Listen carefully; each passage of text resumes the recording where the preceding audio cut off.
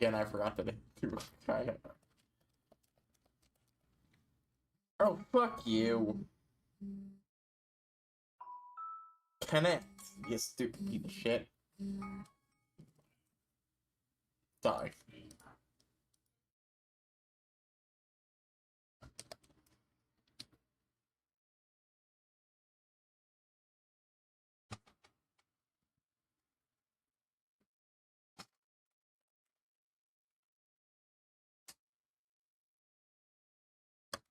There we go.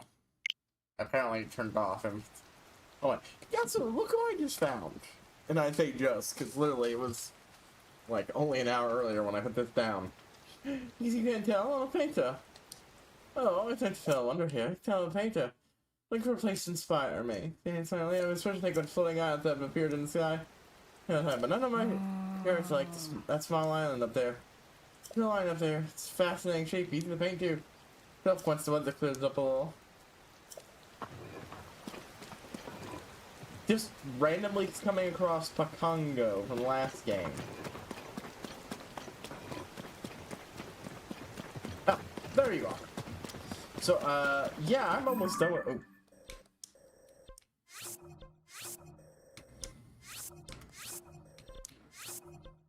Here.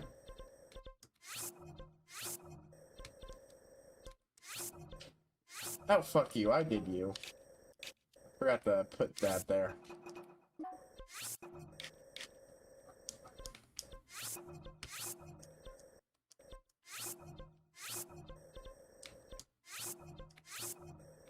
Oh, I forgot this was here. I forgot this one was over here. Yeah, I just have this one, that one, and, got a star next to it, it means it's done. I just didn't delete it from here. These free. And I'm pretty sure I did one of them, so already, I just haven't checked them.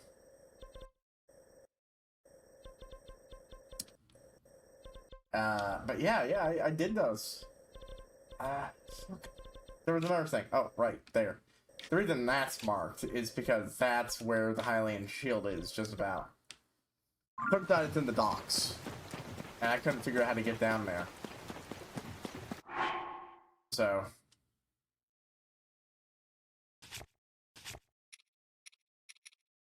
Demon King fabric, Colton's fabric.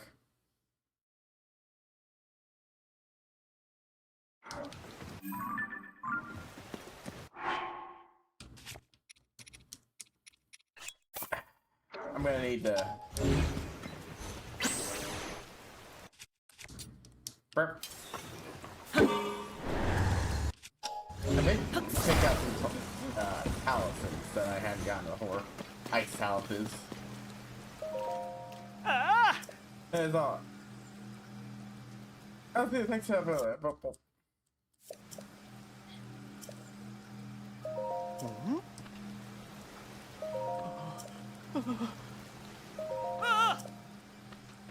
That's it. Their advice, that's that. So we're just gonna go ahead and rush to do these since I don't have many of them left.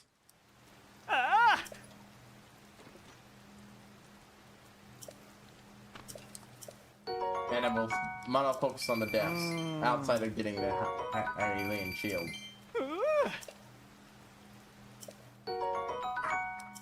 Whoa!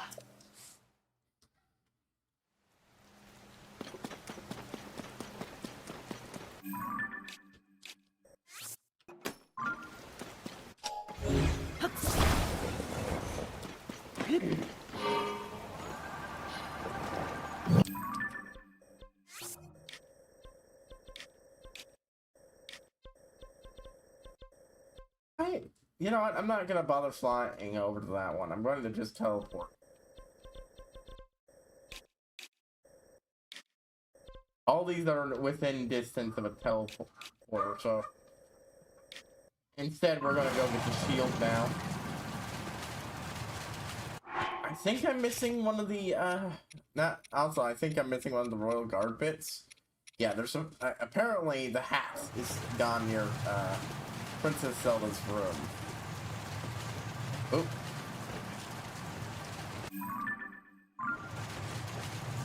Further away than I thought. Yeah, I've just gone ahead and saved the 4-part version instead of the 2. I greatly valued the fucking speed.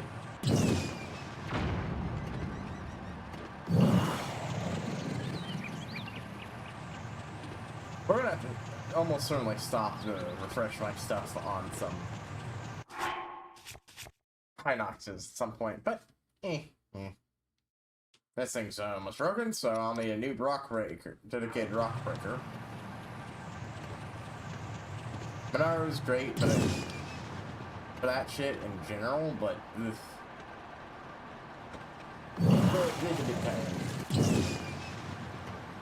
yeah, I thought I'd just, you know, go and do it since they're either ones that I've already gone or just did mark them because I wasn't doing it at the time.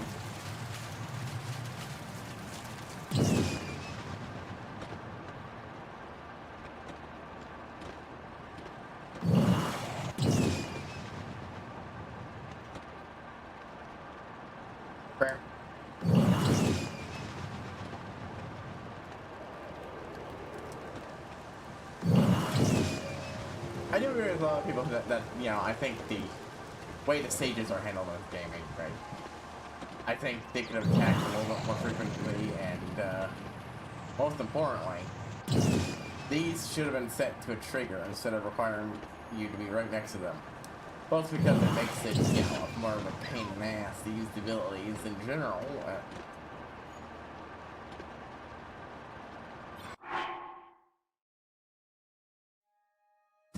I'm sorry, I'm just...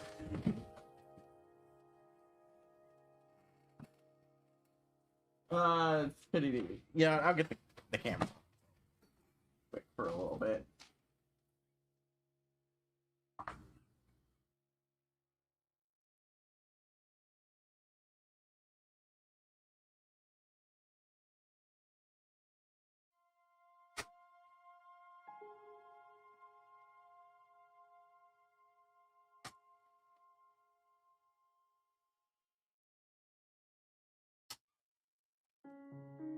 Can't hear it. Something got real excited because Mom popped up and was looking at them.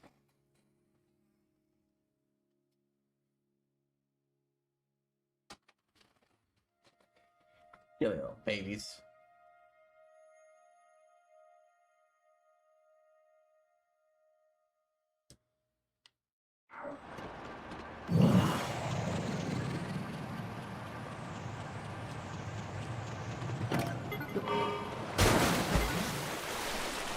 I'm not even sure exactly where I'm going. Like, worse about the fact that I have to deal with fog.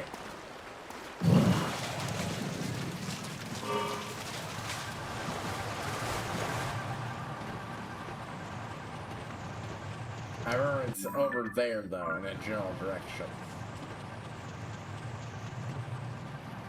As a reminder, the docks were one of the ways you could get in the last game, so... Oh, well, what do you know? I think this might be it.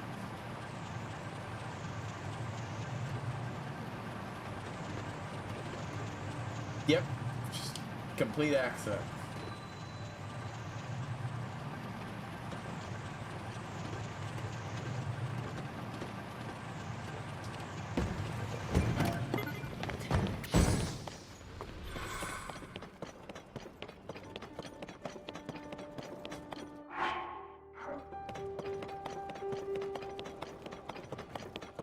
Once upon a time, this went to a library.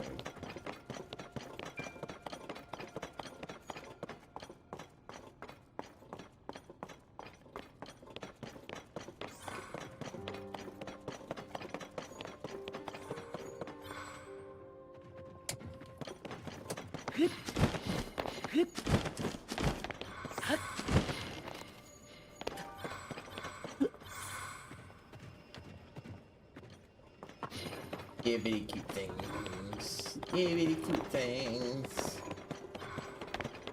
Gotta love puppies.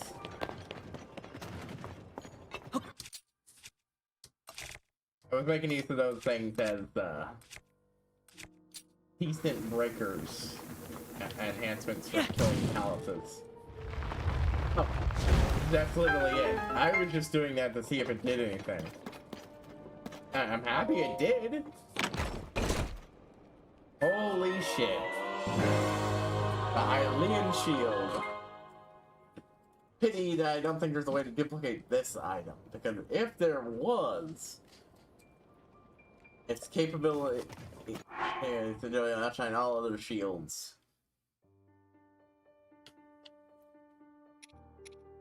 So, what should I put on the shield?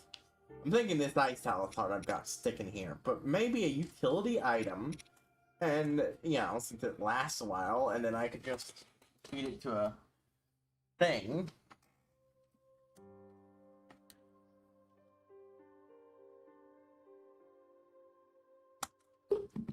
If I would, if I could.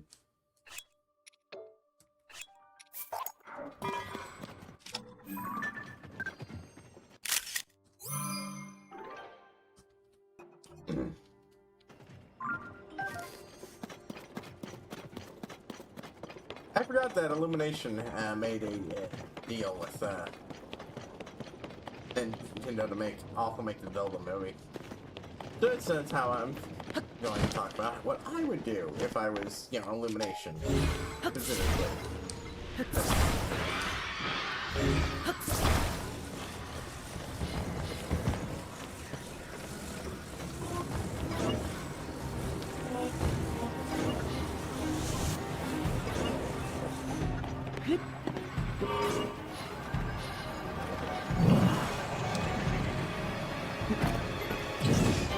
I am not fighting your asses, sorry.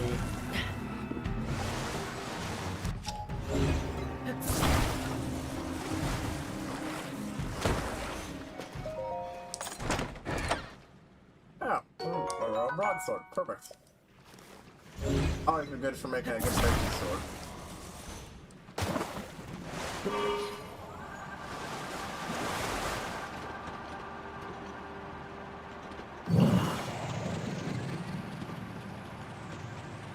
Next up, time to hit Princess Zelda's tower. Supposedly there's a chest around there, so I will pin him.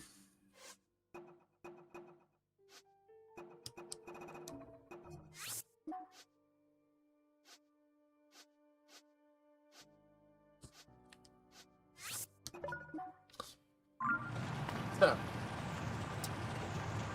it depends. Do you want to go for a Breath of the Wild style story, or an origin movie?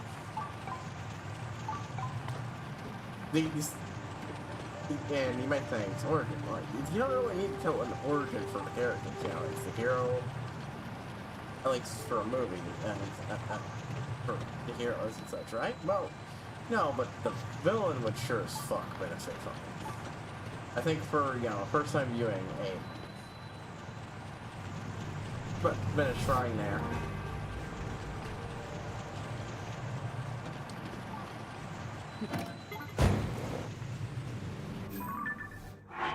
That's right. I'm here for something else too. There's a bow up there.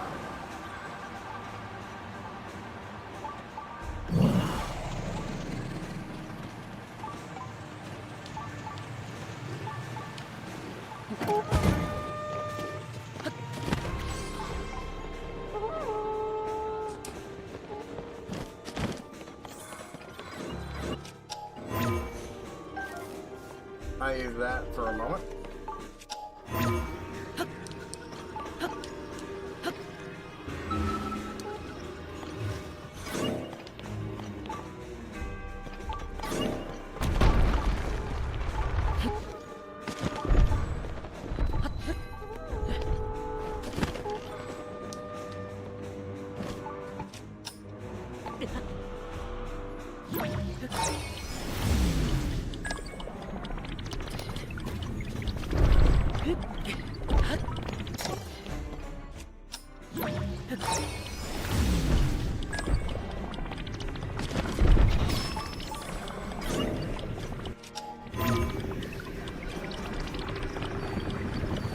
Yeah.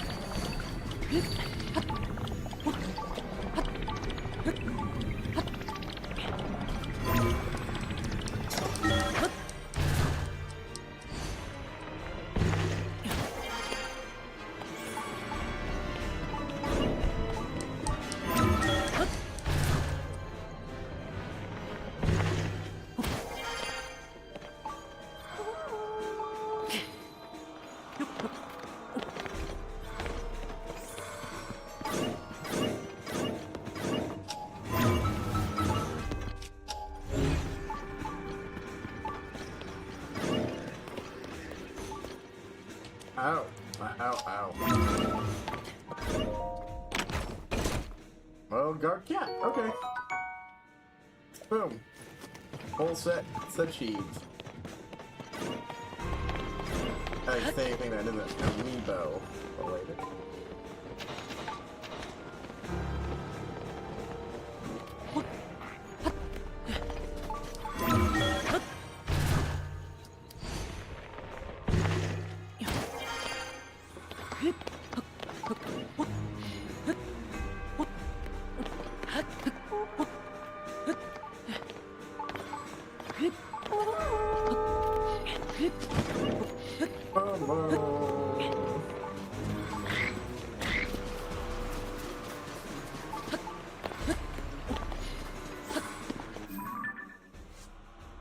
Let's go.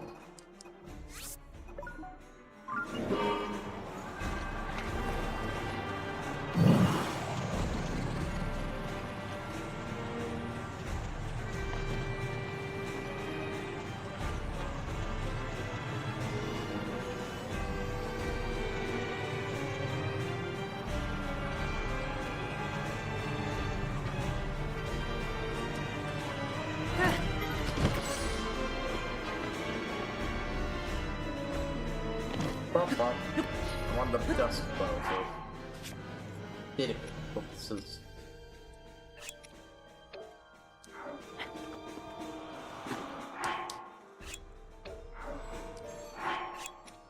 oh god, bow is powerful, but not really my thing.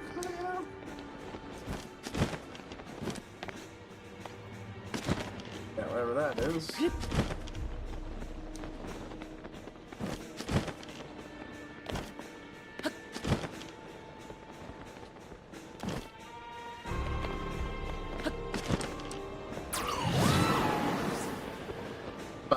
Okay. But I really feel like, you know, people would be more invested in the villain, especially if it's going to be Gandalf, if it's close to Gandalf, if he just doesn't come out of nowhere or something. So an origin. I don't know if they gave an origin to Bowser, but like, it's Bowser. He's meant to be a more goofy villain, so, you know, not taking the time to give him a special backstory. It's fine. Doesn't really affect too much in my opinion.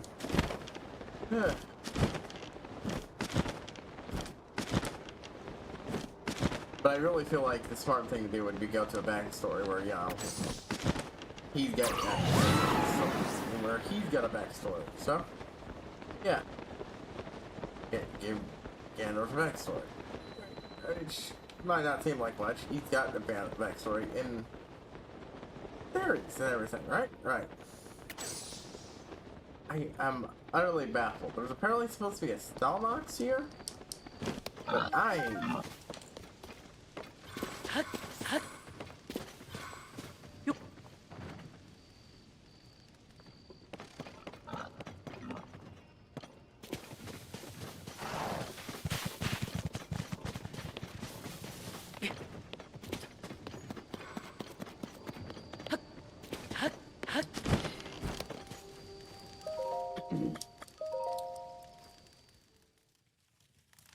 According to the Tears Companion app.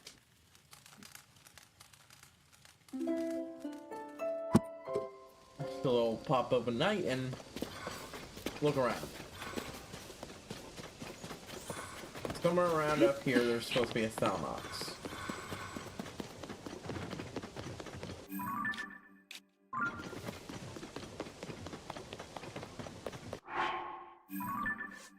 yeah, I'll take care of it while I'm taking care of it. Okay.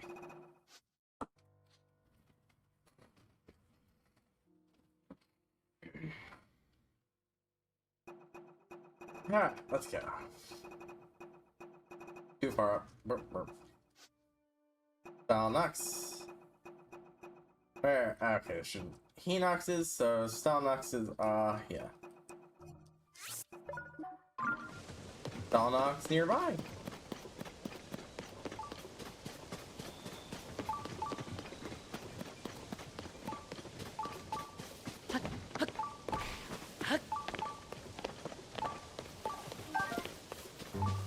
Oh, it must be in a well or something.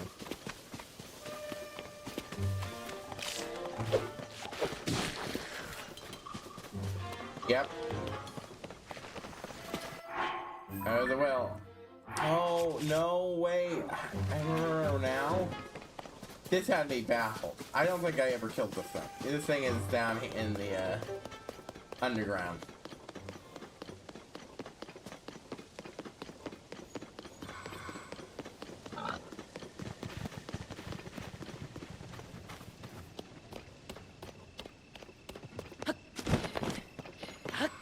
Oh, that's right. I remember someone used the shield as a rock breaker.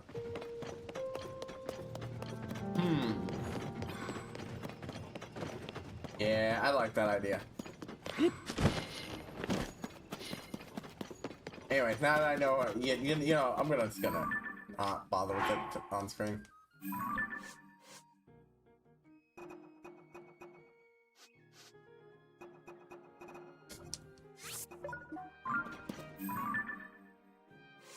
I know where it is now. It's in there, down in the dune into. Wait, no, I just came from there. You idiot. Don't mark a thing off until it's off. Been marked off on the fucking other thing, so you know. Ugh. Anyways, so yeah. So that means you either have to do, you know, some sort of origin story. Which, yes, does include Tears of the Kingdom, but, like, Tears of the Kingdom is such a fucking sequel in every fucking way. And I'm sorry, that's a bit overcomplicated for a fucking movie.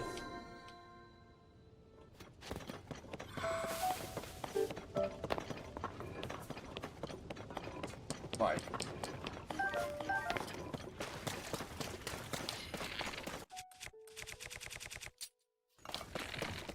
It doesn't help that, you know, the movie and the plot, it does have, issues here and there, but yeah, like, I don't think it really, that kind of plot really works super well for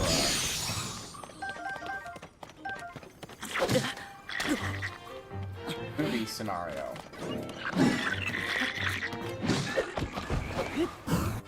Yeah?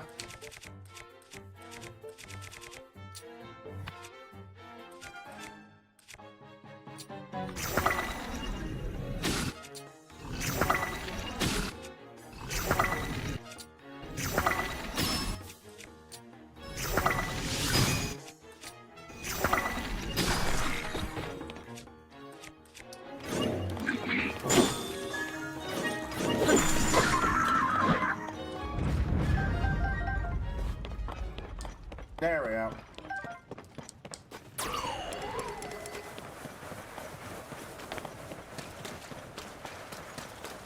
Let's go get our boy his sign and then teleport to the next one on the list.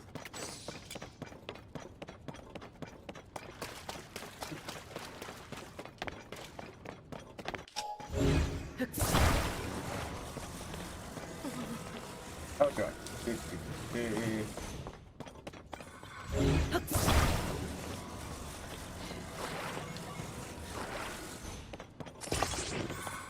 That is not what I wanted.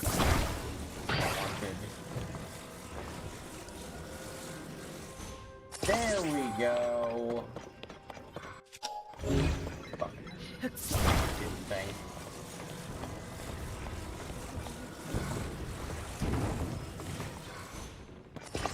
Yeah, that'll hold fine.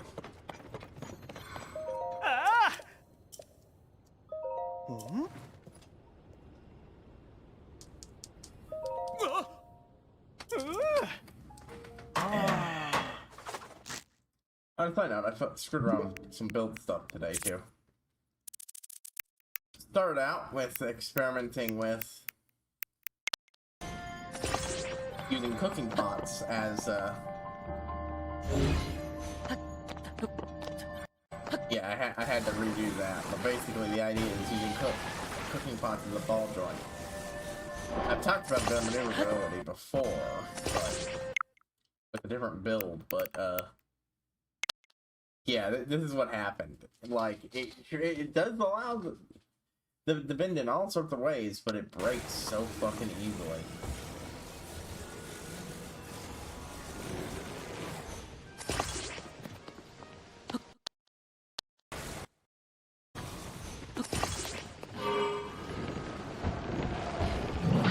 Yep, and yeah, I lost 2 wheels in rapid succession and lost my third.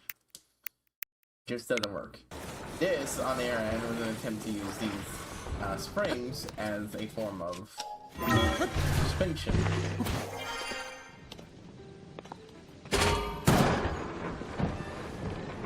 These hills aren't exactly the most complicated ones, but you get the general gist of the idea. And of course you can re-engage them back to the low mode by just grabbing onto the controls again. I like that one for use of the vehicle. Things happened. The main board broke, so I just glued the two together and plopped that on there. It controls surprisingly well. Like, those themselves still made the vehicle a pretty good fit. I made a walker. And then I did the same thing with only half of it. Just to see what would happen. Took a bit to be able to get up there, but up, but once it was done, the stabilizer kept it pointed upwards while I moved.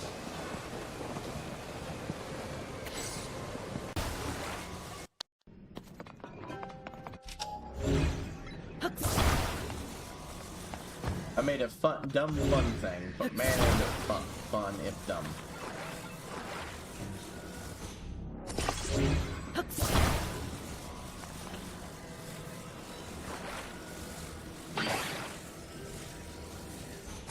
Forgot to re-equip a bow, but I just went, fuck it, smack it with that sword. Rocket propelled bomb.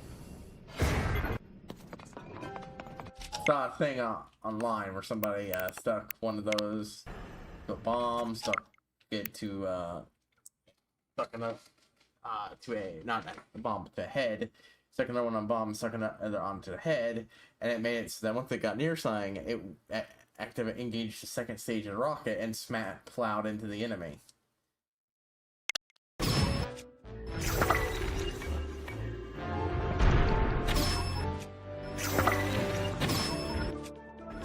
Those deliver excellent blunt force, and I've got a shit ton of them. And almost never fucking use them, so that they make great ammo.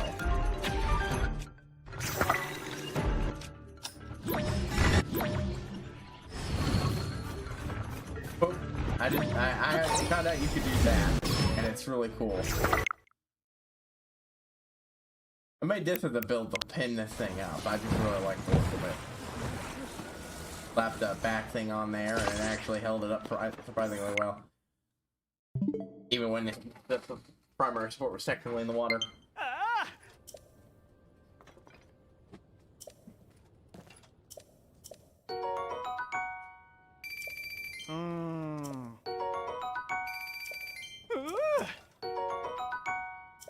Ah! I enjoy building things in the game, it's just not compatible with every other form of playing the fucking game. I'll keep making that complaint, because it keeps being 100% true.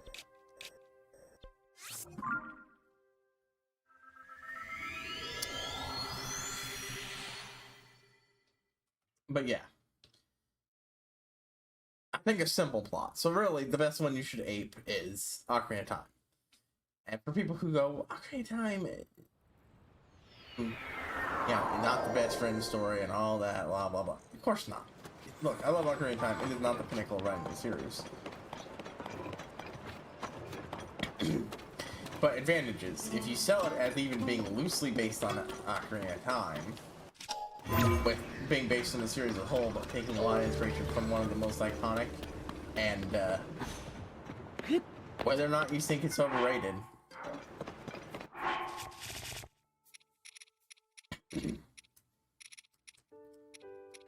beloved video games, and all the time, then yeah, that's going to help the selling, one.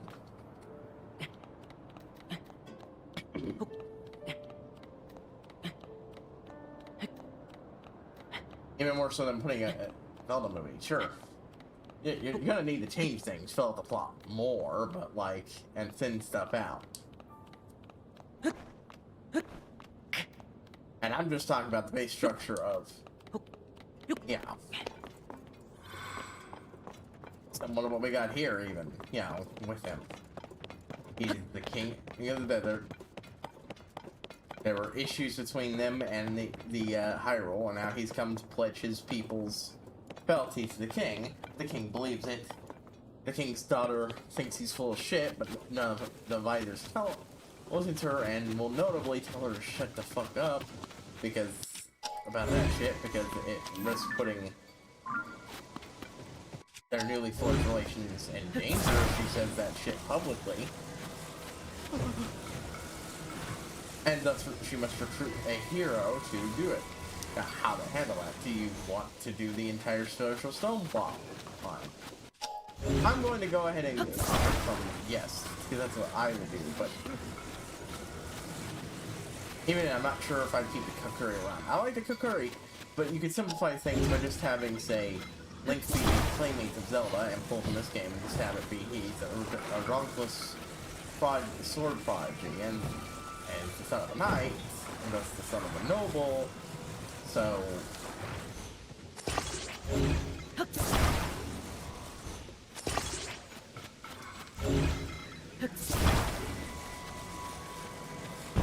And so he's, trusted to be the royal kid's playmate. If not, and then, but Zelda recognizes his skills and recruits him to do, Ah!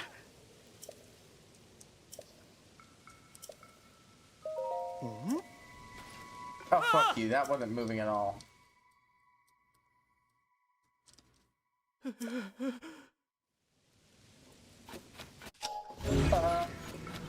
You.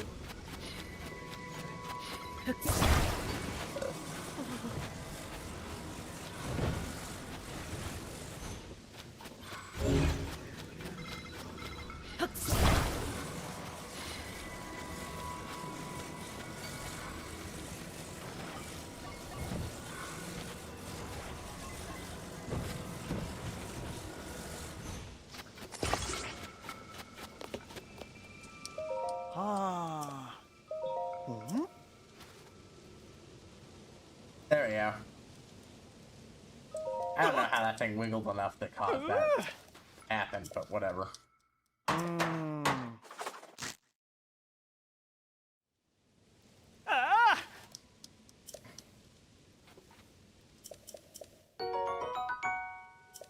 Ah!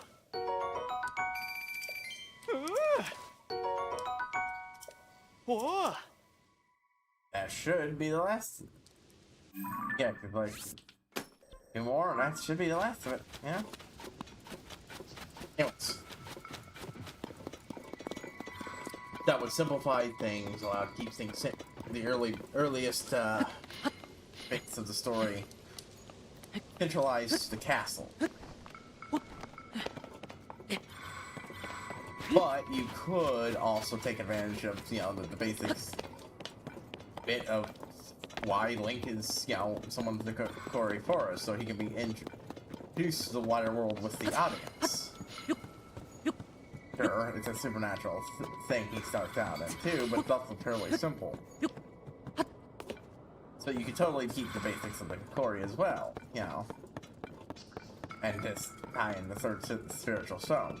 In which case, you know, you keep the basic, you know. Link's one of the kids, he believes he's one of the story, blah blah blah blah blah. It's coming. But he's the only one without a fairy, he gets a fairy and it's called the Great Ticket Tree. Goes up. And the Great Ticket Tree has been cursed. He asks Link to help break the curse, opens his mouth, and immediately goes to the boss fight instead of having a dungeon, because that takes time. And as much as I think dungeons are an important part of the Zelda experience, overall, you need to squeeze this into a fucking movie. So you're gonna have to limit the amount of dungeons. Unfortunately, it was too late. He's gonna die anyways. And thus he must pass on the spiritual stone to Link and ask Link, who he turns out not to be a Kokori after all, to go out and take it to Princess Zelda, or miraculously to the royal family. Since it will, yeah, I know, since the important magical artifact, it'll act as, and since it was given in, you know, out of a sense of trust to Link, you know, anyone who actually looks at the thing will be able to tell, you know, the kid's on the up and up and everything's trustworthy here. Which is, of course, why.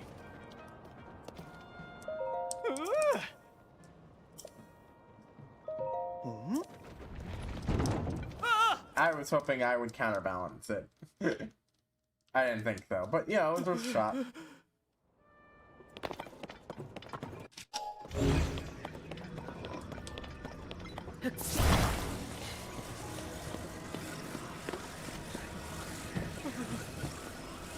That do be what we're doing here.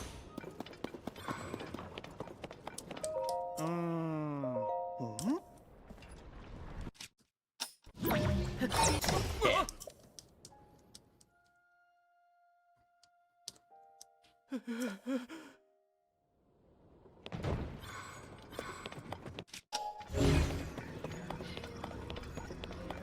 So he leaves the forest, makes his way to the castle, and that, you know, gives your standard viewpoint character ignorance of the setting he's in thing. Help can't establish what kind of fancy world it is. It would thoroughly explain without needing to, you know, make Link feel stupid that he doesn't know what a Zora or a Goron is. Anyway, he tries again, can't, is forced to sneak in, and ends up running to the princess. Since she's, you know, one of the few people competent here, she instantly figures out he's on the up and up, and hey, this is exactly the shit I need. So he gets sent a task to go collect the others.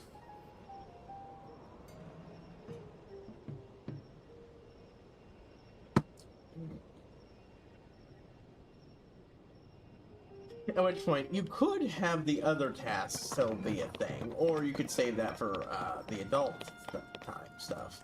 I think...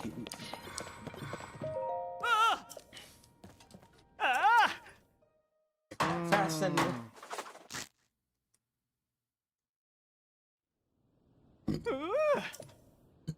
His not thank probably firmly in place. Let's see him doing well on his own. This is my thanks. Oh, that's not enough here. Like extra. Me to you. Blah blah blah.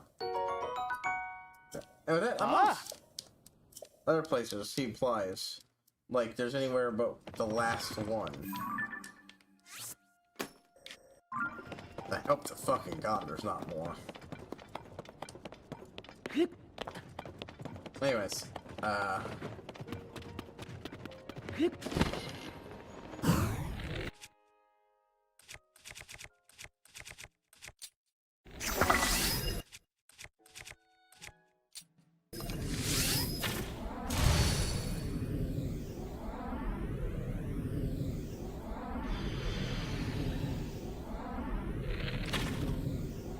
damn. kind of hoping you could, in fact, kill the other guys. I'll take that.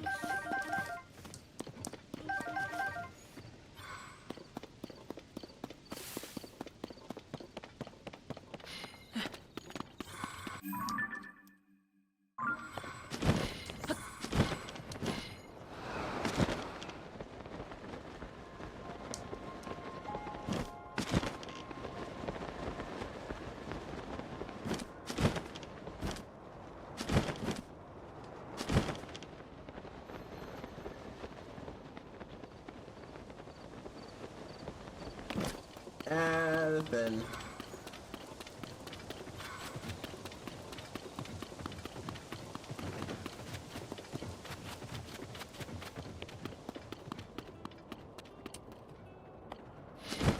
boom.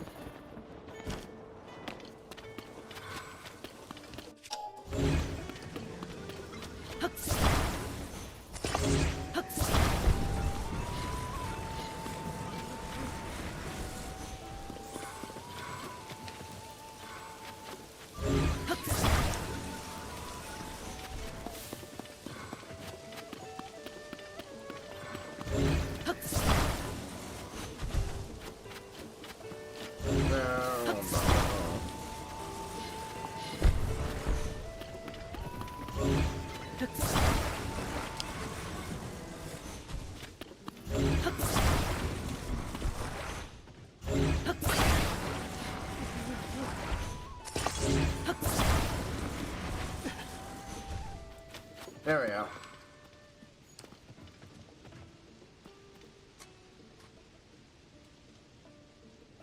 The Goron are easy. Just do what I said before. Maybe have a little bit of dungeon, you know, cave exploration with the Gorons, but you know, skip most of the thing, main Saria song and everything. Just, you know, look, we'd love to help you more. People are starving. If you could help us take care of these things that are really able to kill us with these, then that are living in our food supply. And so, yeah, he goes, fights it, yeah, you like that. Maybe a little bit of dungeon nearing. Probably bring in, you know, you could bring in the fun concept of a bomb arrow into doing it, you know. Have him briefly explore the area a little bit, take advantage of the environment, and kill the monster by, you know,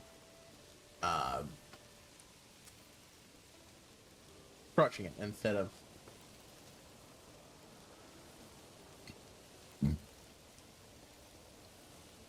you know, game stuff. And here too, I mean, especially something like blah blah blah. Alright, there you go. Sorry, alright? Dang, how's that standing? Yeah, I know it's not. Alright, let's get this good while he's still standing. Should be the last one.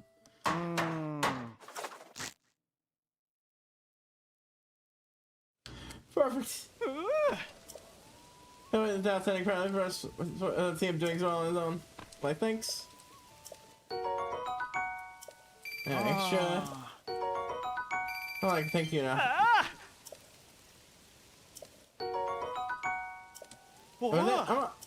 Okay, well, it's official. I have no idea where else he could be. I thought that was the last one.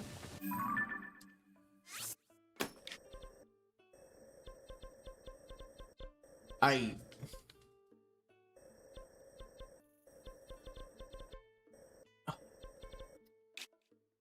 didn't mark any off if... It's possible that I just didn't find them all.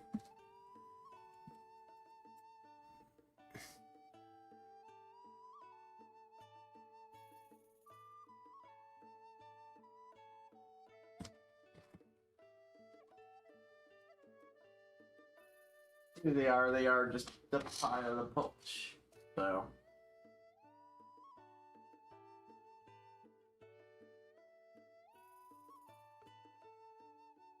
give me a moment to mark all these off my map. And then we'll I will pull open and see what I'm fucking missing here.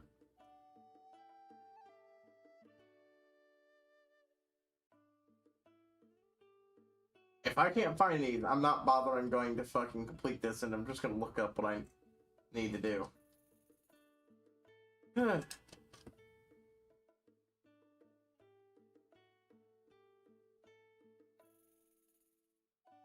Or not what I need to do, but what I would have gone.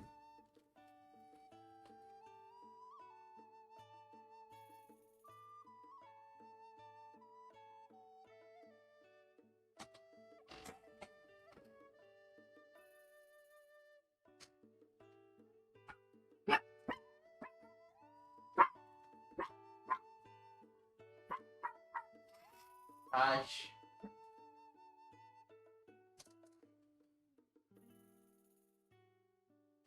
Let's see. Okay, that's one done.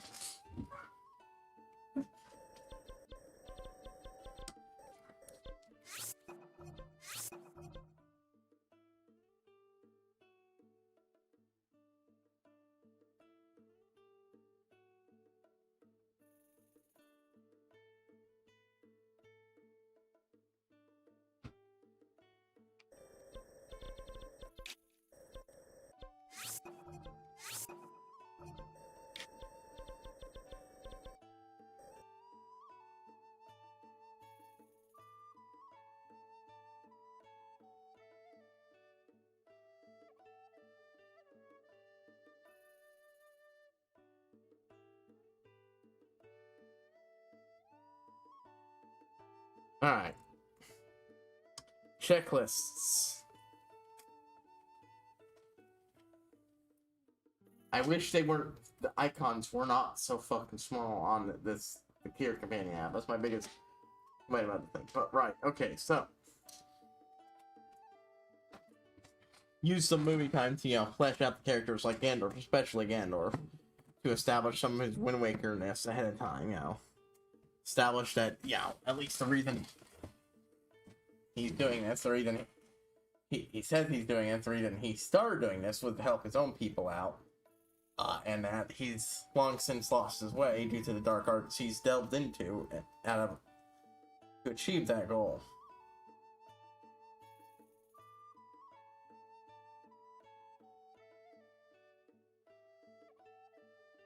Yep, okay, I missed, according to this, there's one I haven't gone.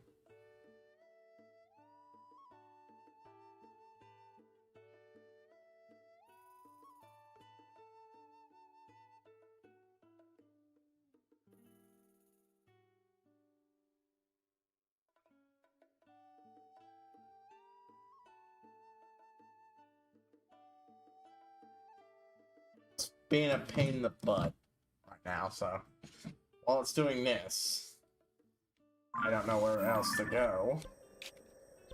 I'll just finish. Okay. What?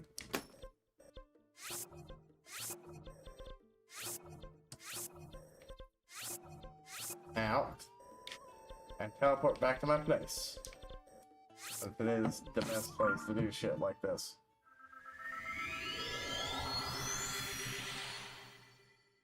God damn it.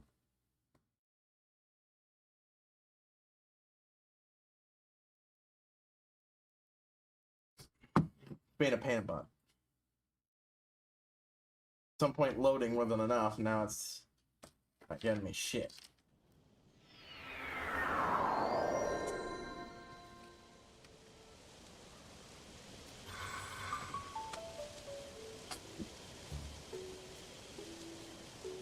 Bam, bam, bam.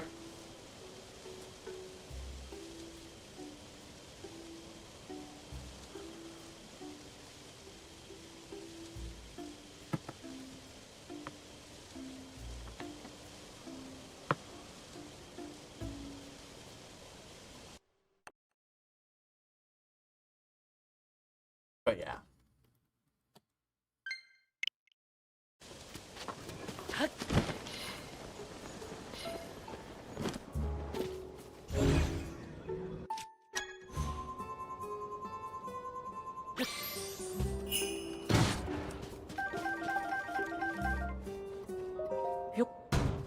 Moon Link, shake up the wind.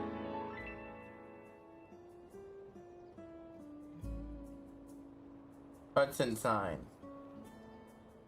Last coordinate. 3382 0219 0068. Show me it on the map. Gotta wait for it to move the map there. How am I on here?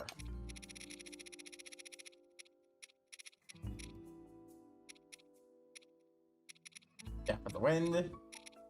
Tunic of the wind.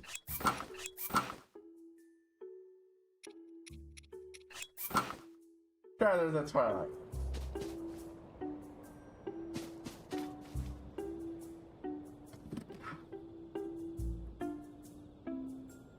Oh my god, why didn't you teleport me there, you stupid pile of garbage?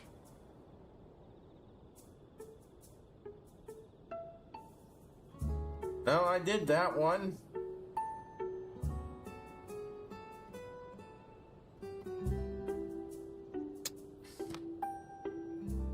Well, for this, I've gotten all the Hudson signs.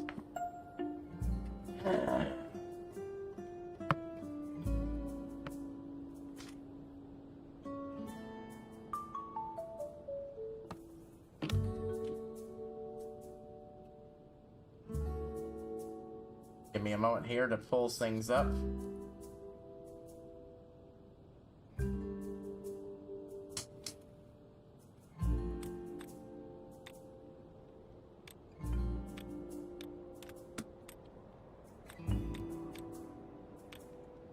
It is not worth it for me to hunt down every fucking copy of this fucker.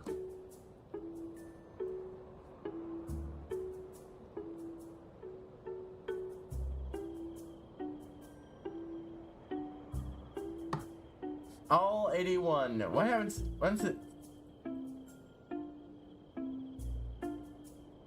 It's a large final. Oh, okay, it's a paraglider fabric. That's a funky looking fabric. I can't show it on screen because I'm never gonna get it. Like legit, no. Fuck this shit. But it's purple with green and it's purple and it's got a repeating pattern on it.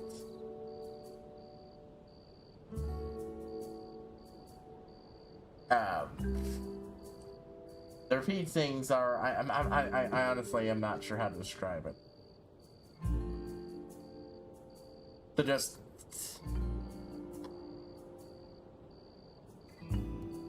oh, it's an image of Hudson. Supposedly, at least. I don't quite think that looks like Hudson.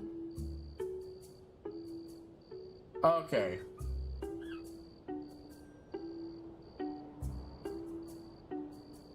Yeah, I don't see Hudson's face.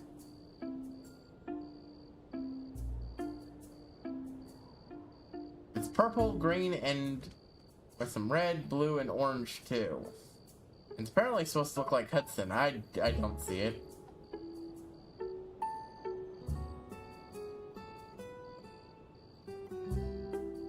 Anyways, yeah, that's never happening. Sorry, Hudson. Addison.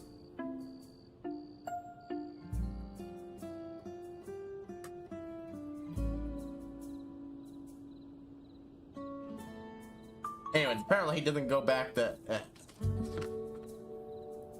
Holy shit. Yeah, that nothing better than, yeah.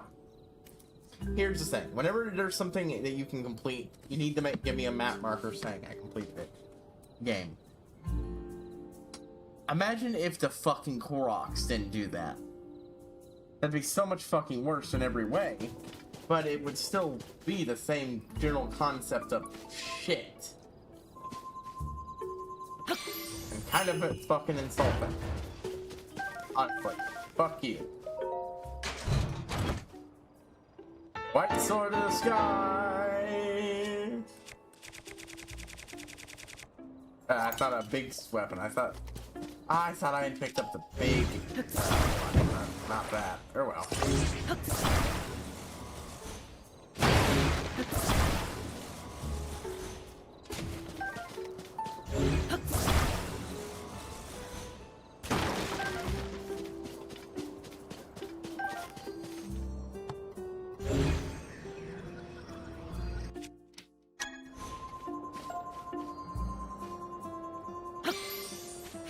Archer Link, give me your fabric. Oh! Hello. Got the Hylian foot fabric. Oh, that's what that amiibo done. Just doing my daily amiibos. The last, the ones I've got here are Toon Link, Rider Link, Skyward Sword Link. Those are the ones I've just done. All the ones I've done, which includes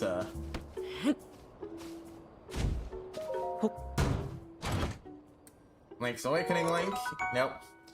You got like it, yeah. 2 Fierce DD swords. And finally, Smash Soda.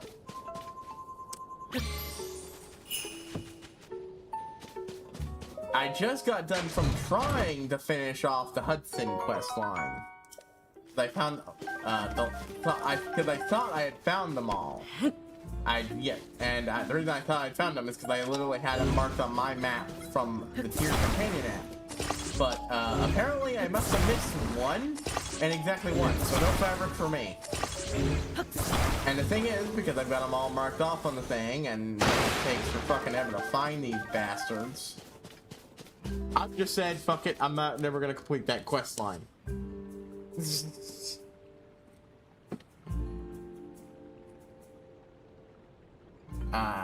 Oh. I got the Wind Waker shirt this time, and the Goddess sword. But yeah, I've generally done all of the Zelda related ones. I always like doing it around the house because it's just a general great spot. Plus, I might get something I want to display. Yeah, so when I heard people were making a house update, I was inspired to do this. I know this is not the same thing. I don't know what people do to make their house levitate, but I kind of like the idea of this instead.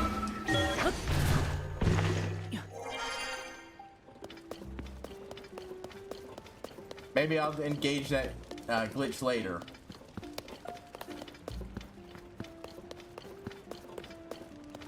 Can't remember where I took this picture. I just really liked it, the look of the sky, the edge of the horizon there.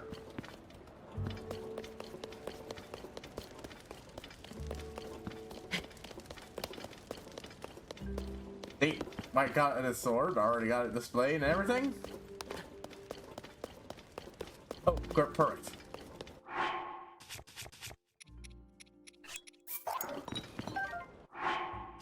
Boop. There we go. Now I got all the bows I want displayed. Got another layer for swords and shields to use as sword displays. So, later. I need to get around to separating the special Grotto shield to use with the champion sword as a display. Haven't really bothered with that right now. But after, you know, that, I'm going to head down to, you know, land below. Maybe I should. Just got the Master Sword, Hylian Shield as well. Do you want... Yes.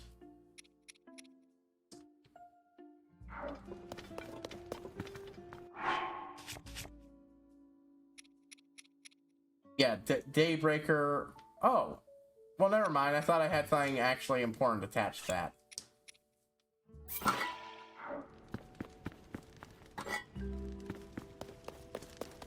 Okay.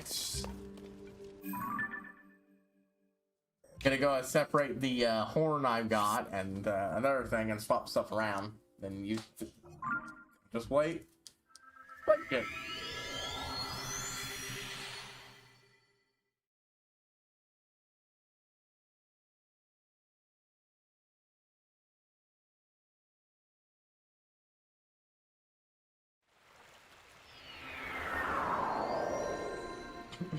As for the map, the depths. I still have, despite the fact that I've, actually been in the game at this point, I've got this much of the depths unexplored.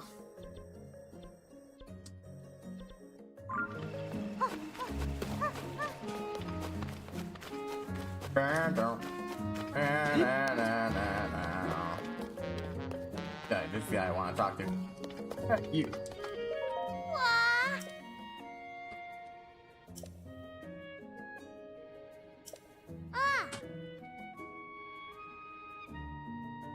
Right, first things first. I have found. One little wonderful thing I found out in this game is that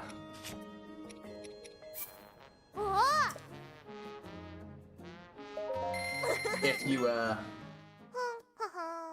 add something like a Lizifo horn to one of the 8-fold long blades, it's ranged attack. It's an elemental addition to it. At least it does with the fire. It might have looked really cool with that frost horn on there, but I could just, sell that to have money. Once upon a time, I was going to 100% this game, but I have long since decided, no, fuck that. Maybe someday, but not on stream with the Koroks or upgrading all the gear. But nah, I do how I want to get all the mid boss medals. So. Oh, I'm at it.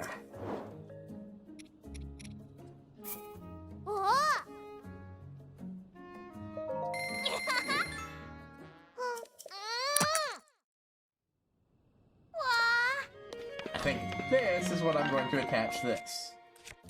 Oh. There we go.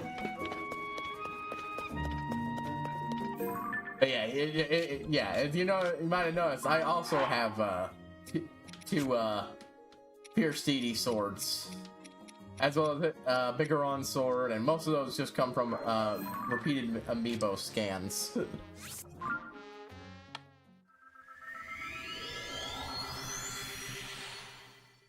It's a pain in the ass that you can't, repair those things, but you know what? The amiibo scans make somewhat up for it, even if it's a random chance. It means you don't have to go buy them. Whatevers. I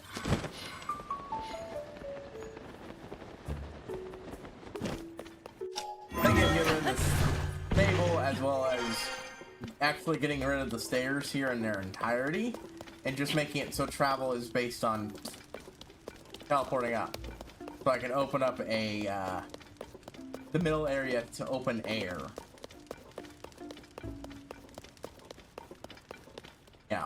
Replace these things with another room like this, probably for galleries, so I can stick more pictures. Used to have the prayer room, but I didn't really like that as a room in this place.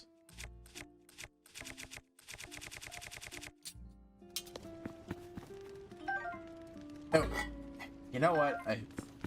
For some reason, I thought I could actually just put that there. Why did I put that down? Boom.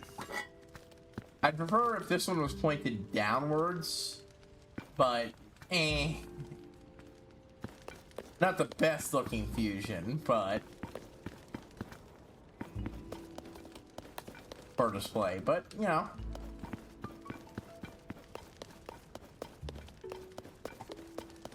if I get another first CD sword, I'm likely to plop that one up on a wall.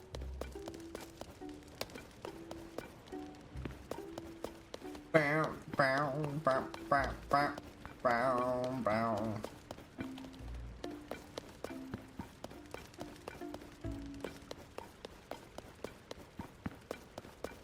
But yeah, the other reason I want to open it up is, yeah, if you might know, it's a tiny wee bit of a pain in the butt to get out of here. So making the middle part have 2 open air ends would let me jump out. If I got rid of the stable, I could make it only 1 open air end, but I kind of want to put a flower thing in the middle of the decoration. I was originally going to put the fish pond in that middle bit.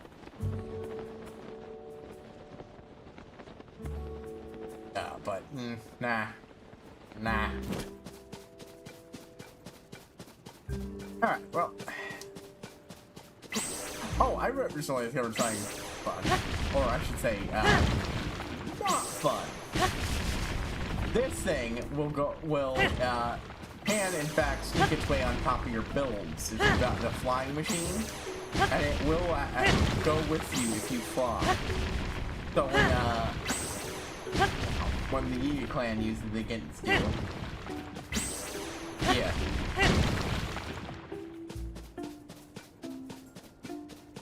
I had that happen. I was trying to fly away from a fight because I just wasn't interested in having that fight and such, and then boom. Bam,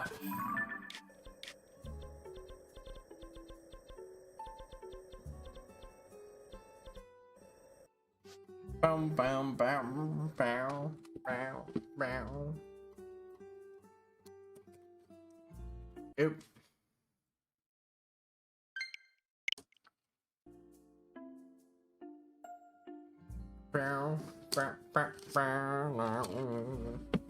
Anyways, where's a good spot to go down and start from? I could do here.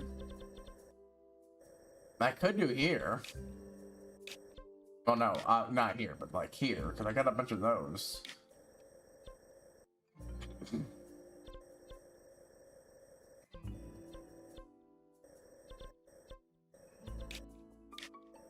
I think what I'm going to do is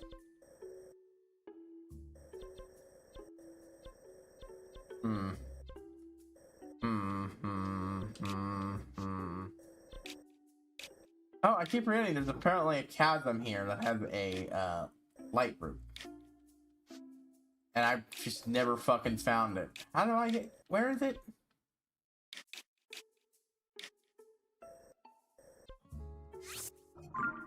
Gotta find that one, and you go ahead and take that, care of that, and the enemy down here.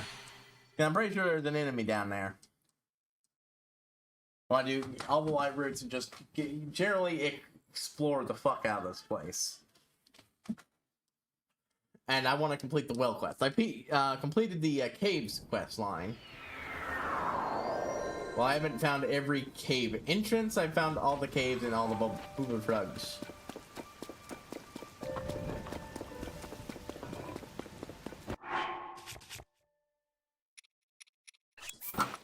Yeah, good old Link's Awakening gear.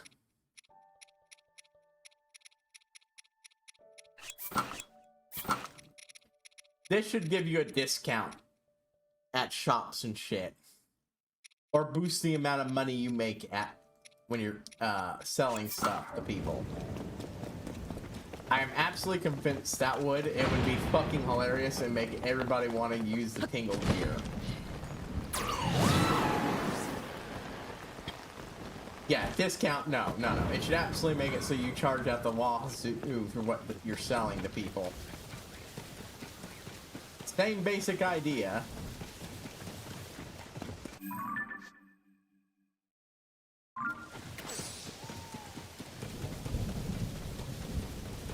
Where?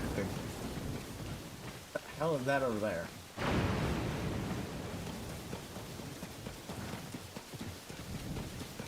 Oh. The remains of a Korok puzzle. How silly of me.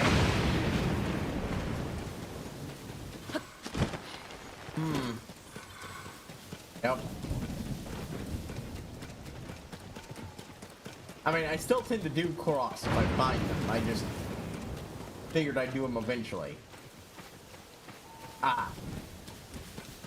The thing, no, fuck that. I just have no entrance and try again. Maybe if I was carefully marking them off on the Tears app from the beginning. But that was my mistake. I didn't want spoilers for the map, any potential map changes and other such things. And so I didn't use it. I had to use checklists for other stuff, and even that, since it does list, yeah, the general, the coordinates, but...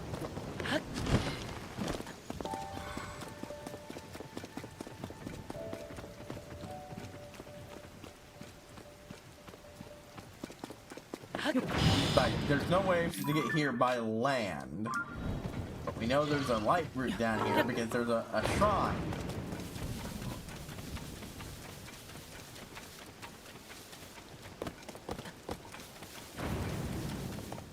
It could be in the black spot, you know, or I should say the transparent part of the map.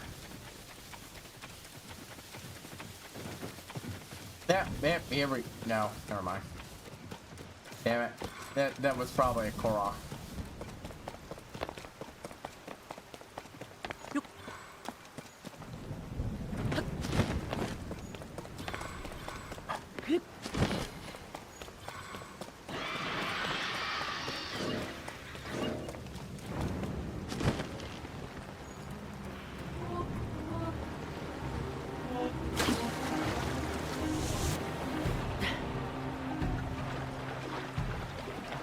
I've fought enough of you fuckers, I do not need another one. Ah, there we go.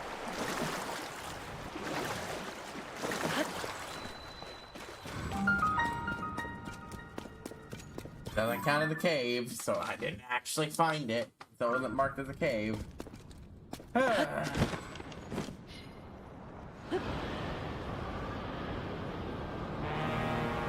Oh! Is that the legendary frogs that I've heard so much about? Why, yes indeedy. The blue-white frogs.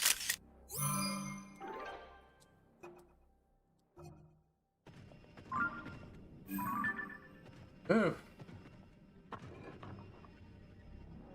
Hey, that motherfucker.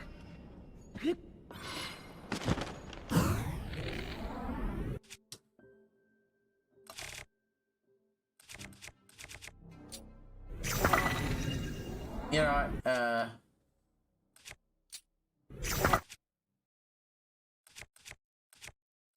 let's go ahead and use, this one. Classic bombs.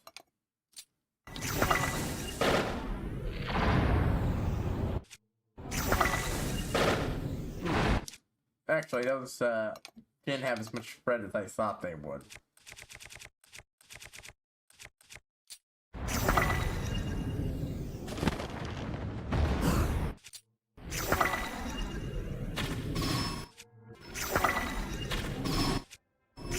I never really use these fuckers against these fuckers much, but I have an utter excess of this shit.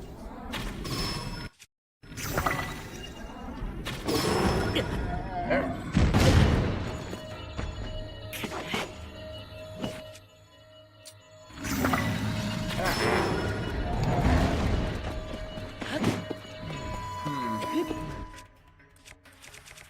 Oh!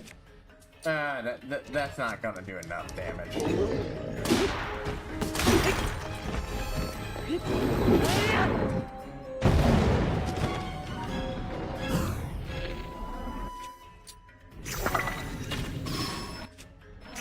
Oh. Excellent.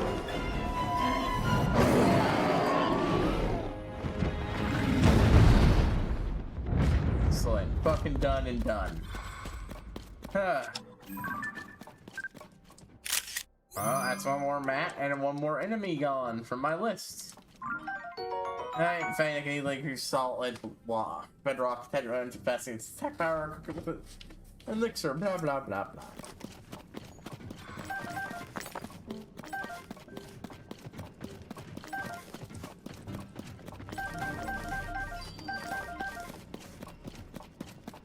Alright, well.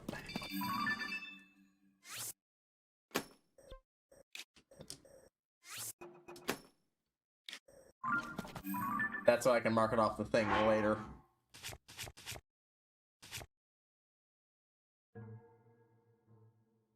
It hadn't occurred to me, but these things are meant.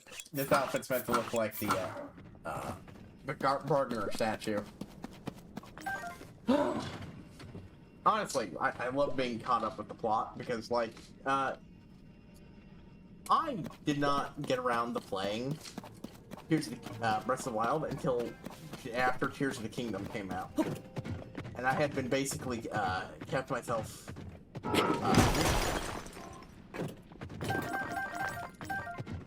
isolated from info.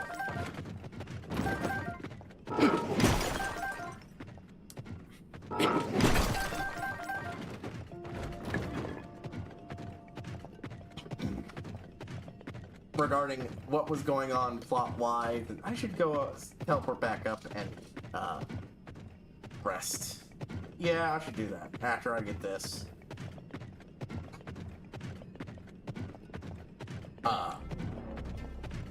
And well, beating Breath of the Wild just meant I could, you know, look at some Breath of the Wild era content, and yeah. I'm still trying the best to hide from the Tears of the Kingdom, which I actually did an admirable job, but you know, it still wasn't perfect. I actually did a better job hiding from information about this game than I did Breath of the Wild. Even while looking up Breath of the Wild theories and other such. I'm just happy I can finally engage in fandom again, even if not everything I find while doing so is particularly good. It's just nice to do it.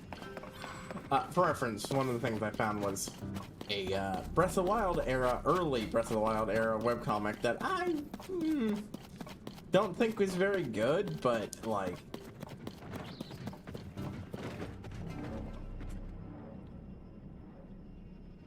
it was very interesting, at least starting out, and now it's not, and I think that's entirely because it did a switch out on the premise.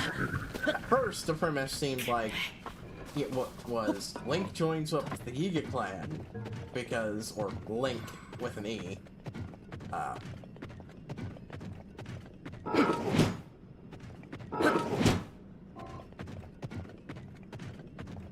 Joins up with the joins up with the Yiga clan.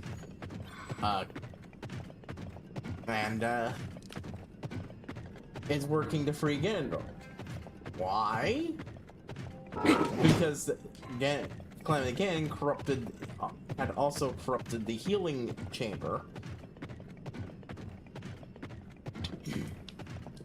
which allowed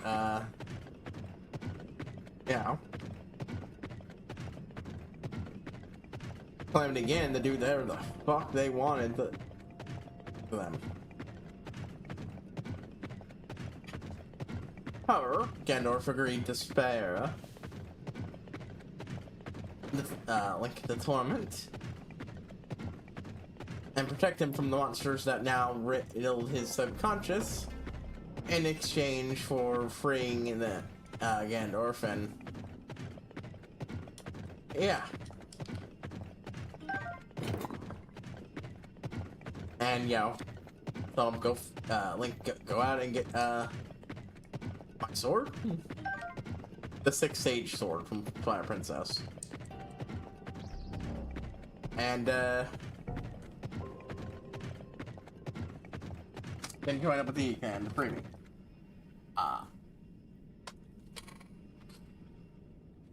Unfortunately, that wasn't actually the premise. It wasn't, you know. Ganondorf was already protecting Link well before that point, before that deal had been struck. Tried to help him escape, help them escape, and well,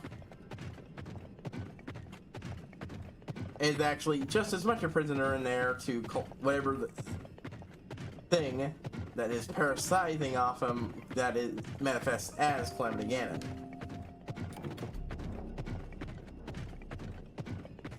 Now, and also, yeah, it's got lots of faux yay in it. Lots of that. Okay, I should mark this one as got, because, like, I know that's something. I've done it.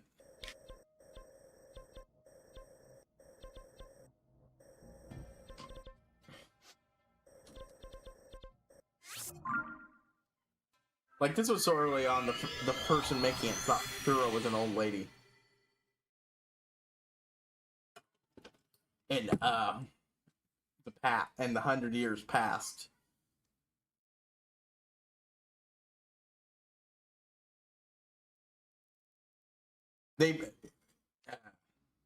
Yeah.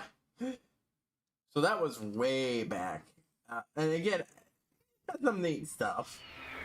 Like, Ganondorf and can't exactly communicate because Ganondorf, at first, because Ganondorf speaks the dialect of the grotto circa Ocarina of Time. And while might be able to speak ancient Hylian of that period, Link doesn't know that either. Link does know modern grotto, but they're not the same language. And the language used was a fan-made grotto language that predates, you know, Breath of the Wild. Or Ocarina of Time era stuff. And they eventually figured out how to start figuring out what the other is saying via a translation key provided by an ancient grotto song that had survived mostly intact over the time. That's brilliant. I love shit like that. That is my jam. But again, I wasn't really interested in reading this because of that. I was looking for a Link who was compelled to work for Ganondorf and who was understandably reluctant to actually serve the fucker. Okay, so what do I want to slap on here?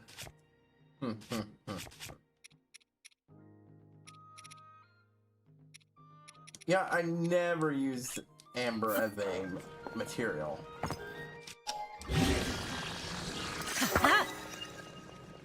That was kind of a waste, I'll be honest here. It looks cool, but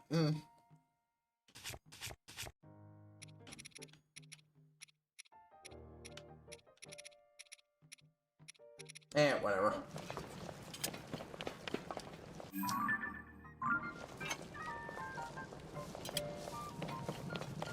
Anyways, I know exactly where to start. Here.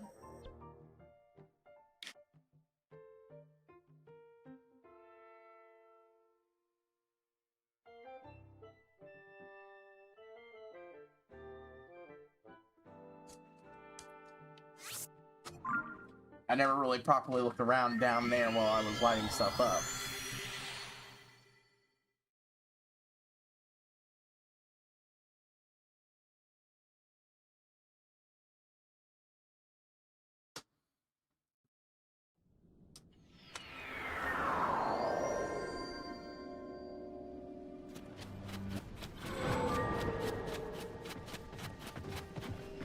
Now, was this the boss I fought? Yeah, I have. I fought this one. Got his chest. Fuck that noise.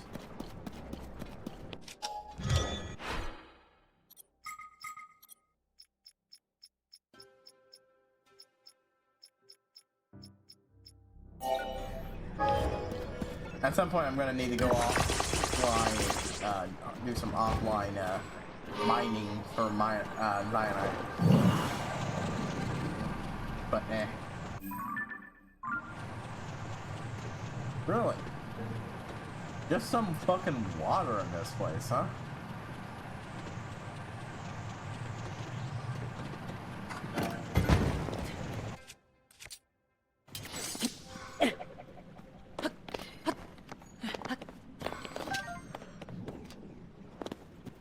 Open for new stuff.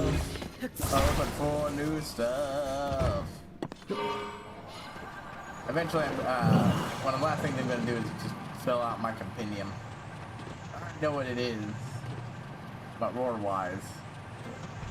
On one hand, I would like another fabric. On the other hand,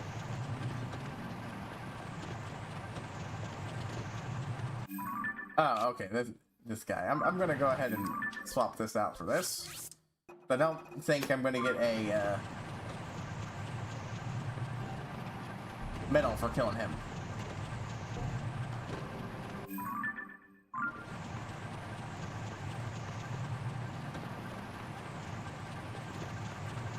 Alright, well, I actually looked around down there.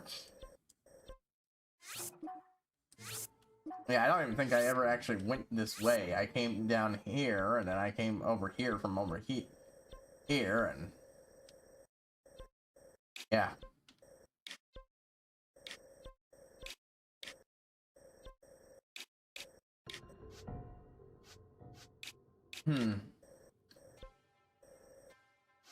Yeah, that's gonna have some wall on it.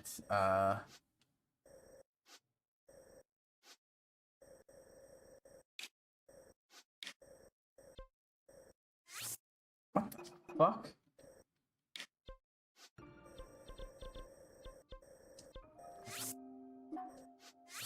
Alright, that was weird. Oh, okay, it's because there was nothing for me to put the marker on. I forgot that happens.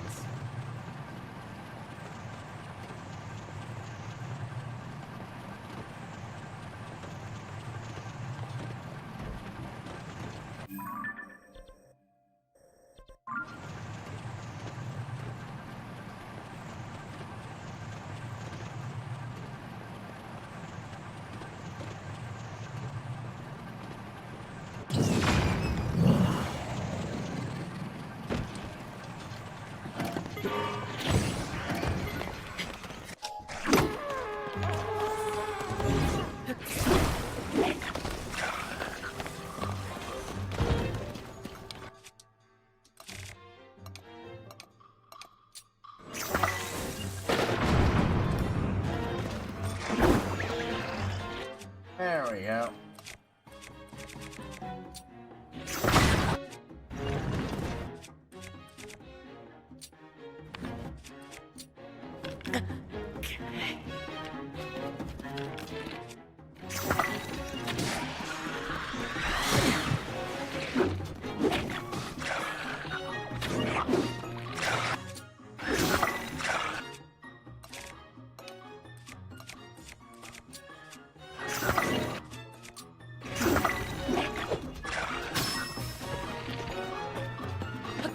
There we go. Oh.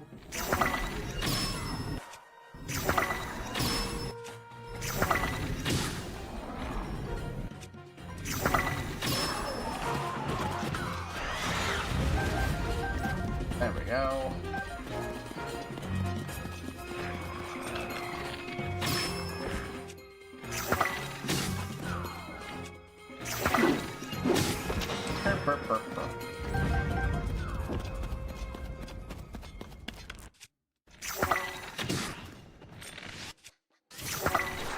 There we go.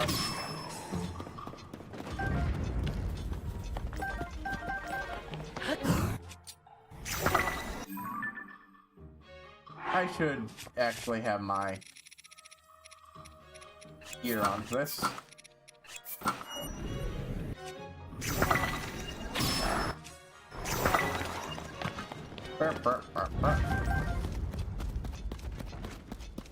Anaru. My favorite mining bot.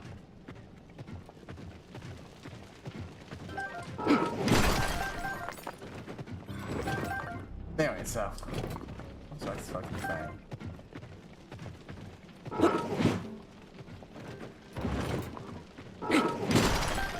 Oh, right, a new calamity. That was what it was called. Yeah.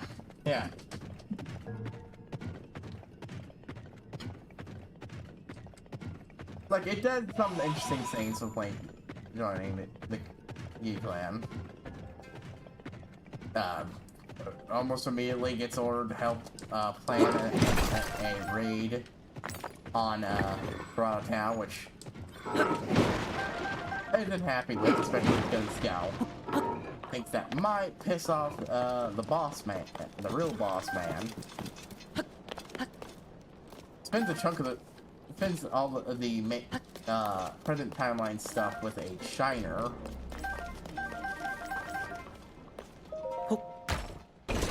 Because trying to, you let tell and you legit want to join with them is and trying to not hurt them too badly because you are actually legit trying to join them kind of makes finding them a giant pain in the ass. But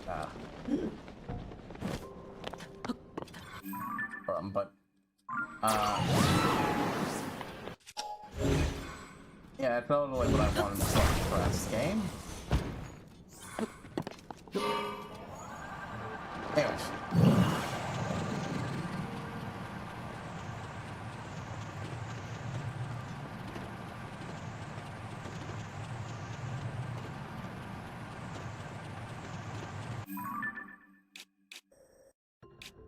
Ancient underground fortress was the thing, right? I think I really run at this place is how much I fucking hated the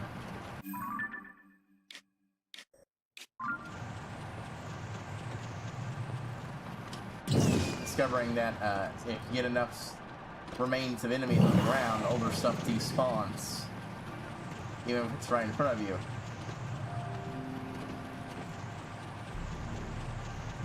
I had killed so many things down there that I ended up missing out on my first bit of silver,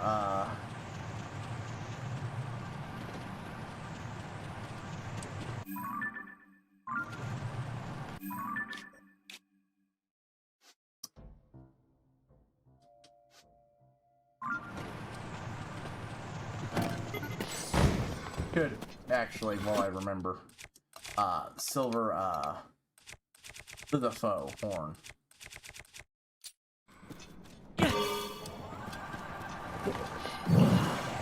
There we go.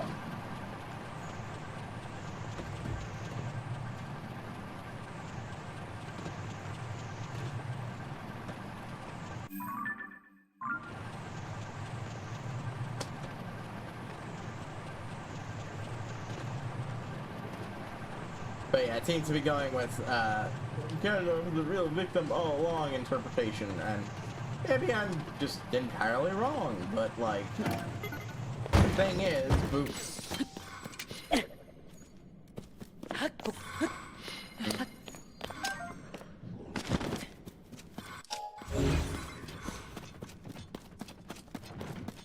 yeah, I just felt entirely, what?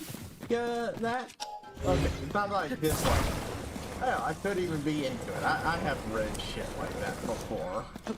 But with EA shit that was honestly not really all that good, but was able to catch my attention. The main problem is that, that's not what drew me in. I was mostly there for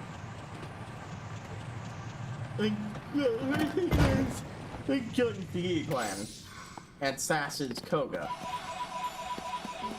But I think they went too hard in the other direction with, actually, Koga's not that bad of a guy after how that went down. For reference, Link sassed Koga, and Koga's response was, among many things, friend,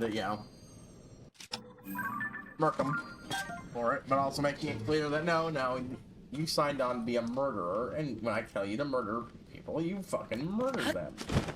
With like, actually, I don't really like killing people. I just keep them as a vacation to make us blah blah blah.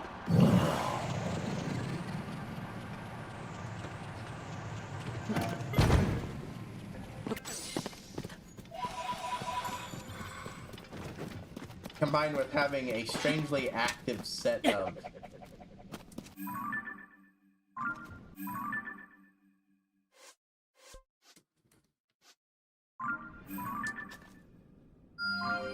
Chica and active enough to, make an attack on the E-Clan, which fucking hell, that does not fit the way they act and fucking... God damn it.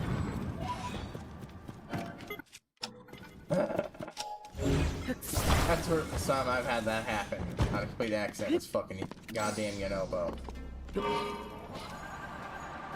I don't know, I like Yonobo, but that pissed me off. Okay, yep, that was a pit. Me, being pissed off moment. Okay. Where am I going here? I know how this works.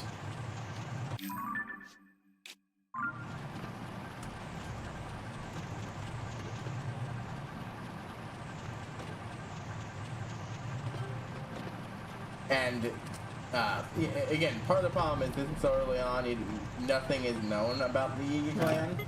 So like,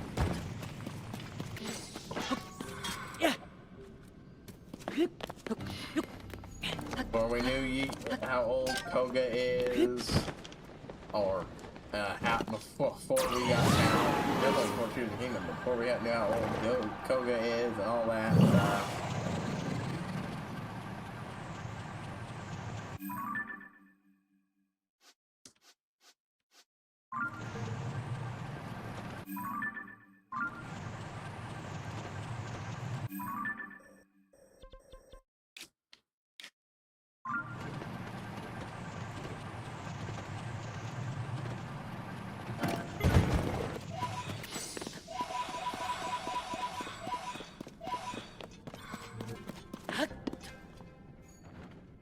Hold on, whoop. Let's gotta get on there, but eh.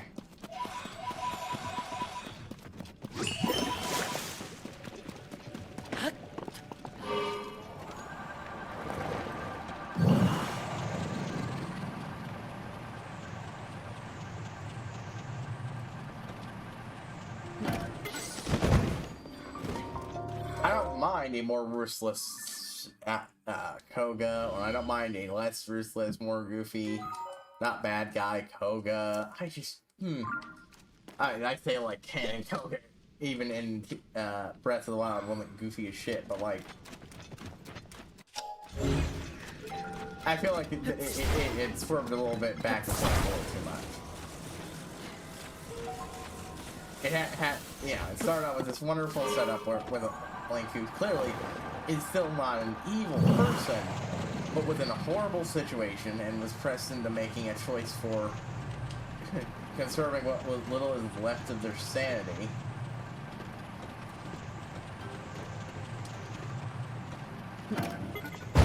Not any maliciousness, but for people in general, but like, just pure fucking survival.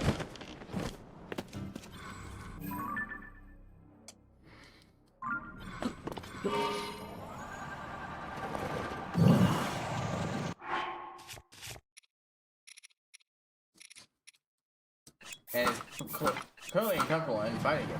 Like, again, the first page of it I saw was a page of going, alright, girl, what the fuck was that? I gave you Gorilla Town. Pointing out a loot behind them. And it's like, you know what the fuck I mean. You promised to do whatever I fucking said. Technically, I promised to only do what your followers did. We're the Yiga clan. We kill people. Like, and it's like, not from what I've seen. You people are at best thieves, petty thieves. And like, that's, you know, that was a really, Proxes might not be marked up. One of the things I get a medal for, but I do like marking them off. Marking them.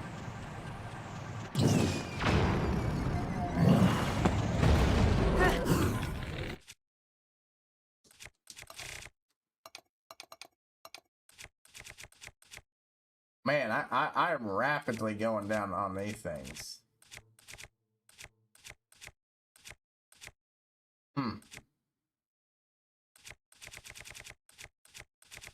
But that's not really a problem for me. I could just, you know, go get more of this shit later. And I got other hard hammer weapons, but, you know. Good old obsidian frogs.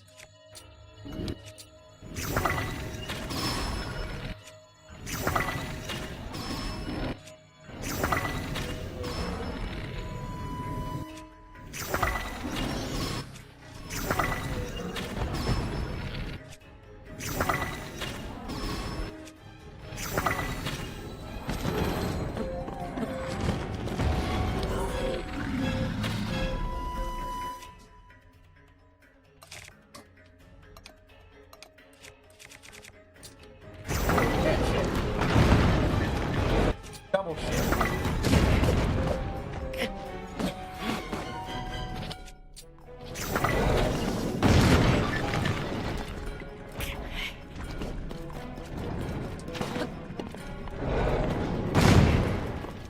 Don't break my shit. Don't break.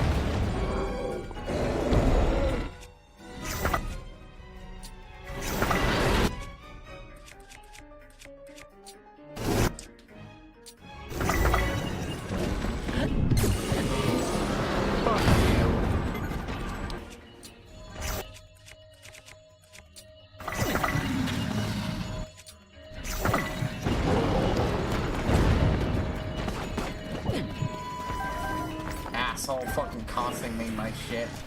Fucking fine.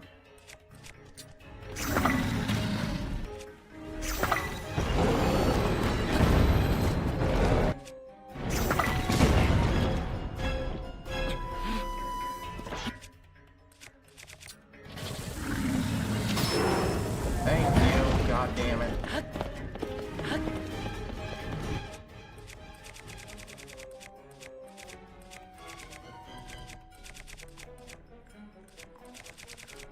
Well,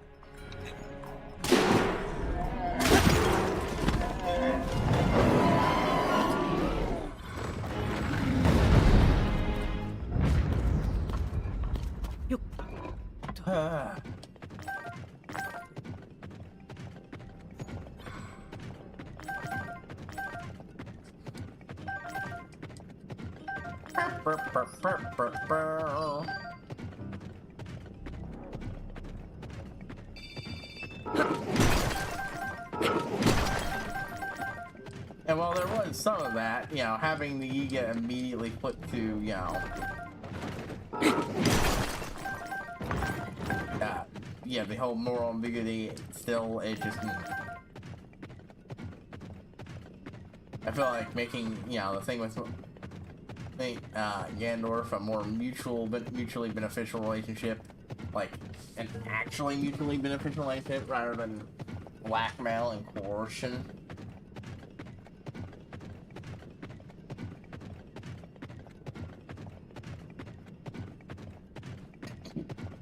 Combined with Koga shifting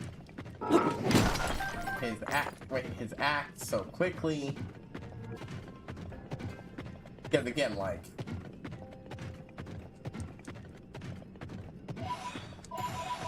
well, Link absolutely got that line off. The follow-up was, the reason we feel like that is because we have a history of killing anyone who fucking is too much of a fucking problem. We're assassins who are very good at our job, and feeling like a thief is just, you know, a front and all that. It's put better in the comic. Everything, you know.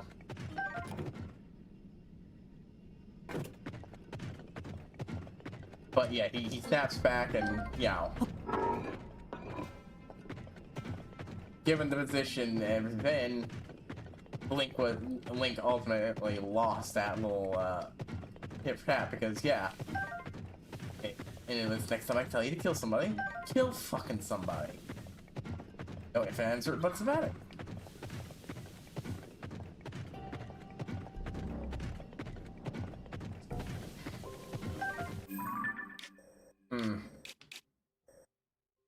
Should be thing over there, but I didn't see shit yet. Okay, boop, boop.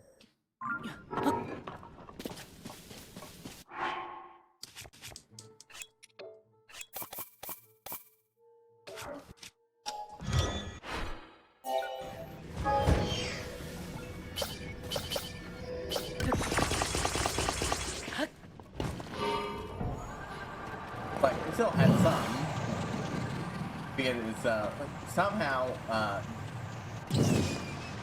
Zelda manages to get somebody else to free her without setting Clem again to free to run loose, you know, the entire fucking premise of the game.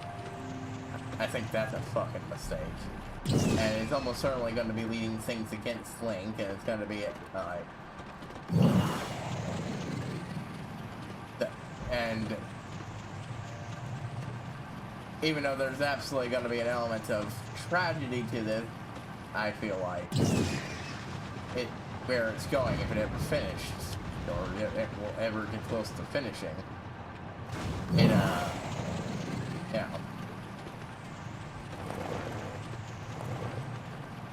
For fuck's sake, I've never been over here. Why didn't you spawn anything interesting?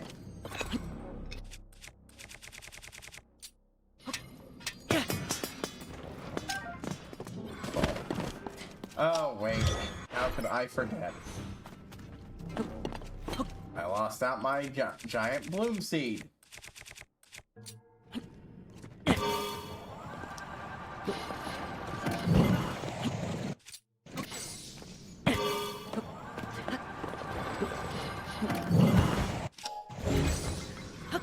There we go. Nice and lit up.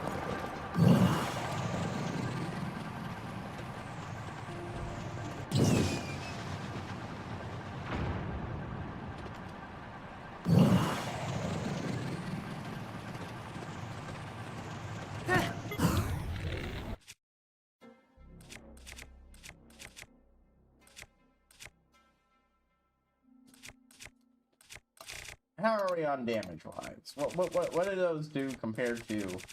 I got a shit ton of those, I don't use them for much else. I even upgraded at this point. Better or worse than Lithophone Talons?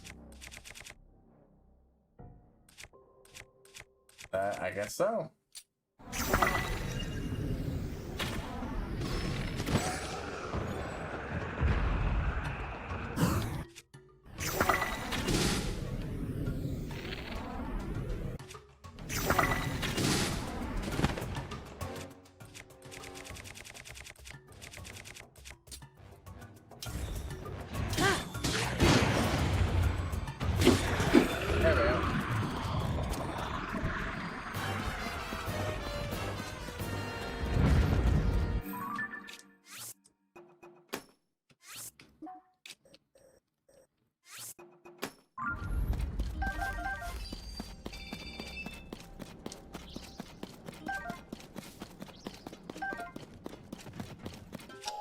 Just like it.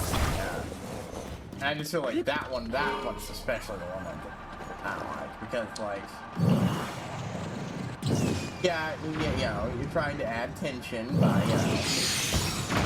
making Link have to deal with Zelda being an active enemy, but the entire point of Calamity is the whole rampaging free and loose.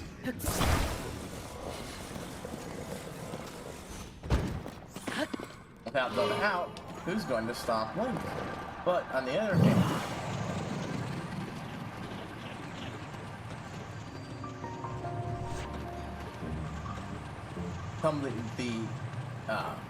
what you're doing with Calamity again is also undermined by not having Calamity again just break free instantly.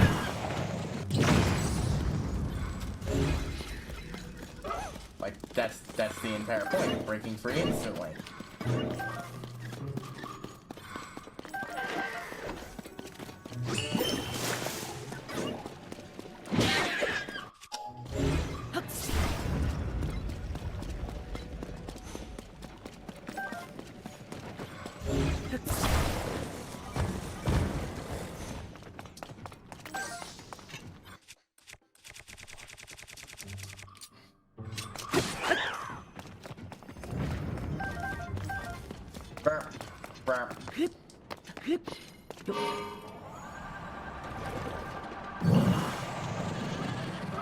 Just some souls and Zonite.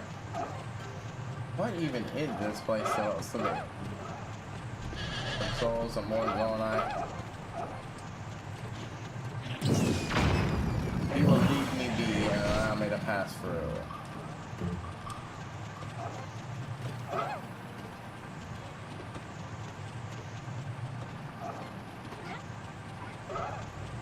Come on.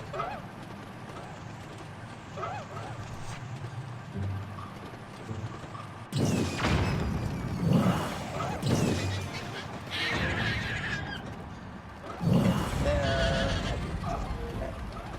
Hard maneuver.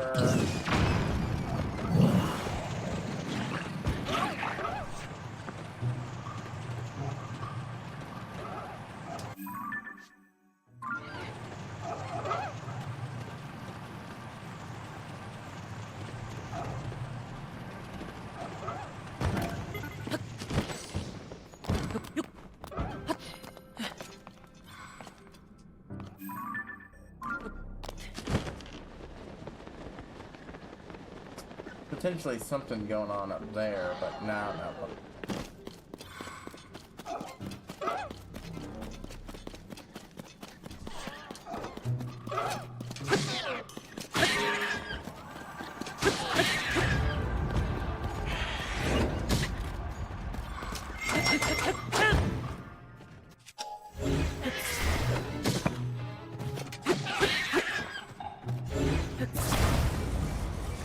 Stop there.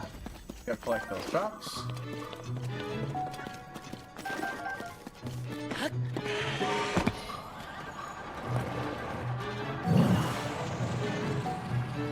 But it's surprisingly well lit up too. On top of what I have.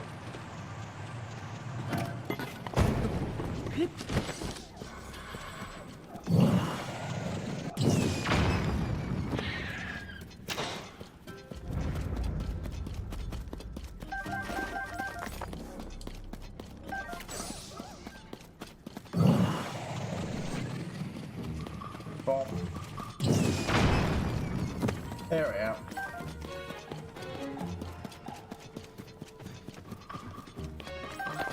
There we go. Oh. Big poso to boot.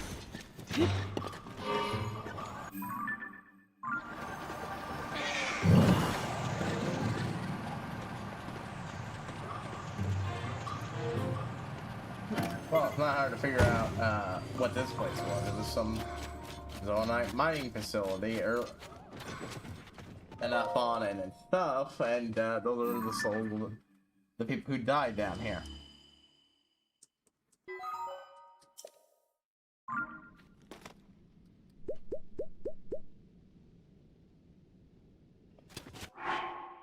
Actually, you know what? This could be good here.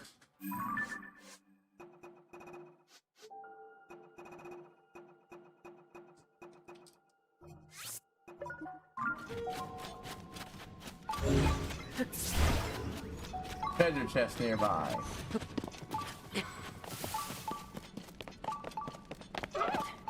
Ooh. Two people, a large bow and a grand bow, sitting in front of this chest. Almost as if they were presenting it to someone. And it's the Tunic of Twilight. I wonder if that's a reference. Some sort of reference. Twilight Princess. I already got the full Twilight gear. But I can always use a new syllable.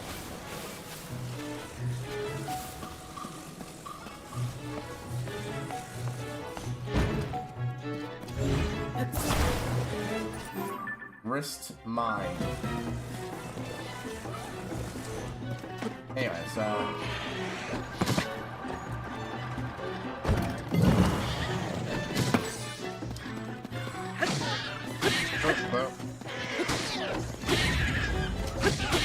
haven't had to fight these guys for fucking ever.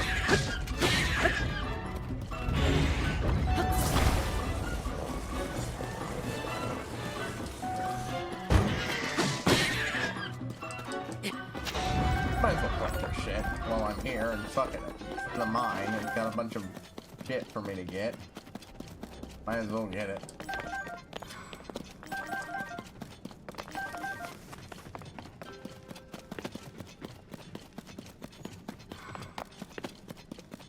You know, Bo, I could use your You to do your thing.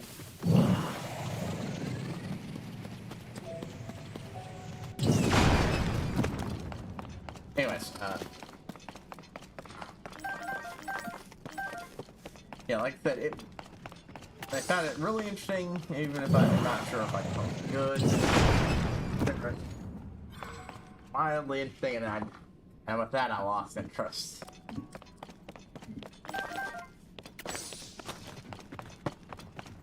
Because, like, look, if you're going to have Link try to defeat Ganondorf, and Ganondorf isn't responsible for him again, if something else is, then boom, there's your easy out for the tension. It means that Link's ultimately gotta do a lot of what they were doing beforehand, because they're still trying to defeat Calamity Ganon and save the day and all that. It's just, you know. But so you can still have the tension. And, such. Story tension and the, conflicts. That's conflicts. But by denying, but by bringing up Zelda, you're making the conflict about that and removing the conflict with Calamity. If Calamity isn't free to just do whatever the fuck it wants and completely eradicate Hyrule without Zelda there, it completely neuters everything that it's supposed to be. Even if you're saying, Ganondorf's now holding that back because of Dawn, that's not how you presented it in the story, but then that's not how you presented it before either, so. Yeah. Sometimes swapping out your premise thing can work.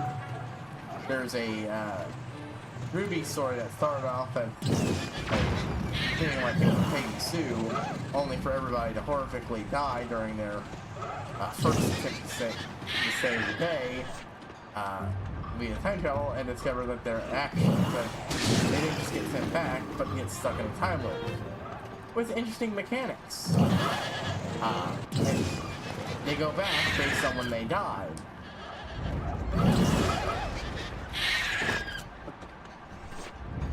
So the first person to die couldn't be, went to find one of the others, and unfortunately it was one of the ones who would be least likely to have a positive interaction, not to be horribly freaked out about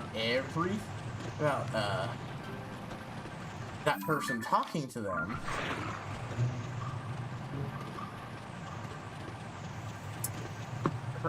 It's like they knew each other and so on and so forth.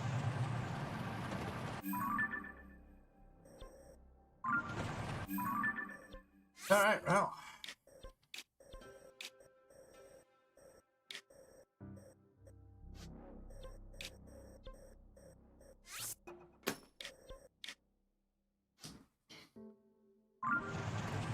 I think we're gonna hug the coastline.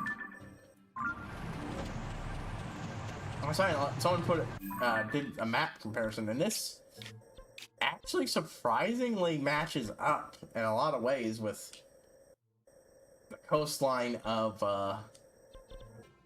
and the general map of Legend of Zelda 2.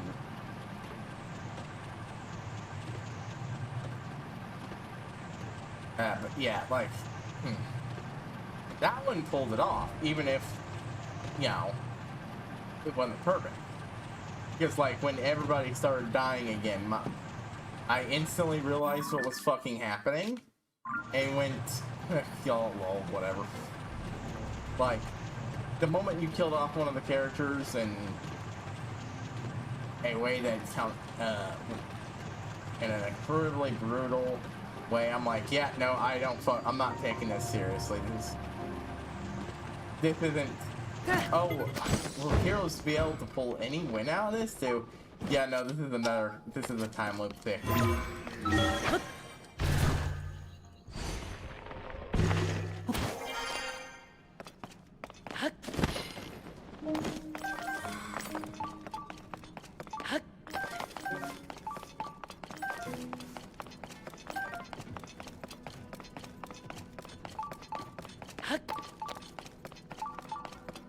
Is that a charge just sitting there?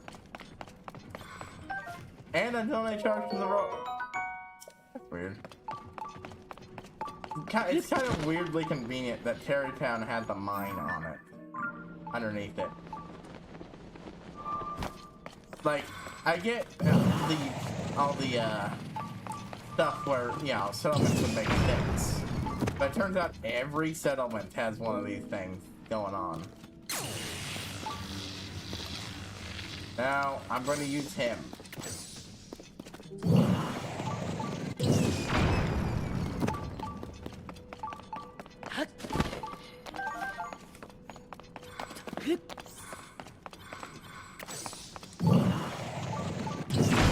Okay, yeah, this isn't going well.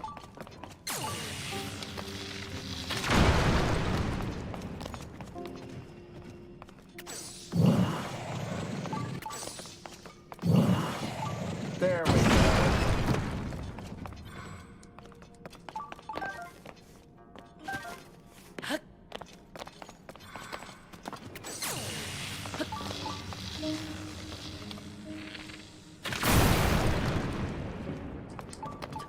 Everyone that somewhat pulled it off is a worm superhero wet novel Aesop crossover, which reveals that it's not one character crossing over, but others. The doctor pretends this isn't a premise switch because I never said there would be more. It was just this one. Yeah, well, you went quite a long way on the story before the other guy got revealed, so. Oh. That's not how that works. If you wanted it to be, you know, more than one from the beginning, as the premise, you should have just made that clear and had the other guy show up as an interlude much sooner.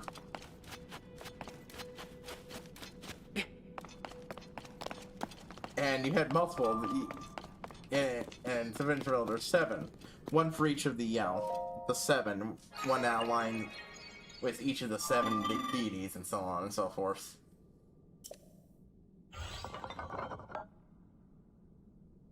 Let's here. Please hold on a moment. Instant cannon.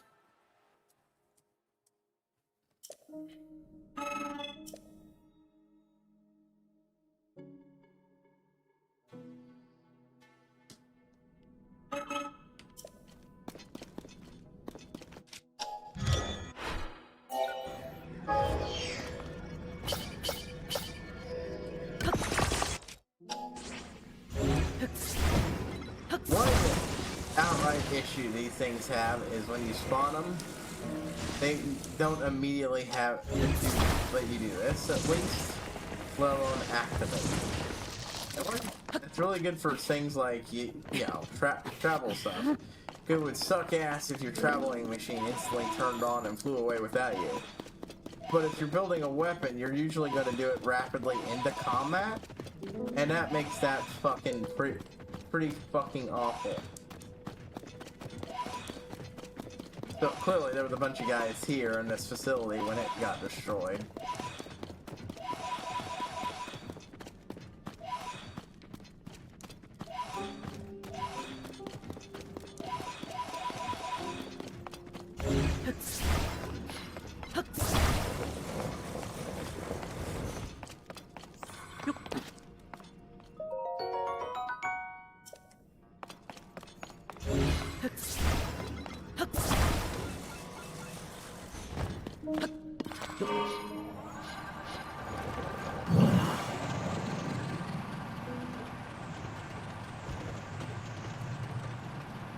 That one also suffered, though, because not only was it a premise switch, it was a unicorn.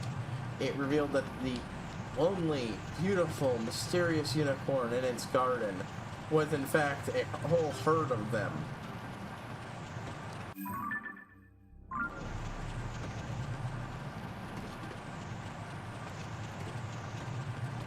Oh, there are multiple entrances and exits in there.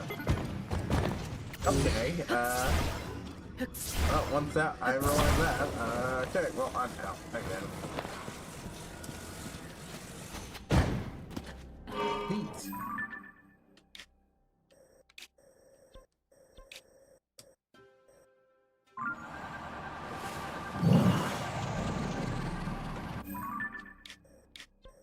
First things first.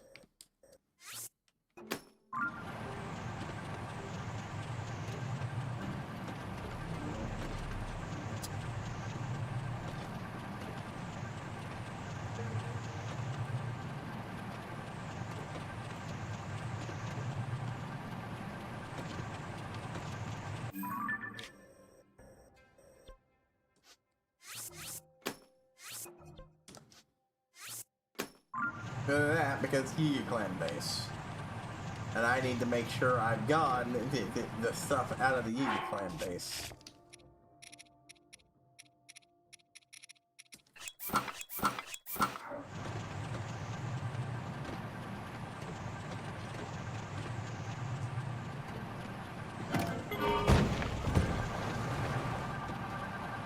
Like, I'm not gonna be torn up if I miss one because I do like finding schematics because I like judging the creativeness of fucking Yiga. Jesus Christ, we are having a lot of poppin'. I've never had poppin' this bad while playing this before. But then again, I also didn't.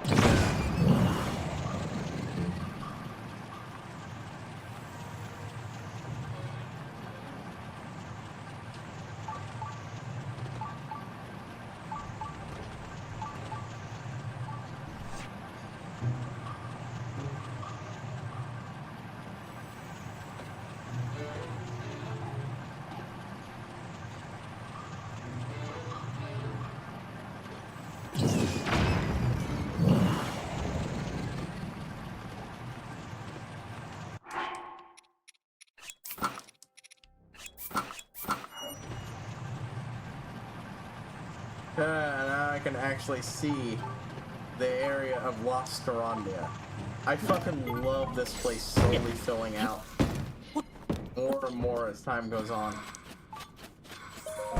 Oh, there was in fact a chest I didn't get. Why didn't I get this?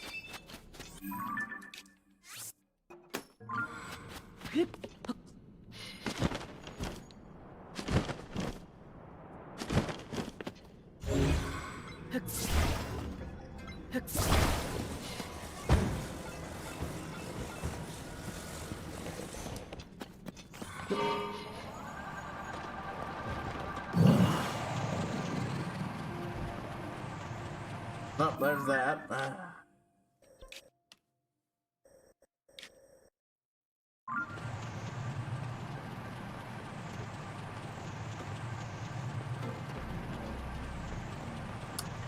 How am I down? Yeah, oh, okay, I got a good while exploring, but honestly, I fucking love exploring. That being said, I do need tunes on by now. I do need tunes. Let's do the last playlist we used.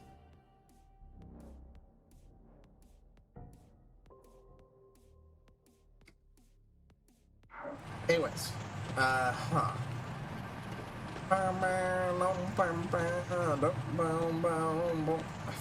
I've killed you more than enough times. What the fuck?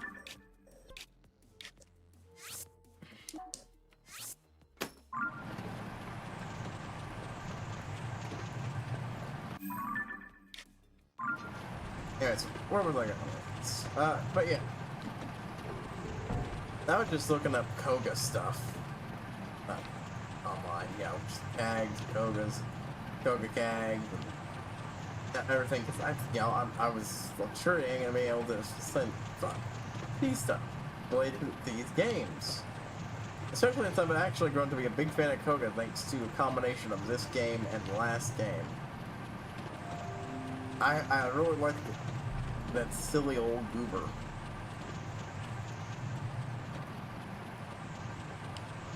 Oh.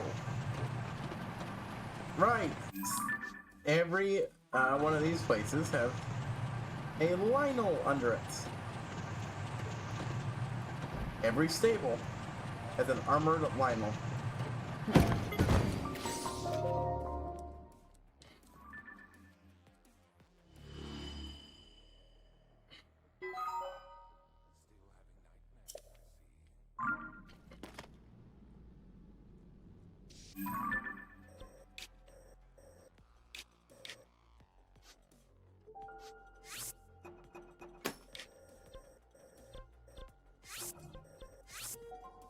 Where's the other one there?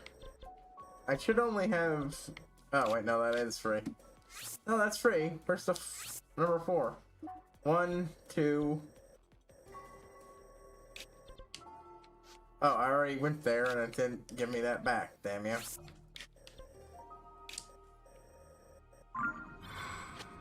Oh, real high up.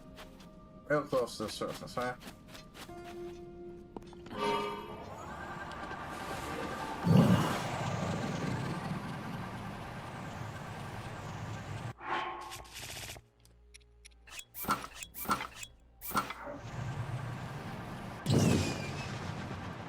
Then of course I looked up stuff about the purah tag, and of course I got flooded with a shit ton of horny, but like, fair.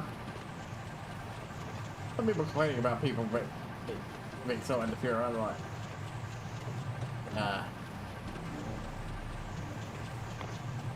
$50 or something, whatever. Like, look, yeah. And so people's like, oh, she don't even understand the character. She's nothing like your type. And I'm like, hey, well, look. Well, there's a lot of people who are absolutely full-fledged thirst mode for purah. And their first mode is absolutely not matching her character animation. A lot of people who are and just aren't fucking saying shit. Like, I like purah a lot because I like mad scientist characters in general.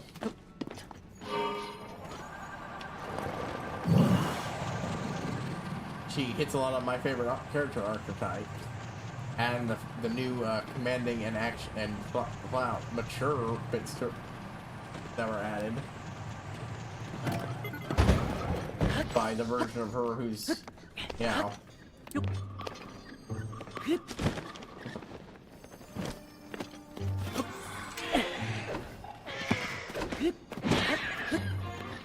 No longer a fuck the goddamn pristine weapon fridge.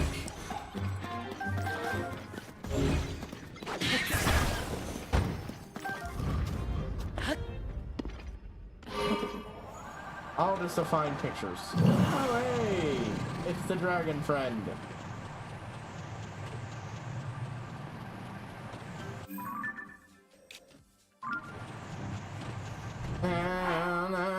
Na. Fucking love fighting these fuckers. And tanking their... Because preferably without them realizing what I'm doing. That's me.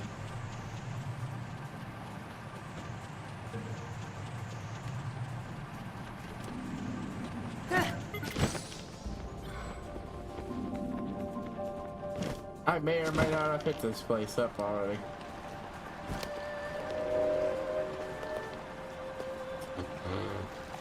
Man, Link is short. Man, he is short. Okay. Bonk.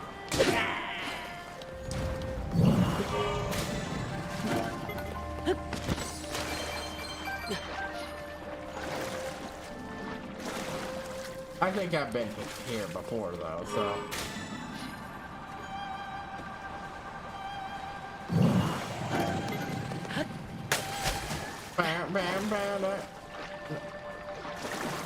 Have I had that music thing on this entire time and I just forgot to open it? And you might know, if not, then you might be wondering what the hell's wrong with me? How could I not remember? I just opened it. ADHD.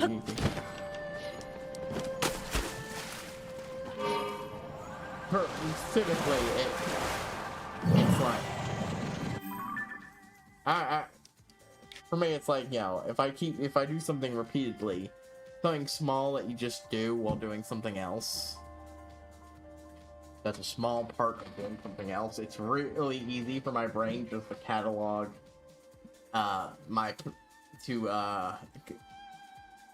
previous doings of those things and putting them in there.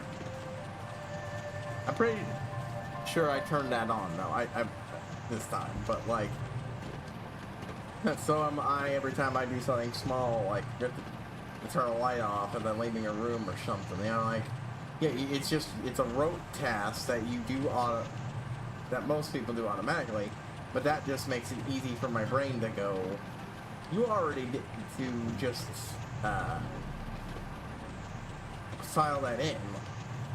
Previous iteration of that rote task in, and then just me not do it.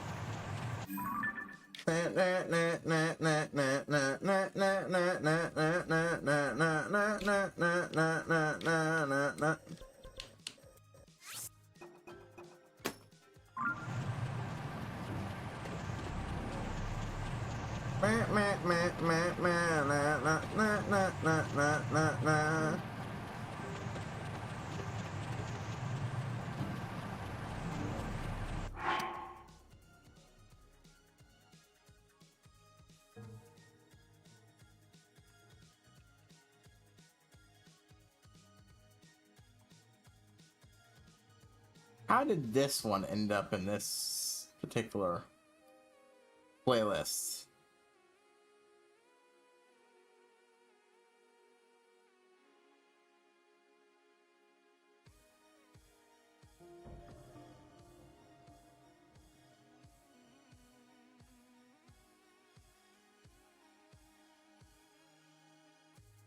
Fucking like it a lot. Just how did it get in there?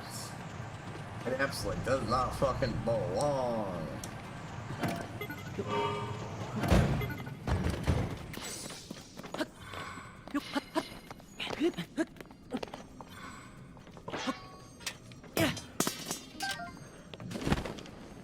Anyways, where was that? Right. I do wish we got more of Purah. That's just not just the whole bot lady thing. That's just, you know, I like Purah the character. I really liked her, what we got out of her AOS and AOC, and I really want more. Hell, I wanted more of her. Like, I suppose comparatively, he didn't do much. He didn't do less. In fact, he might have done more in this game than he did last, but that's not a thing compared to what happened in AOC. But I think that's the problem with them kind of games, I suppose. This game is too open, you know. I think someone called it open air format. Yeah, it's that. To properly do that.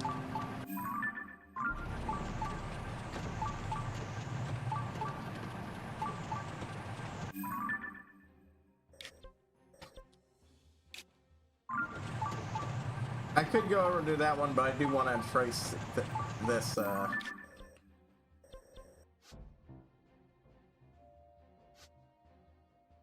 you know what? It doesn't really matter what angle I go. If he's something neat, I'll fly over there and until I hit a roadblock.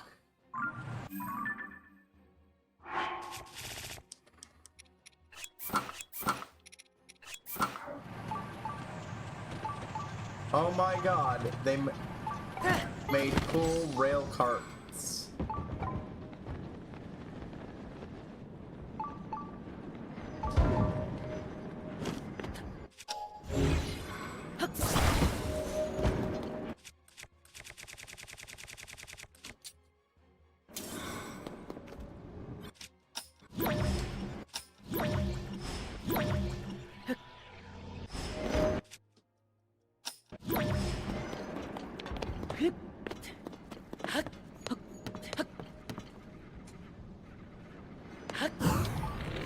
Completely situational, but I do like what you built.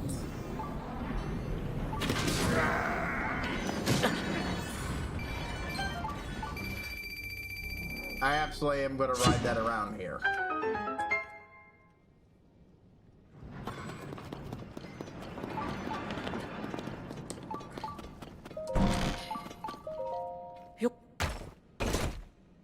Giga schematic! Assault cart. Oh, a variance of this. I think the one they got here is cooler, even if it's also significantly less usable.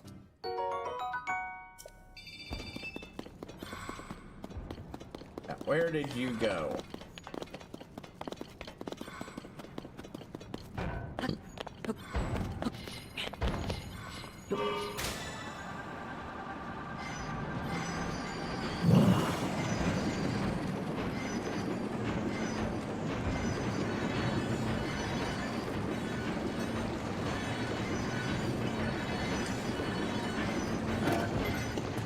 That was fun.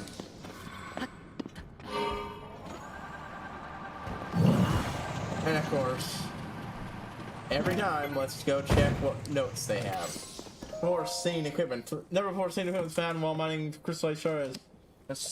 Foolishly saw no reason to bring it back to base. We are deliberately going to guard it when we find again. There's been more equipment that yet to be heard. If you look any, use your head or you'll lose it. Glory to Master Koga.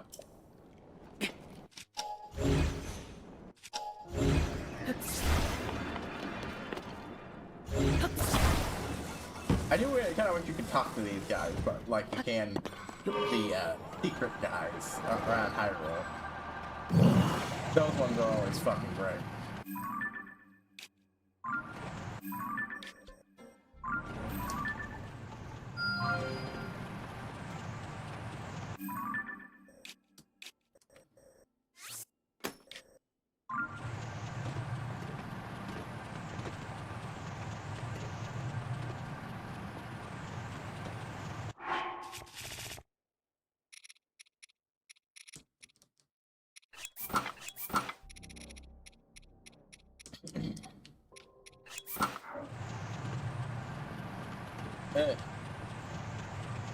The superheated air looks fucking awful. As an effect, I hate it. I get why it is, but ugh.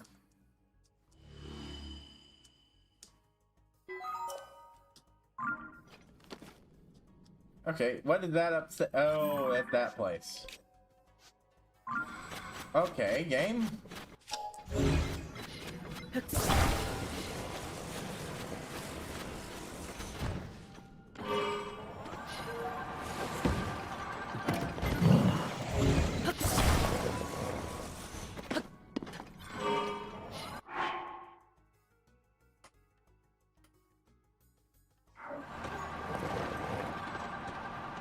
What do you got here for me? No, it's just fine. Unless this fucker's got a sage his will on him. I still need 4 more of those fucks.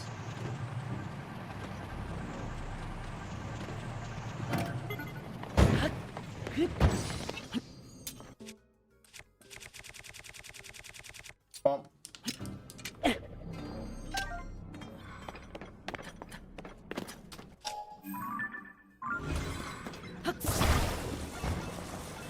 Yeah, this is a fight I have no interest in doing. Maybe if I get a medal for fighting all these guys, but so far it doesn't look like it is. Oh, I like combat in this game. I've just fought these guys so many fucking times that at least right now, for stream stuff, that's just not interesting. Anyways.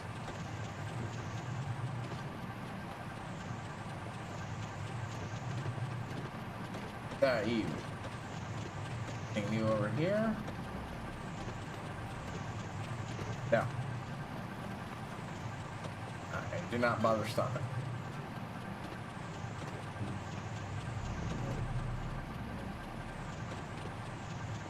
Oh, now it's the thing I want to fight.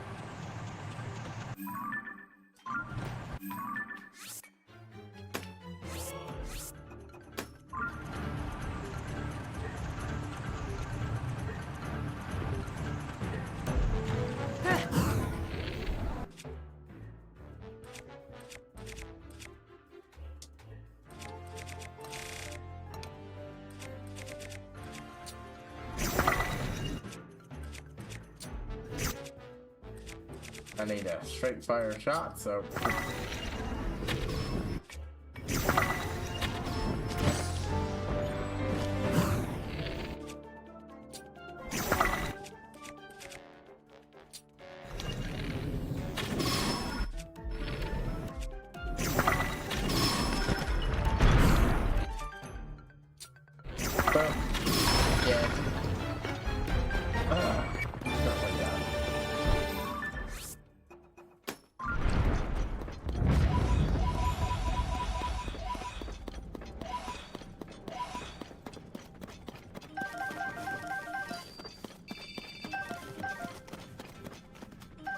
Now, do I want luminous stone ones on one of my shields?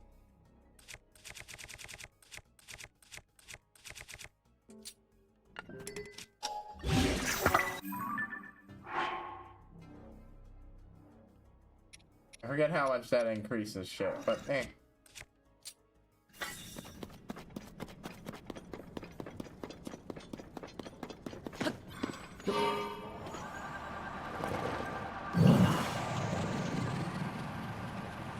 Man.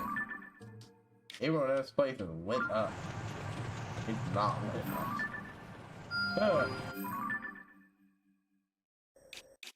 What's the, yeah, there's the entrance to that Coliseum. I'll hit that up then. Oh, wait, no.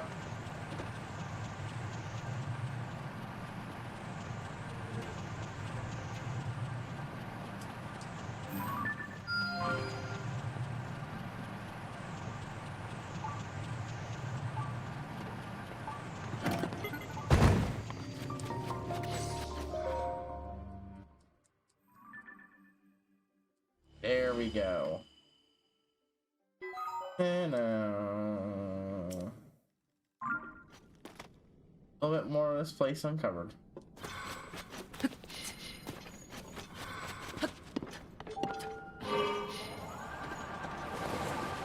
Okay.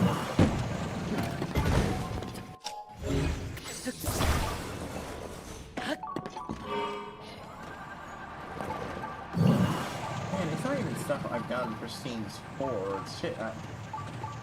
The same basic starter crap. That sucks.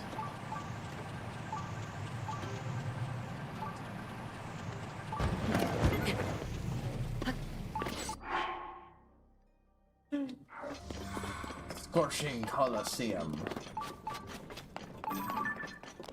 What? Oh, okay, just moblins. Just moblins, okay.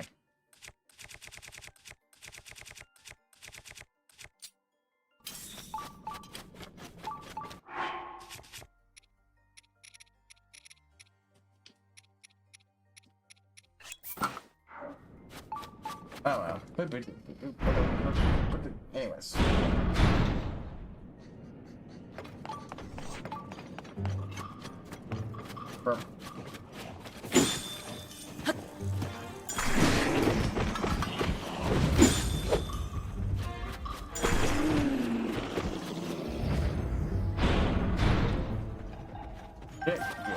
Shit.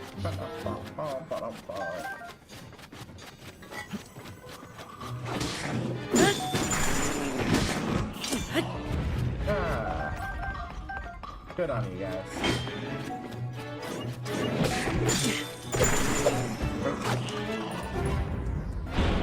Now, this is the type of shield I like weapon art. Got smashy bits, nails, and boop boop.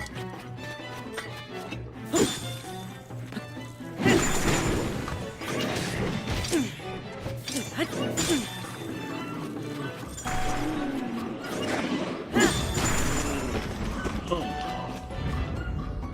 Single silver left.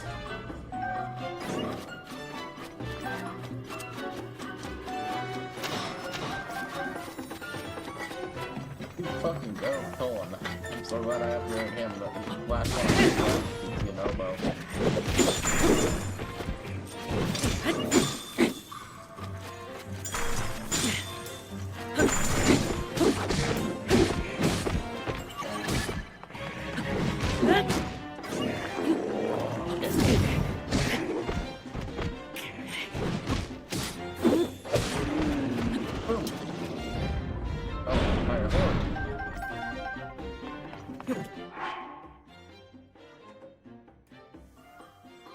Fuck you. Fuck you, bots. Anyways. Oh yeah, I was once talking about what I would do for, the Zelda movie. I got distracted from that. Right, so...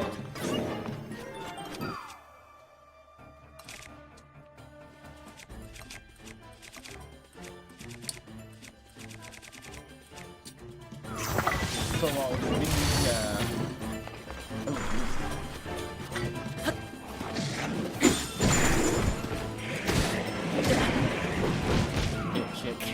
shit. Gotta get distracted by it. My bad, I used the wrong one.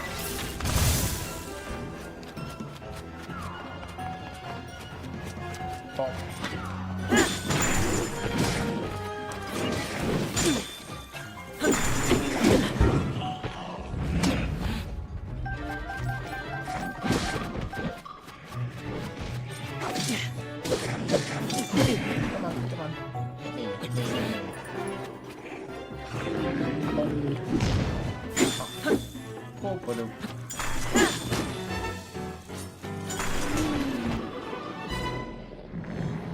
Honestly, I need a new breaker anyway, so I'm just gonna...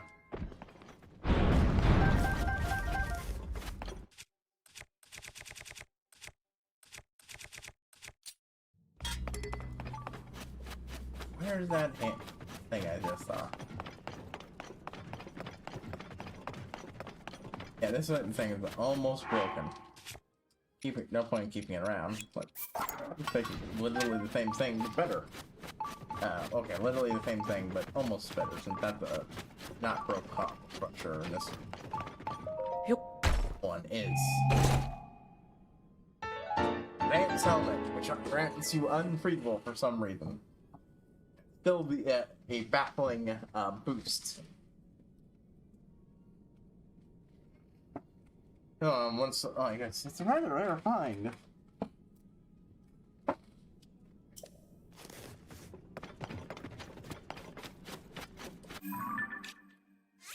Yep. Anyways. Sorry about that. So, while the Gorons will be rain relative attack, just faster, so flawed. What does it do to the Gora? Like, here's that. The Gorons I will pick Ocarina of Time spot. I'd like to do Rito, because, I think Ocarina of Time is a good introduction to the concept of the Rito and all that and so on. I think you need to reflavor things a lot, just because I think no one would want to watch Link dive into the guts of a fish to rescue. It's a very video gamey plot. Real. I like it, but it is video gamey as fuck.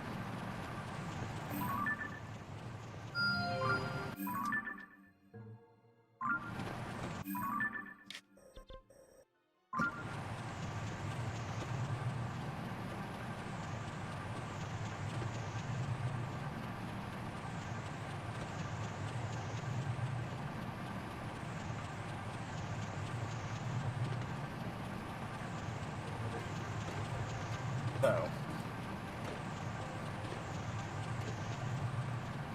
and far too goofy for tone of a Zelda movie. Can't afford to be as goofy with a Zelda game as you can with that. At least not as with the first Zelda movie. You want more, right? Let sequels and different eras and times be more goofy.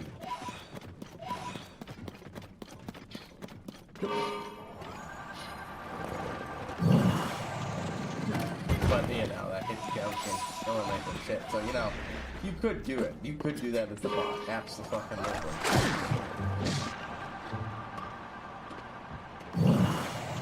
I'm still against it. I don't think it really works with the bot.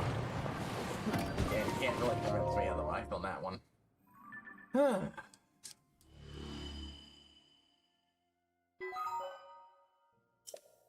That mountain circle is complete. I think. Yep. Yep.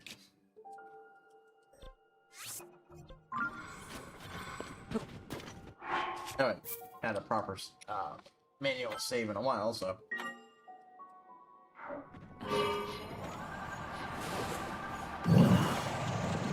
Used to be just a two fan version of this, but man, it was good shit. Oh, you know, like I thought. The Enigma Palace with a kind of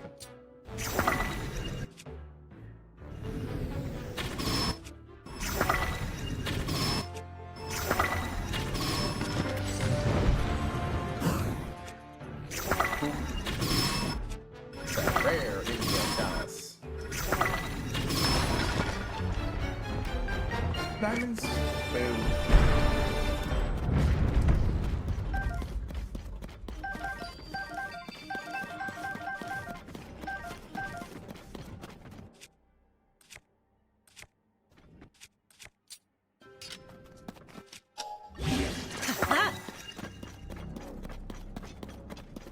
Alright.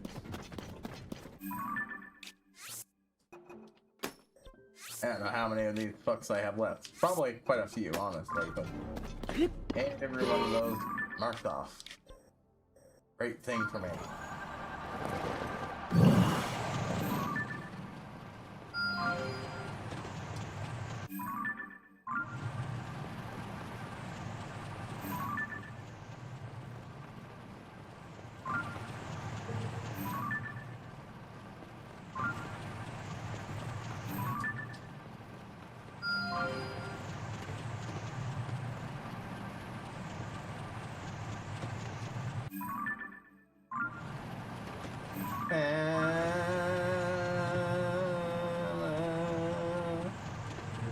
Anyways, like going with my...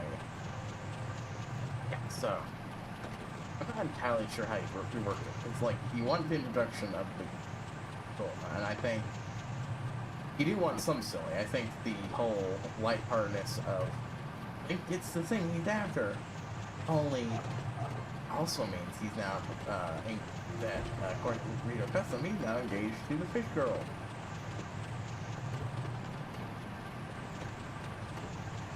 Him being just a 10-year-old boy freaks out and runs the fuck away because he does not know how to deal with that. Yeah, that's fine. Yeah, that's perfect. So I think it worked well with an illuminate film, yeah?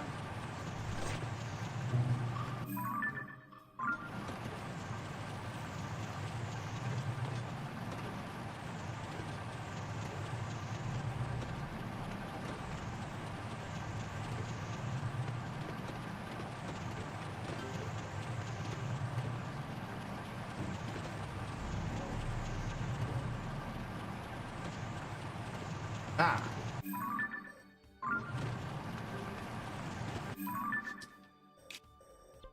Oh, so I saw a fucker around here. Still.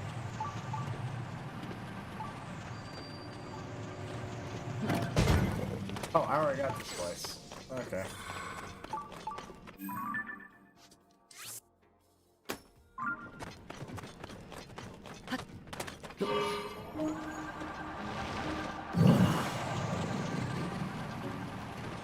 Where the fuck is...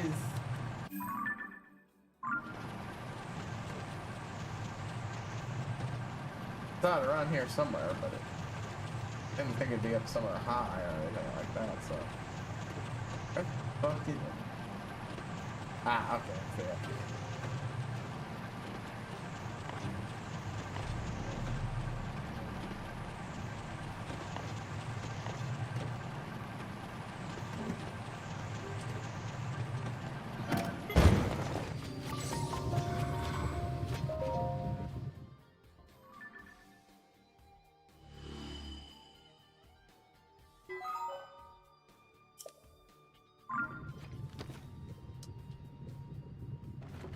Yeah, this one's gonna get axed.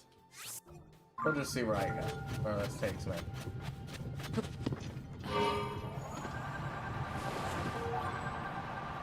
A weird massive root.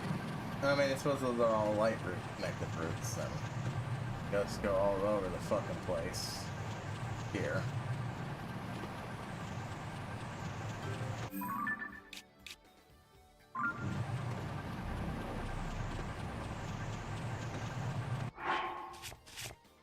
Let's get this up here.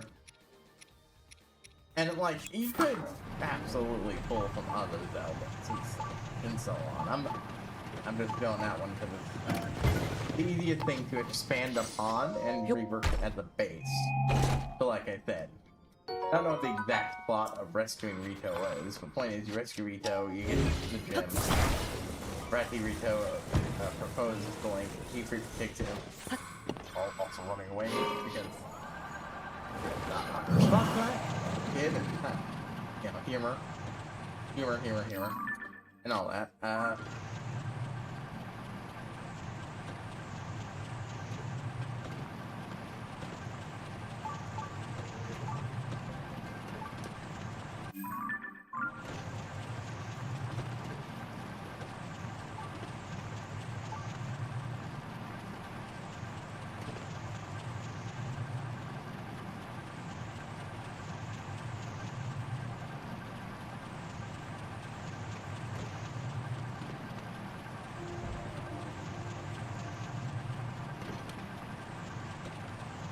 But yeah,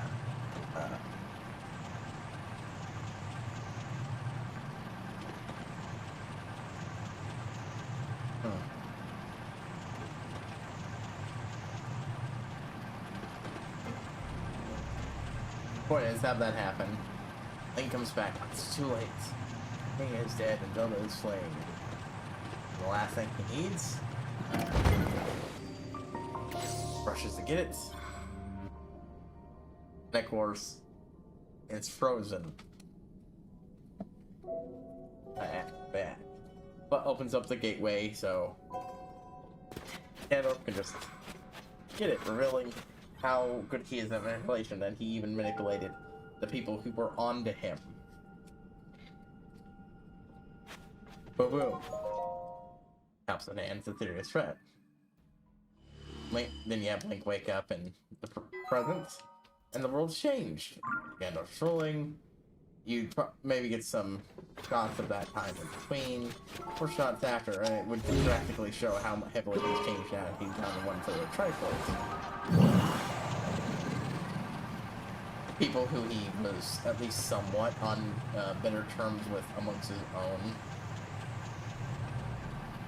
That he no longer even has the pretense of working for his people.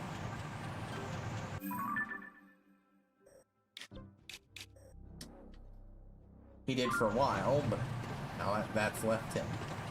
He's a hollow shell of himself in that regard. He's torn the kingdom apart, all desperately trying to find Zelda, and they never remain in peace. Link shows up,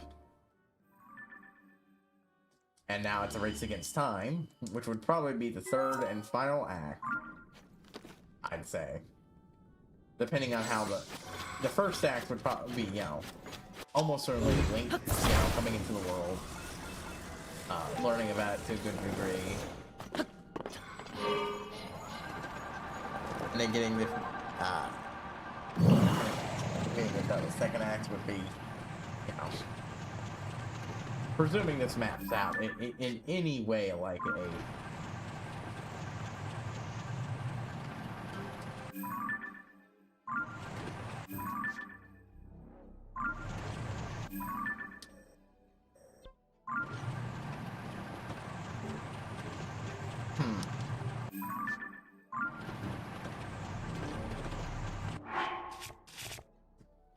Bam, bam, bam, bam, bam, bam, bam.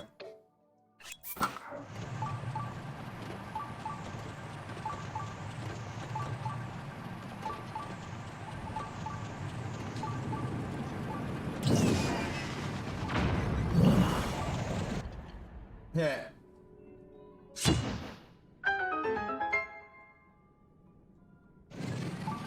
Let's go. Oh. Excellent, excellent. What you got for me this time, you can.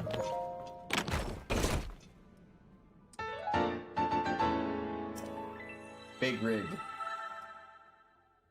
Yeah. Look at that thing down there. You know, someone brought up, I hadn't even realized. There are no hardy durians in this game.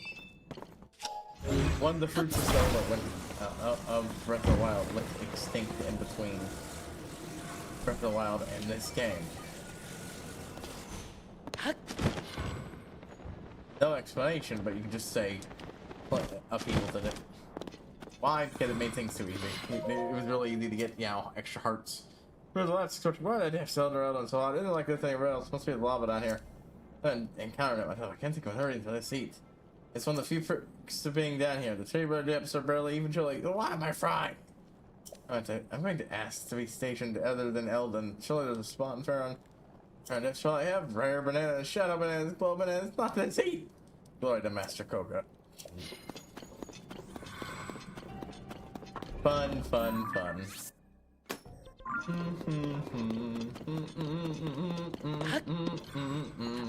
don't know what song that is. You just me. But yeah.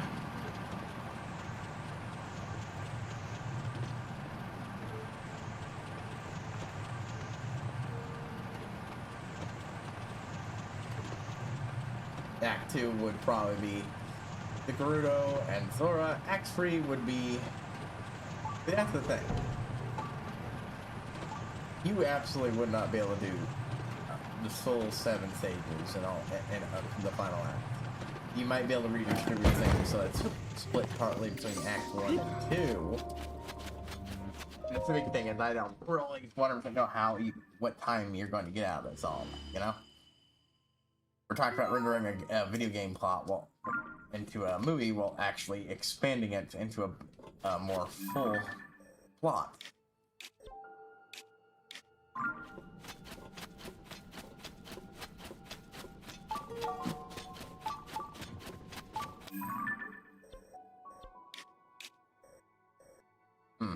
I don't know if I fought this dude, so we're gonna go down here. I'm absolutely sure I got this as well, but let's not knock it out of the park, just to be safe.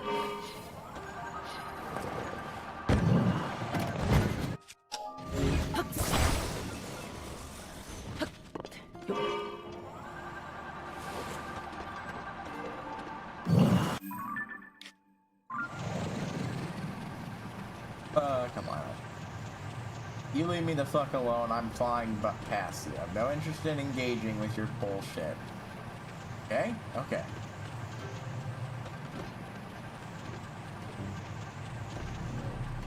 This is gonna be a fucking Frox, though. Yeah, I didn't see it there, but that's a Frox. You know what? These fuckers aren't on my thing. I'm gonna fucking ignore his ass.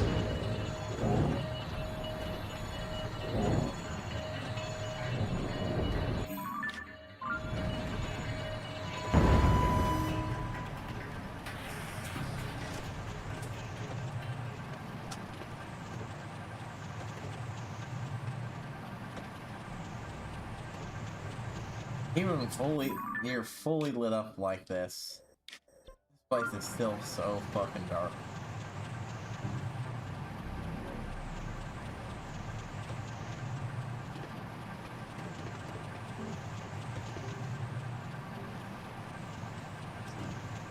Man, bright rooms and lights blow everything out of the fucking water.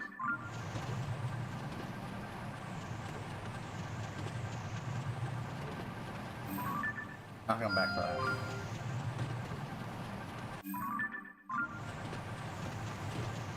Hi, you leave me the fuck alone.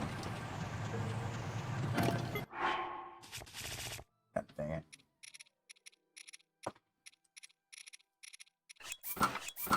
Running out of power, so... Oh. We're literally right when I get out of range.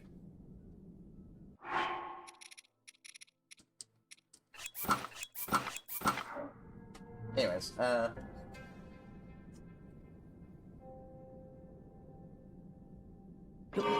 if you can squeeze the other stuff into Act 1, then yeah, do a more full thing of the 7 stages in Act 2. Otherwise, I think cut the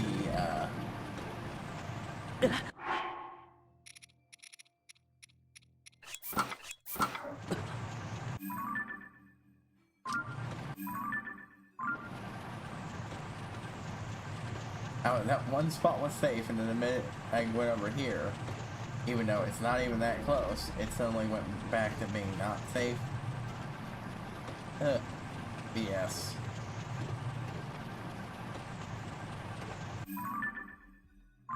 Yeah, I fought this guy a lot.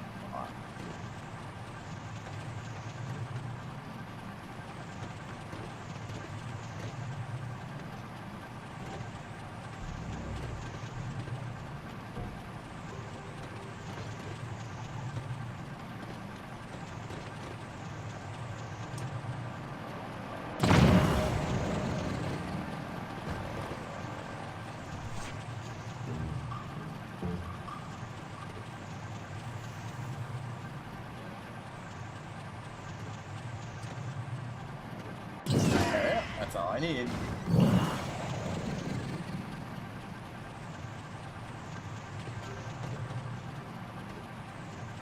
Yeah, okay, this place got by me then.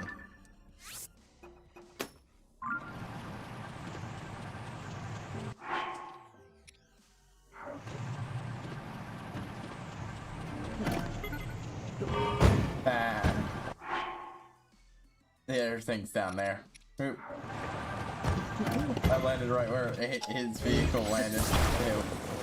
Completely unintentional. I just wanted to do a better rest for recovery before I flew on. This game hasn't been this fun in a while. Exploring this world really is a hell of a lot of fun. The boss fight was fun. Everything up to the boss, but like, I haven't had it. But the scouring for Korok drained the shit out of it, because like, I'd already heavily explored those areas last game, and this decently explored them this game.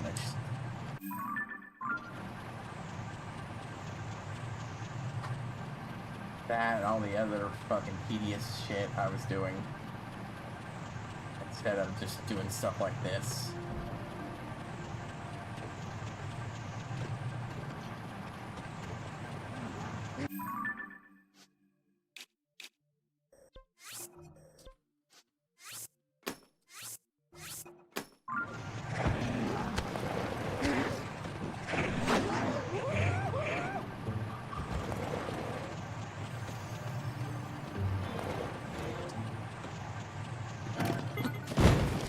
There we go. Shit, another Igneo. Dallas! Ah.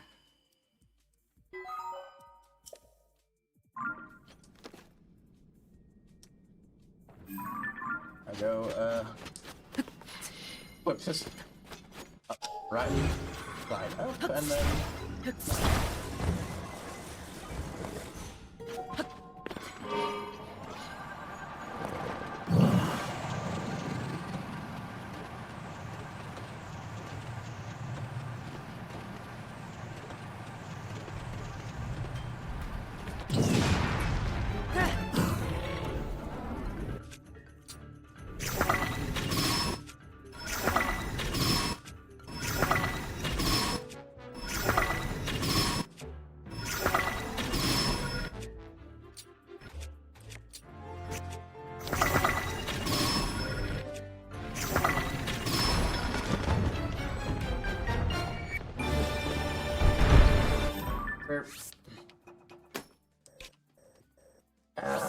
God, yeah.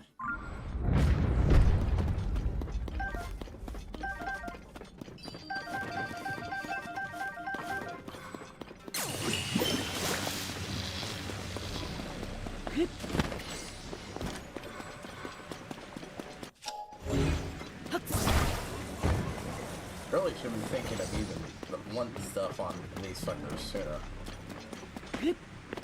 You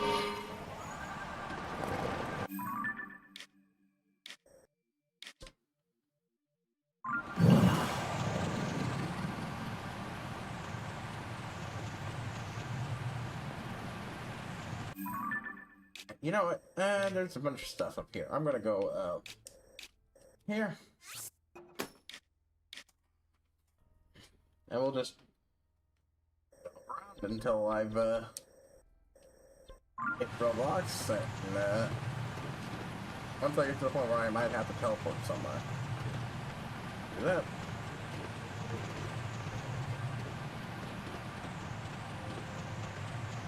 Bound, bound, bound.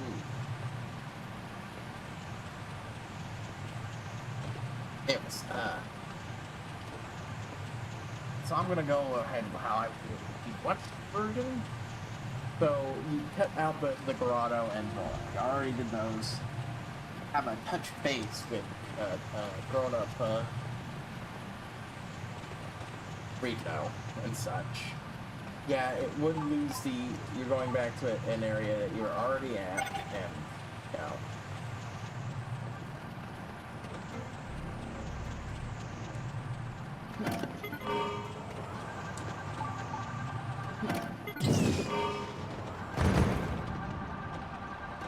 Need to get over here. Just need to get over here.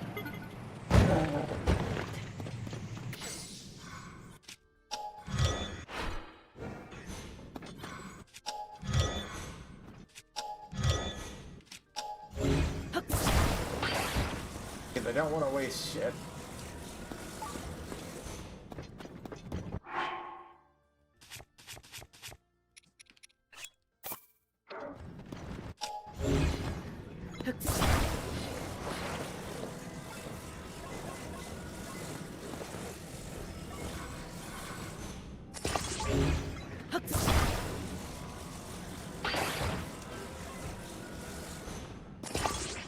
Fuck it.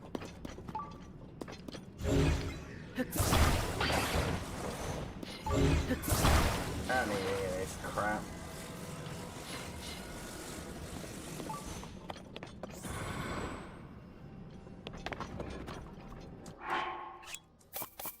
Eh. Fuck, I wasted one. Oh well.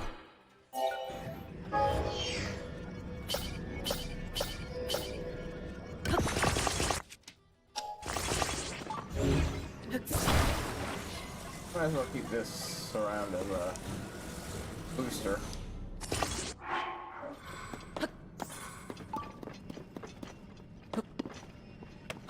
I have no idea if that'll hinder or what.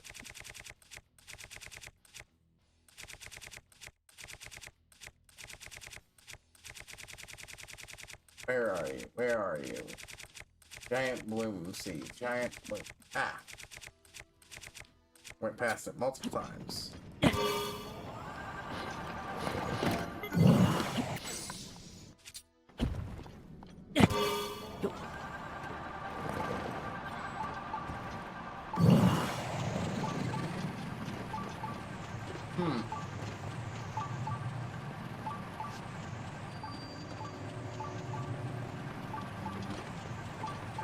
The extra weight in the back seems to really want the thing going up.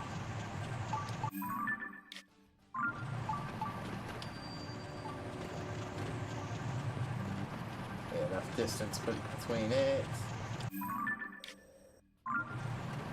Hey!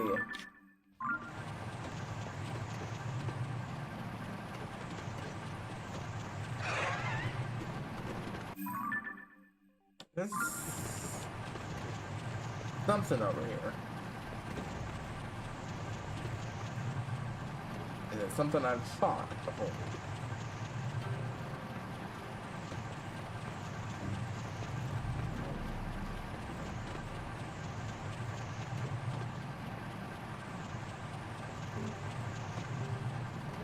But I wouldn't give for being able to put this on a swivel.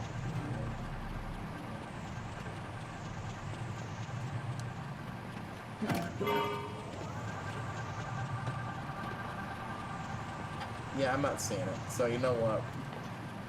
That's a line. I don't. Oh, never mind. Here it is.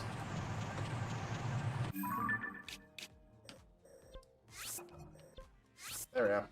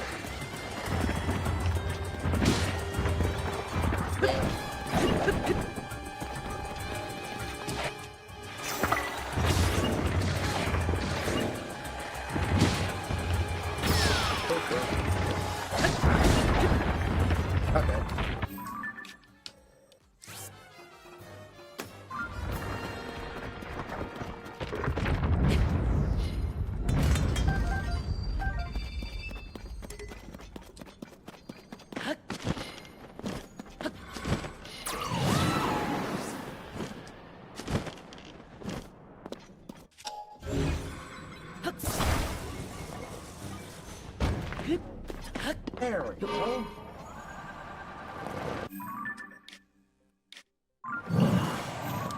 But not where I'm actually directly hitting.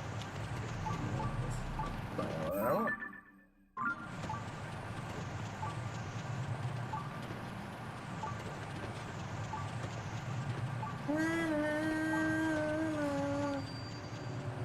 or maybe I will. It's like, this is new.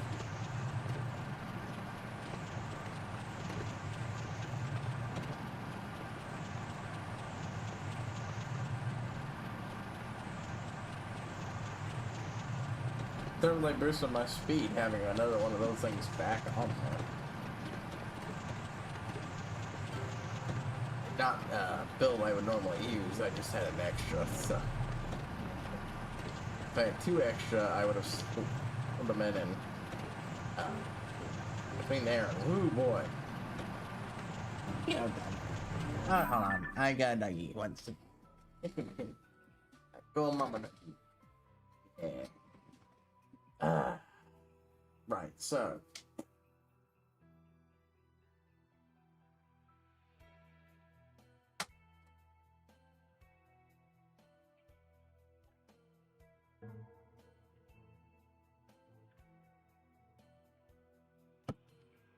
Yeah.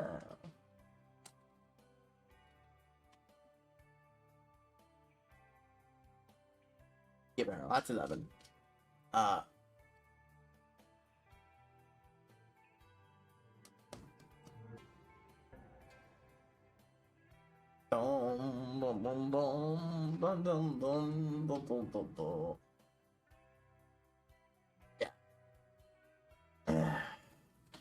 So yeah, it's one act. I skip over Gore's domain. Yeah, it's the one of the easiest, since in some ways they're easiest because it establishes how things have changed, but on the other hand, not directly interacting with them to awaken their sages means you can do the other, other 4, because, like, you're not doing all 7. Raru gets done at the start.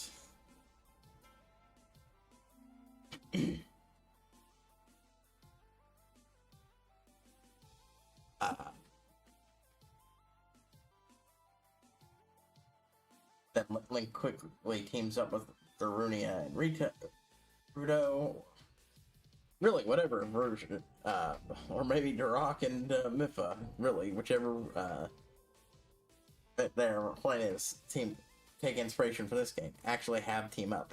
You get a cast of character. Oh my god, is this thing not done right? Yeah, I didn't do it right. Alright.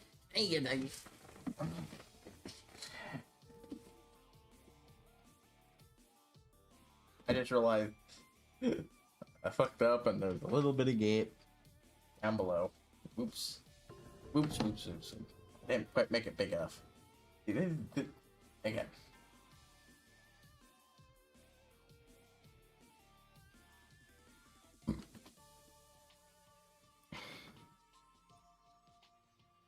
Anyways. I know it's not gonna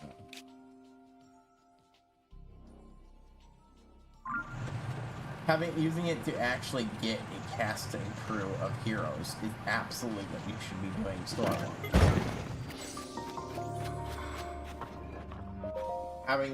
having just Link and Navi works great for the early bits, and then have characters introduced elsewhere come in.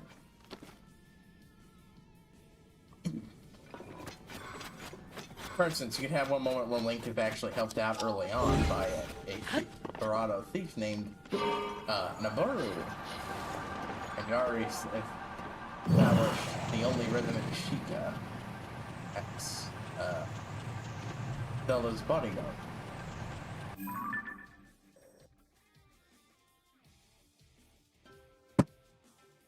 You might be able to axe out the shadow and just go down to 6 full ones. Rauru is needed because he's an exposition fairy.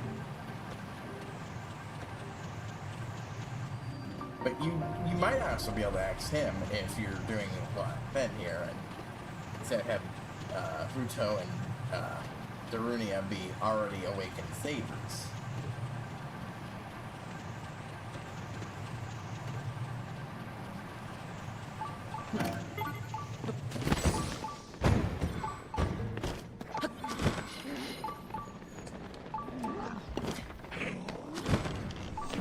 Man, trying to find these things under normal circumstances would be a pain. The treasure chest maps. I can find every one of these duplicated items that's around there. That one. Treasures of the Wild. God, yeah. Okay. That's the most common pair of pants you ever worn. That's a pair of gear I do want to get maxed out. Shit.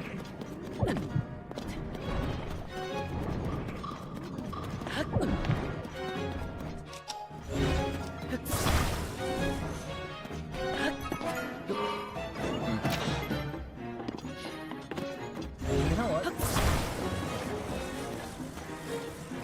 All that shit.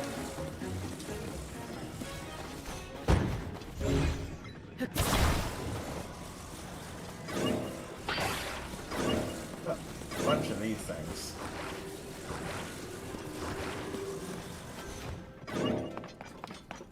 I'm gonna be a cheap worker.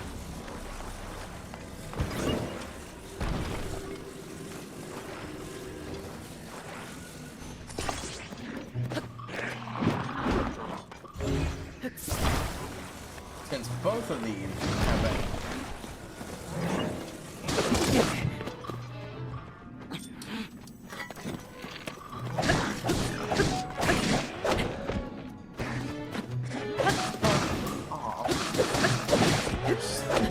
I'm in the middle of the fucking truck here.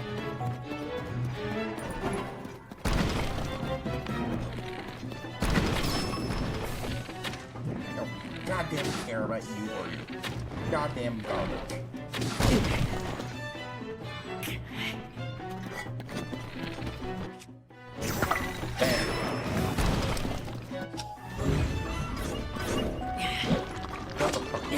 I can fucking do this.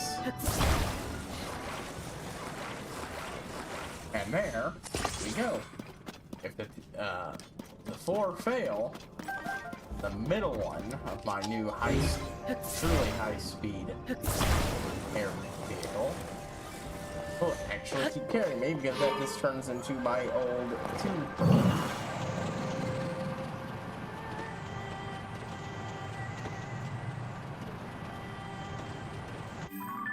I see you in the distance. Anyways, so you know what? Yeah, you could totally axe, much as I hate to say it, you know, it's a movie and you don't want to make it too long. And this would give more time for other stuff, so.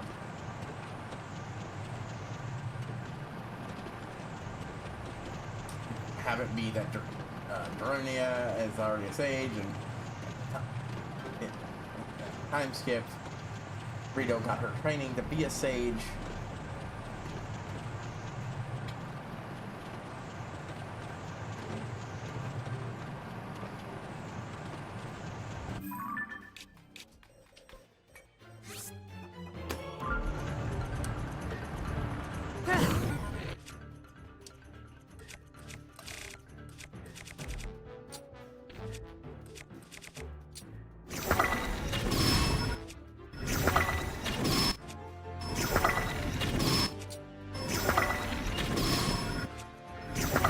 There we go.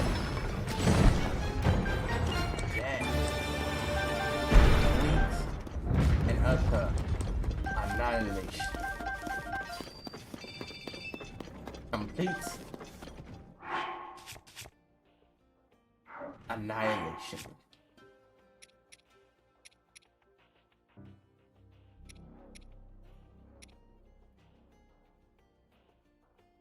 Yeah, we're just gonna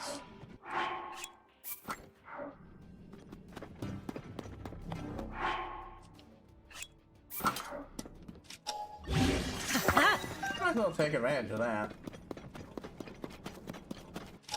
Drop's a drop. Oh.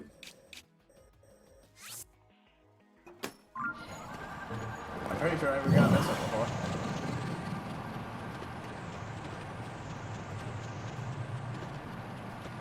I really should make sure to stop by these places more often and get... Oh!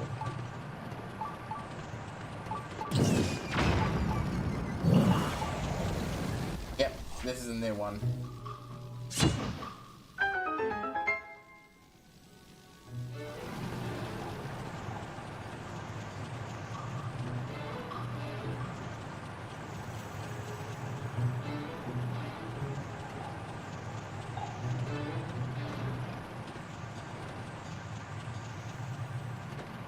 Big problem with how fast this thing is now is it's not got great turn.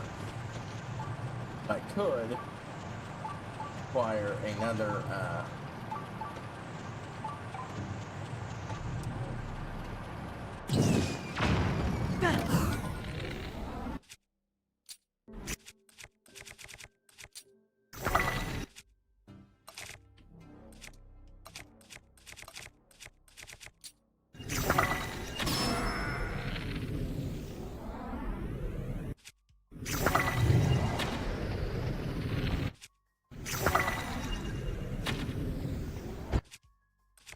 fuck it.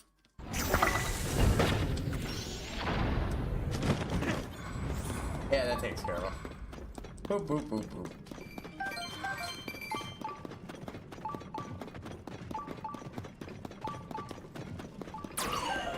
Last night I dreamed that there was a big snake soaring for the sky. As it came an inch ahead of it, I saw how big it was on my best side until it passed. Something that big, I'd probably faint. I think it was just a dream. Haven't seen my new sky saying, glory to Master Koga.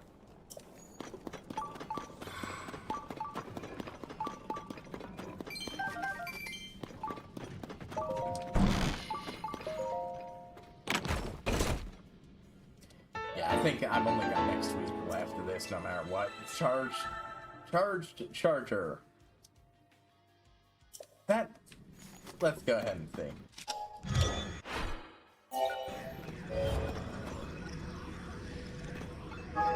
Oh!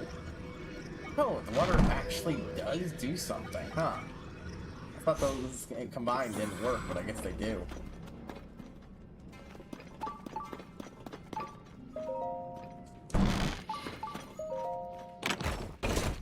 Anyway, so...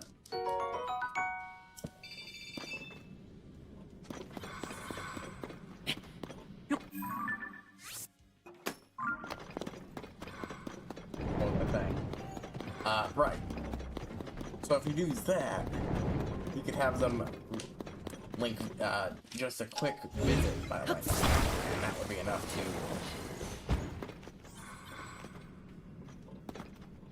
If only I had Q links. I could have truly insane turnability with this thing. But yeah.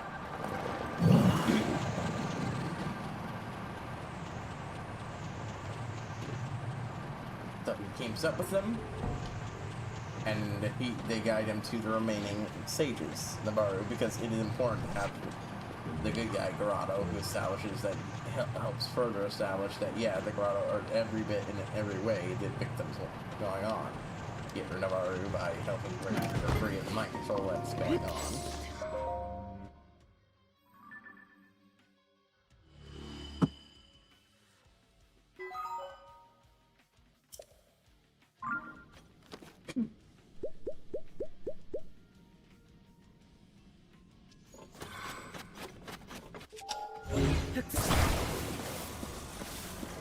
Which you get both from the viewpoints of Ganondorf's minions, you know, slowly but surely becoming increasingly dissatisfied with this shit.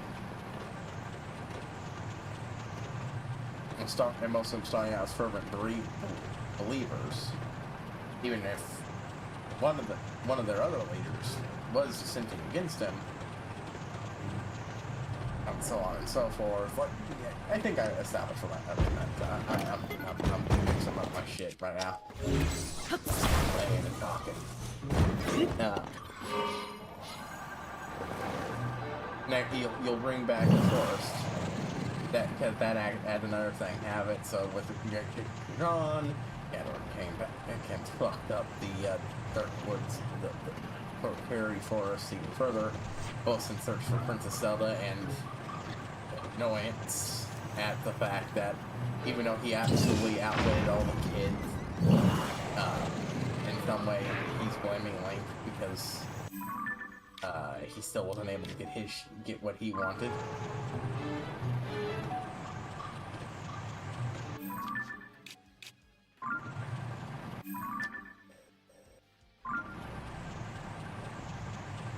Wait, what? Hold up. Oh, I remember this. Apparently had a lot of fucking people die here. Some of this has been one-on-one storytelling. There's one that I never noticed, but under a Callison Citadel. Where's, you know, a Callus Citadel. It's like, what the fuck is Louise doing down here? And then I remember this is the one that actually fell down here, and I'm like, oh, I forgot that happened.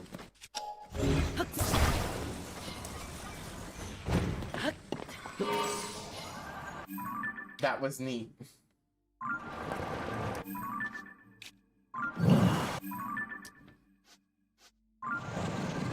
Anyways, let's fly into the center of the former Typhlo area.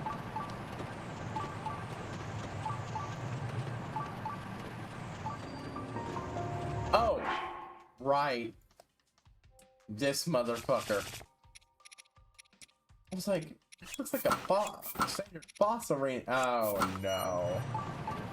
And I'm like, I just heard someone told me, I saw someone say, there was a fucking King Gleok in the goddamn depths. God dang it.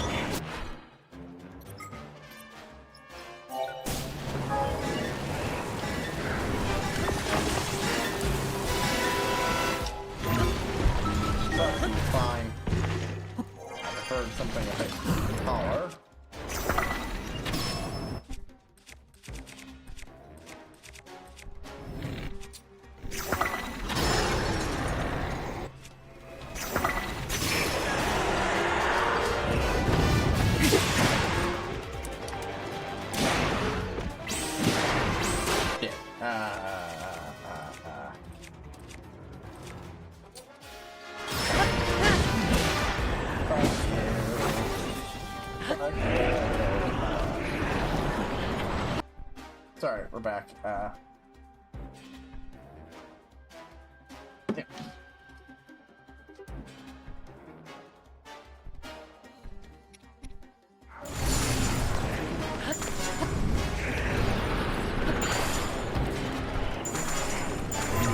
I'm actually furious at this thing.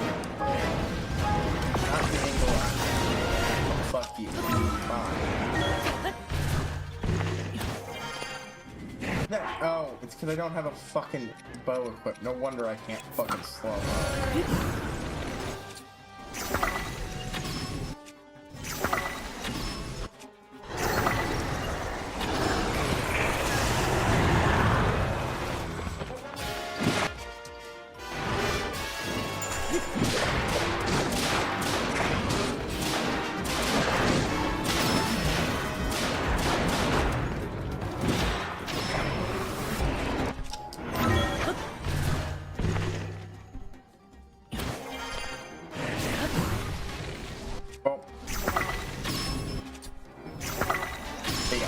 There was one of these bastards that I just found I'm like, what in the fuck?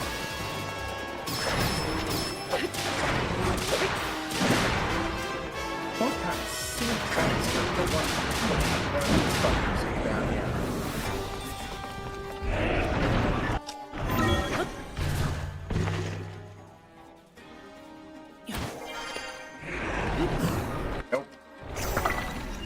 Fuck you.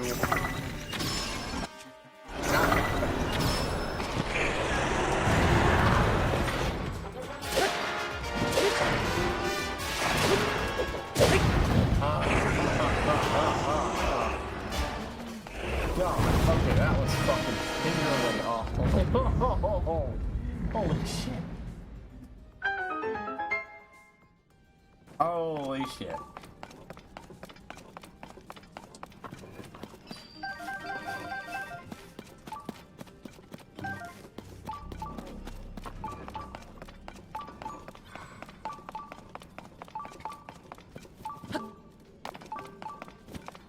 And hey, it's got statues of all four of the races. Hylian,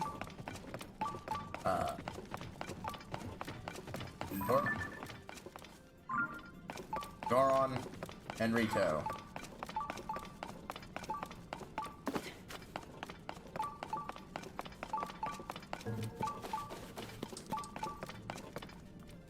Man, the Rito looks fucking off. Really? Capita? Well, I mean, I suppose you could say there was a fight against a one dragon enemy in Tears of the Kingdom. Not Tears of the Kingdom, Twilight Princess. I could sort of see that as,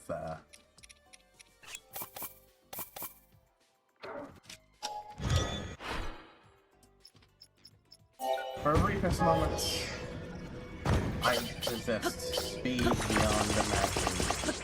Well, no, I didn't, but it was still fun, you know?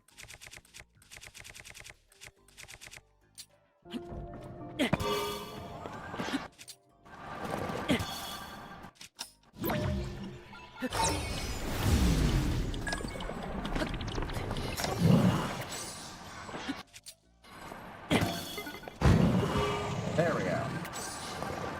I need two of these things because the sheer radius put out by them is fucking amazing.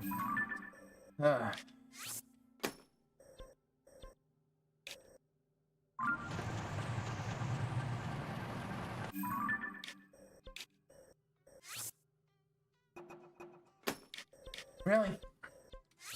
Yeah, I think it got... Oh, I killed you. What the fuck? You stay there. Bam, bam, bam, bam, bam, bam, bam. Holy shit. Hell, that was a fucking ride, wasn't it?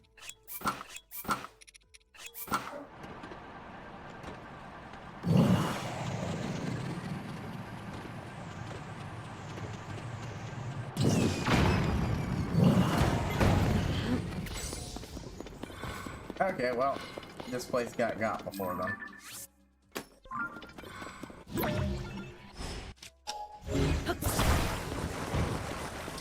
Yeah, no, for sure.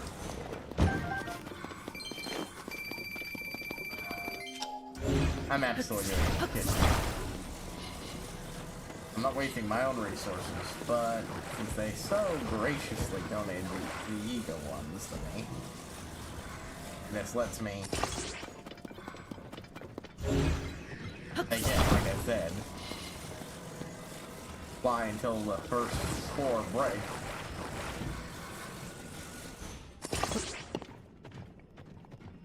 Oh, shit, it was literally on the control stick, I just realized. I'm pretty sure that wasn't there originally, and I think it might have been.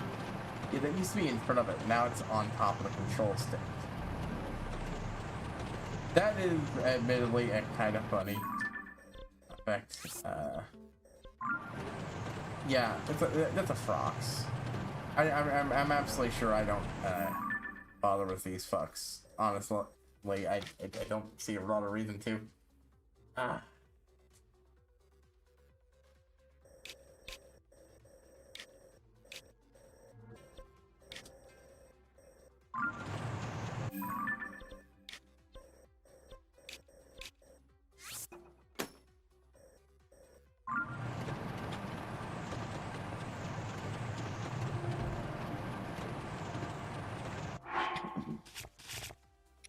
Na na na na na na na na. Do I have Minna's helmet in here somewhere? Yes, I do. Alright. Sky, I still need most of Sky Portland's gear.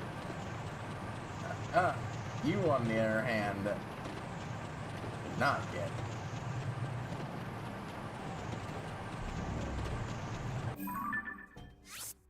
But I didn't mark out taluses that were within my range.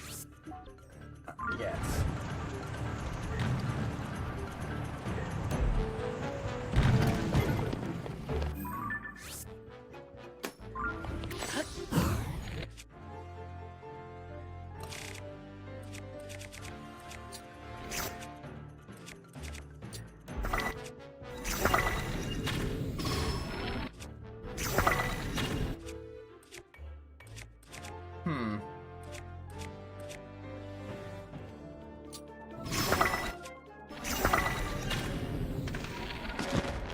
These have a lot less range.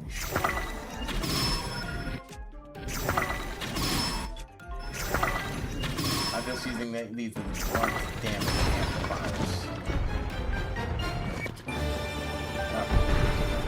Here,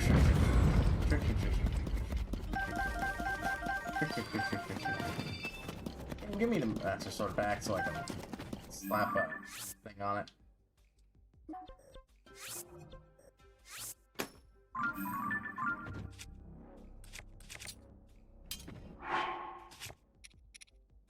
Whoa, wait.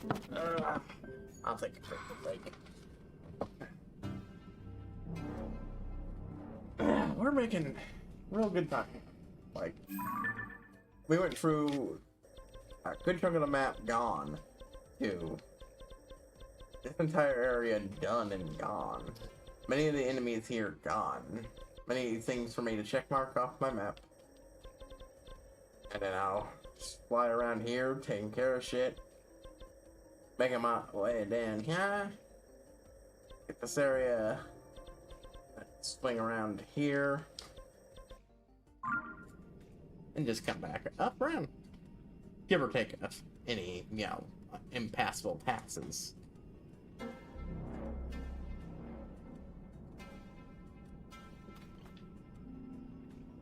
But yeah.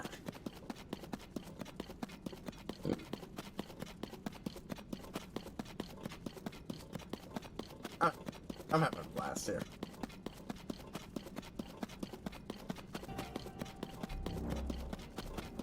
Bam bam bam bam bam bam bam bam bam bam.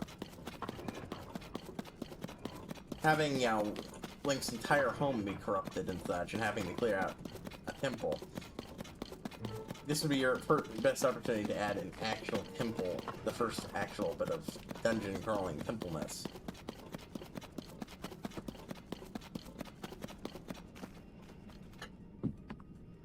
To help his friend Saria awaken her powers as the Wind Sage and the Forest Sage. Originally gonna be Wind Forest. Anyway.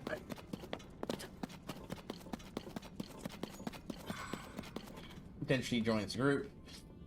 The JP Sprout is born, and Link learns his true origins from there, and gets that bit of closure to the story. And then, okay, so let's see, how many sages? 7. We just axed 2. That's down to 5. 2 are already activated. 3. So yeah, we do again. Some light dungeon crawling with to rescue Nabaru, and that leaves just Zelda.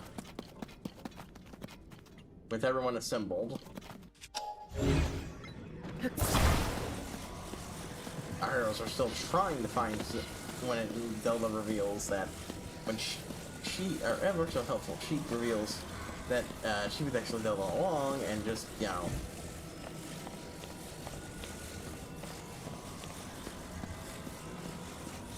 didn't feel fucking safe enough revealing herself and who she was exactly.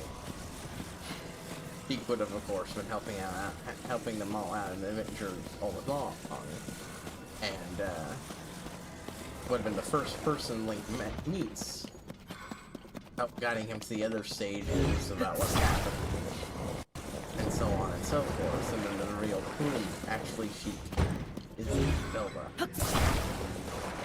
So, everyone's reunited, and then, well, possibly we could have Zelda still get coinked at the last minute by Ganondorf, who was spying on them at the time, but you could also just have her be part of the group, and our heroes all work together to assault the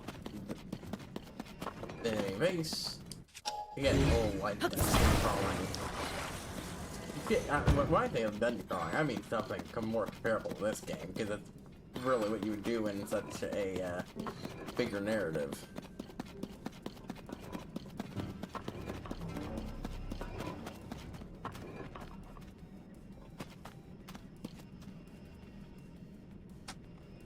Since it doesn't have to end the way Ocarina of Time did, there's no reason to send Link back. The day is saved, Hyrule is wrecked, but hopeful for the future, and then you end with the narrator, and thus it's one of the many legends of Zelda. Yeah, using it as sequel bait. Do other stuff. That would let you do more wild and different shit. You could even start, yeah. With that out of the way, you could be a little more creative and do your own thing, while still distilling the essence of being a Zelda game.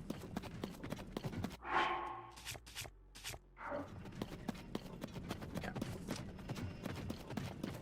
So, eventually, you acquire the, if, you know, it's popular and you get some sequels. I mean, like, you could go for a Breath of the Wild, Sun-inspired tale, a Wind Waker's inspired tale.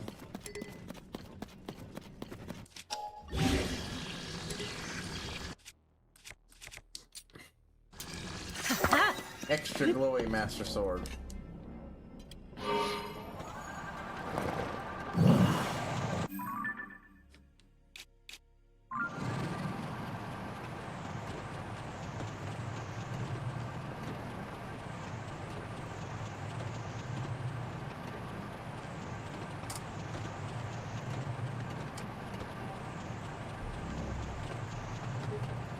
I'm getting a frog, singing a frogs.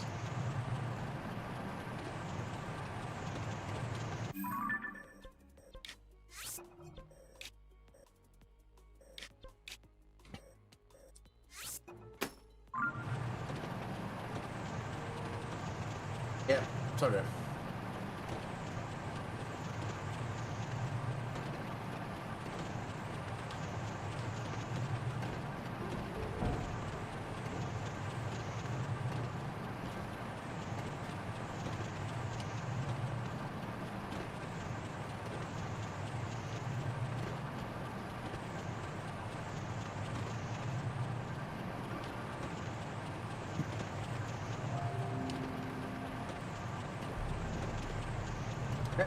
Ah, Serena.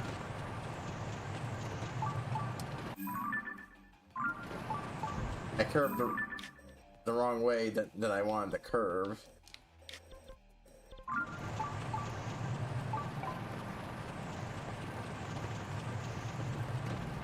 Which was a fuck up on my part. Oh, it's just rock to rock. The most annoying of these bosses. There's some more taking them all out. Besides from charges. Maybe.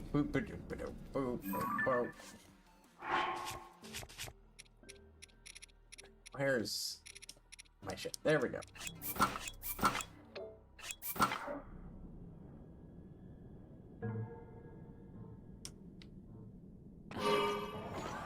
Yeah, I'm gonna fly over here, turn it off, look around, and go up there.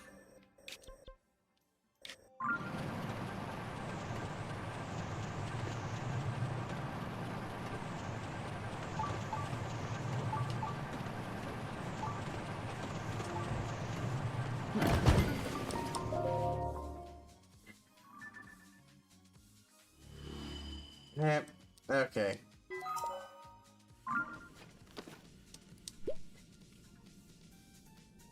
Alright, well, I see.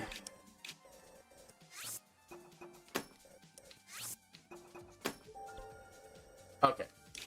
I know I got that one. I'm not stupid. I recognize that place.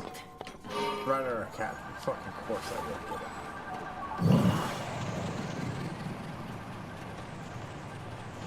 And that one's another frog, so ignore.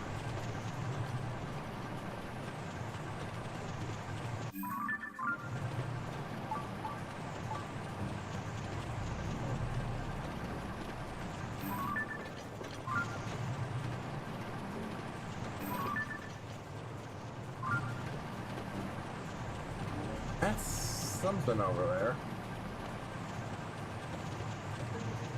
But where are you going?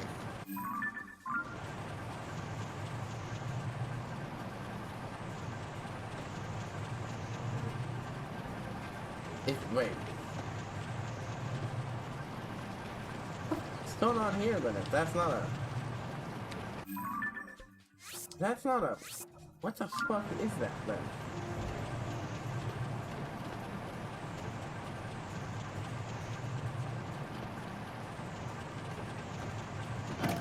Oh. Hey, you can go ahead and spend the time. Find out the regular dialogue and then this guy's dialogue and then the real dialogue. Oh my god. An actual pristine giant boomerang? Yeah.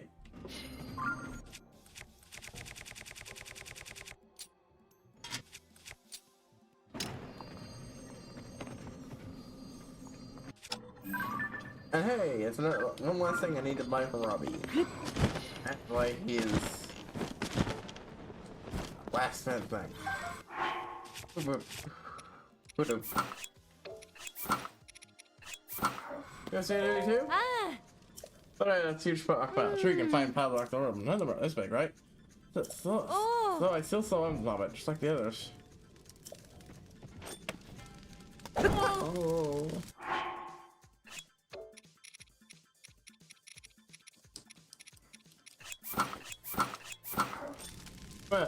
What's going on? Yeah, you really scare me. Please don't find people like that. Yeah, you're so I would have thought you were in the Giga clan. Those aren't investigation clothes. Are you in the Giga clan?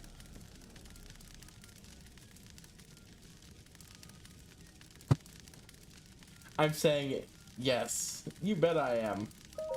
After you pray to be part of our clan, the unforgivable sin is for master combat.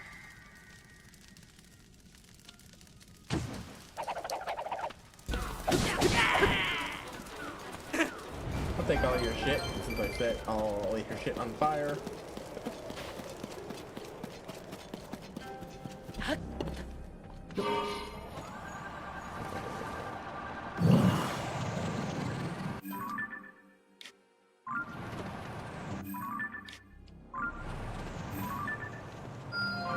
Man, this thing sucks ass. 16.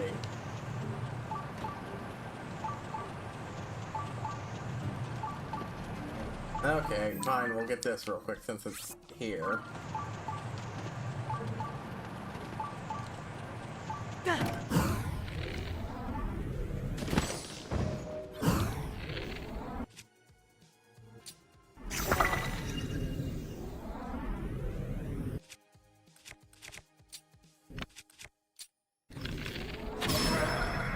Oh.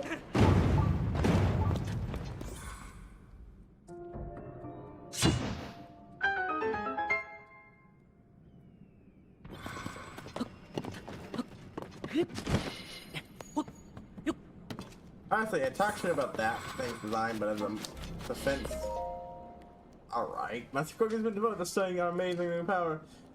This character can make videos on instant. Imagine the time his wisdom will save eating our explanation. This is worth the momentary diversion of Master Koga's primary goal.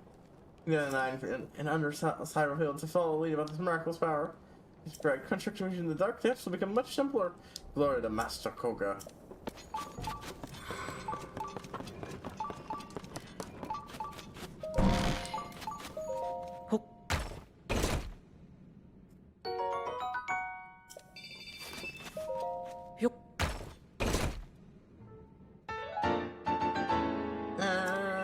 Cargo carrier.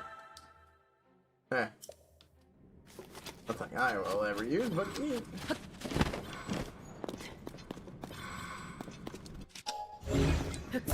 Oh, shit. You know what?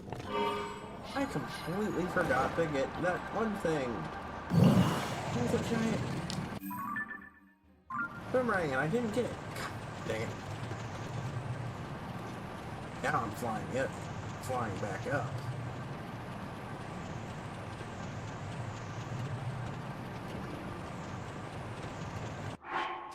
But yeah, oh, I have the entire Phantom armor set. Excellent. I didn't even realize that. But yeah,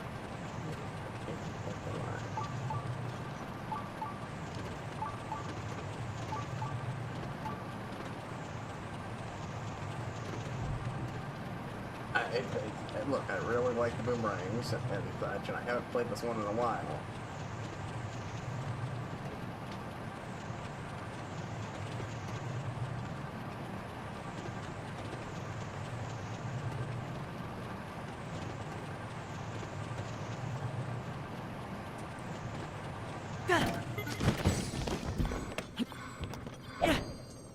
Fiery missile. Oh, and it even starts with a 10+ attack up. Yeah.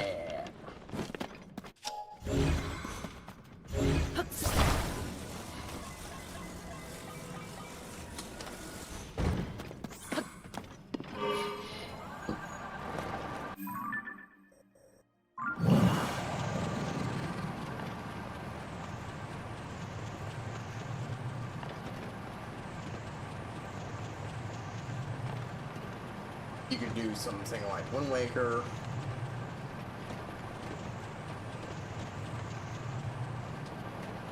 You know, you could do A Link to the Past or other such things. Because at this point, you've guided the audience so they now know who Ganondorf is, and thus Ganon. And as such, they'll have some level of excitement if, yeah, the casual public who don't play these games suddenly have him come back from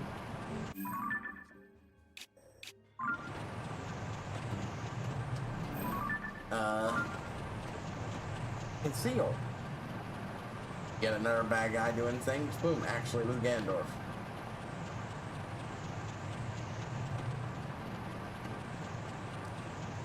Or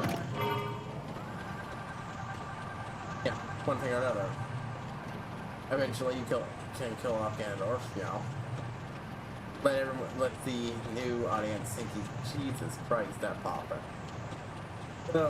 Okay, this might be the some of the worst I have had this game like this. The popping.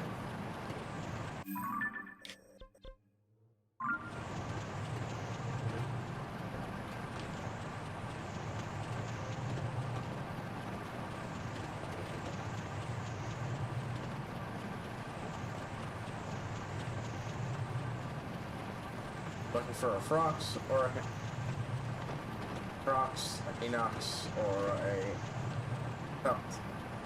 I prefer Palace.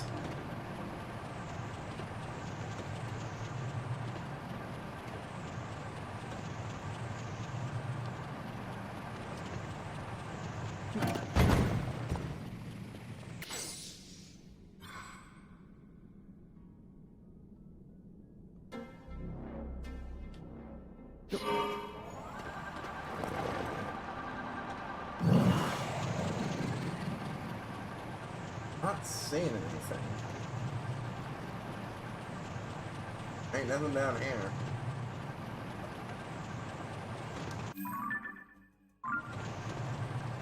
I already explored this place to make sure, so. Going.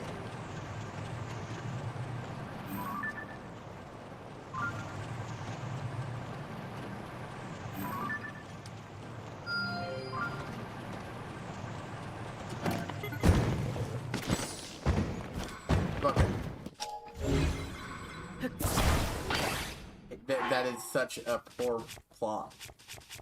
I'm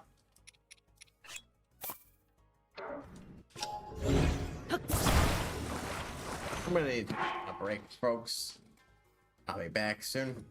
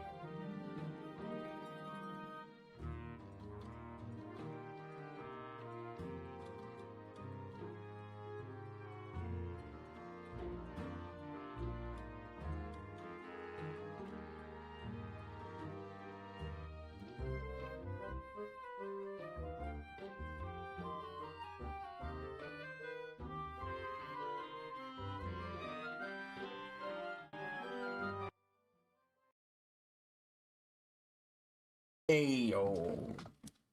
Okay.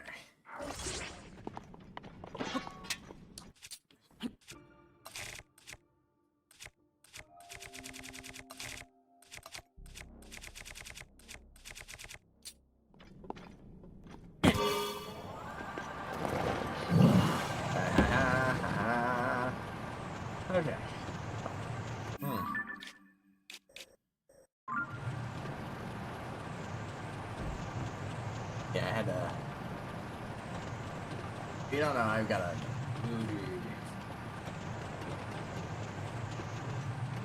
Alright, where? Who's the guy I'm here to kill? Not you.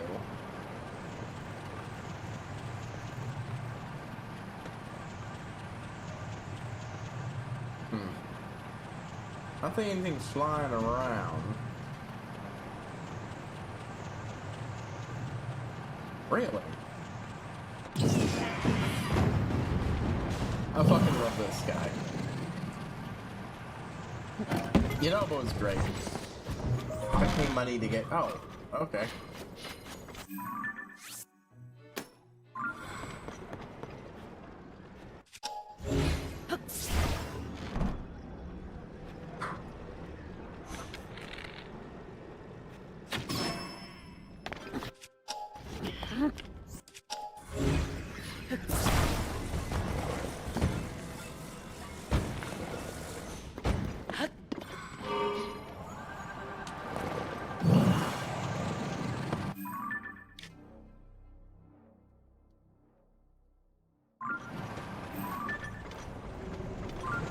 Actually, boom. Oh shit. I don't know how to fight this guy right now, but hey, it's Kogera. Hold on, folks, let me just.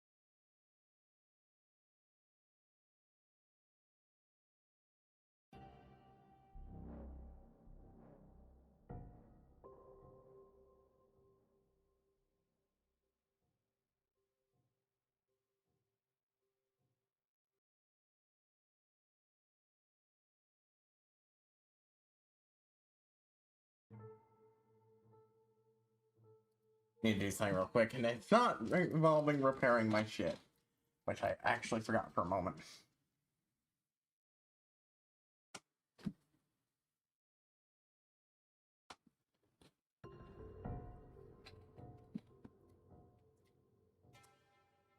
Recently, I started reading a Gojo Sinki. How about purah crossover? I'm not normally a fan of Gojo Sinki stuff. Even ignoring the fact I think the Salaryman is a fucking moron who got himself into a lot of trouble. Okay, if you don't know, the premise of Gojo Sinki is this. I'm absolutely mispronouncing it, by the way. I've never heard it pronounced. I'm absolutely butchering its name. That's...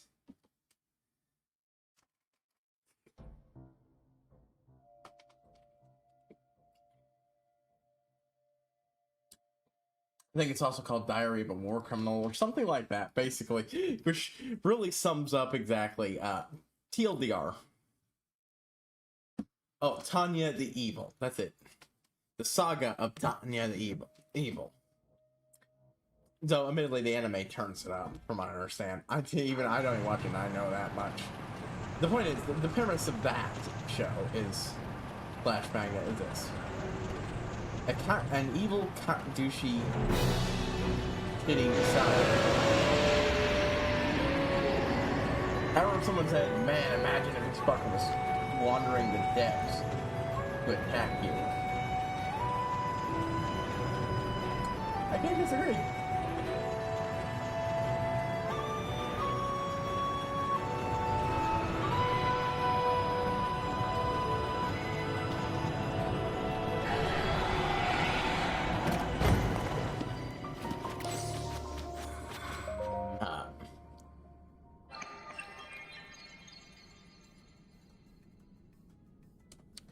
Anyways, what was I fucking doing?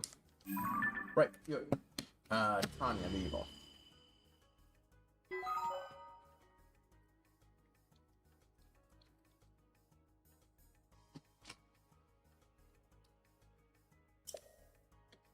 being a deep dark pit makes perfect sense given, you know, what's sitting over there. Let's see. I don't say anything specific. Who is a kind of shitty salary man. A guy who, you know, doesn't actively mistreat workers and such. But he just, I don't know if if that's what he calls it or what the call that kind of thing, but Chicago School of Economics. It was all about efficiency and so on and so forth, and like he won't actively go out of his way to majorly, horrifically mistreat his workers like people. He's the middle manager's salary, but he's still a heartless bastard who will typically fire someone in a different situation, and just to save a bit of money. Even though there are absolutely better options to do and so on. This eventually came back to bite him because one of these people who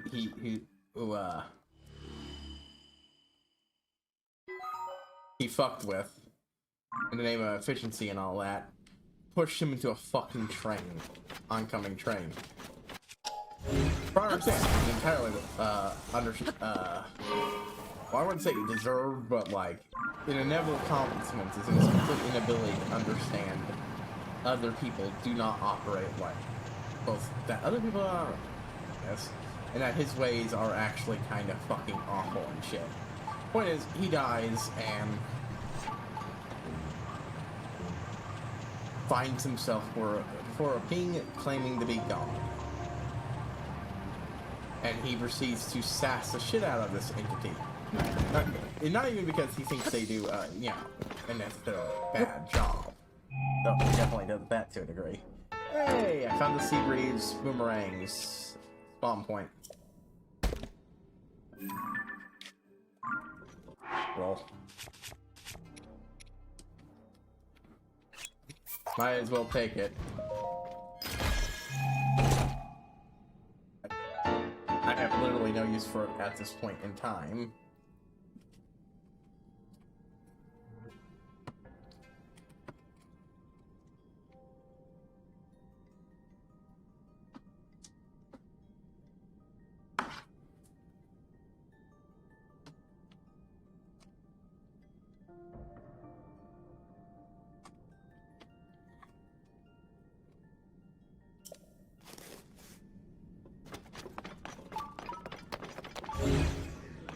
I'm not gonna fucking bother. Yeah, this is a mine, but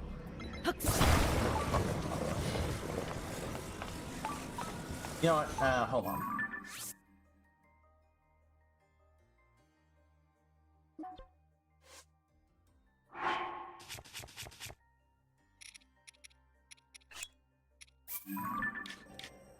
That's literally just there for shit. Oh, no.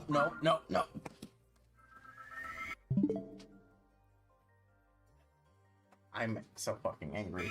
I was trying to pick it up and move it.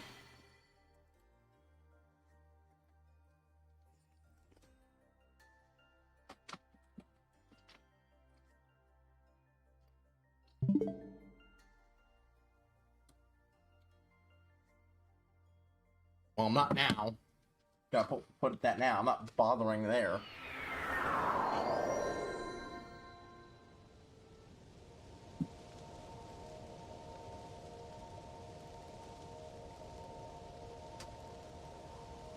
I think my food needs to be warmed up more. Yeah, fuck you.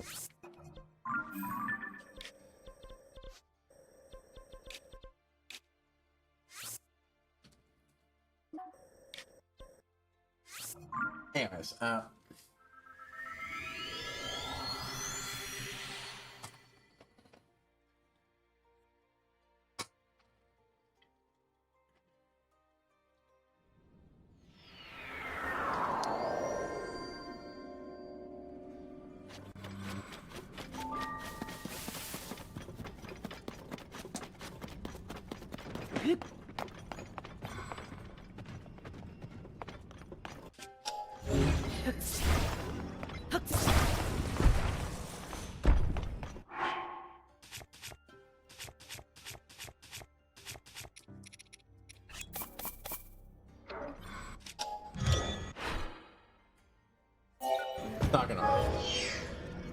from every environment I can.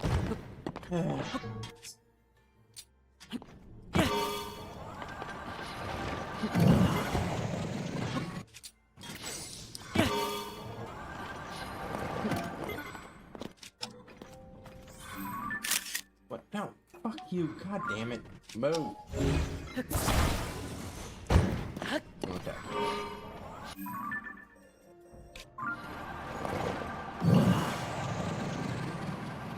Oh, wow, I'm hot now.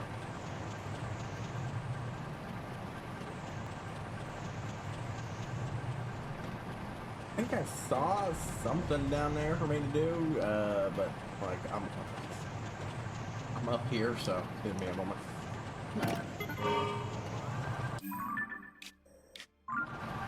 Alright, there we are.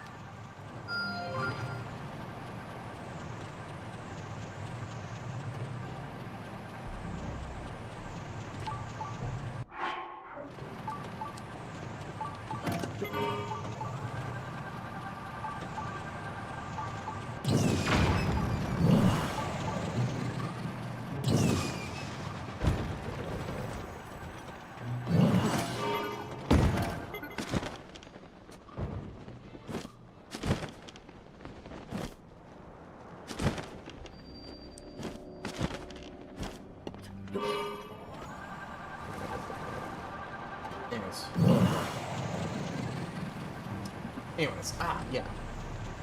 Anyways, being the destructor, really called Being X, doesn't take Tanya's shit well, and since Tanya can't even, you know, the Salaran I felt during that point, can't even muster up insincere platitudes.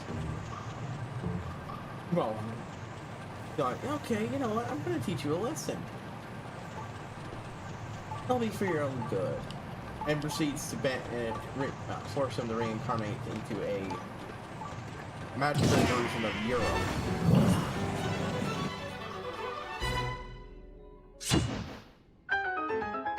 That's only a few years away from entering World War I. Specifically, the place she then aligns heavily with Germany, but, like... That sounds really bad, especially since the anime leans a little into... I understand it leans a little into sex, but it is, again, World War I. So, a mess of a war started by, you know, alliances going quirky.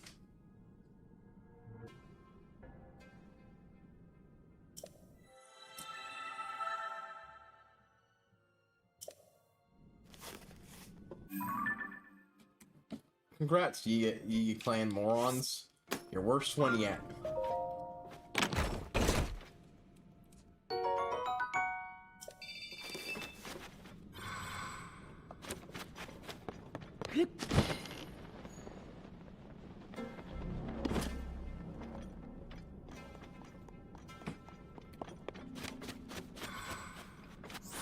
Take another break to warm us up some more.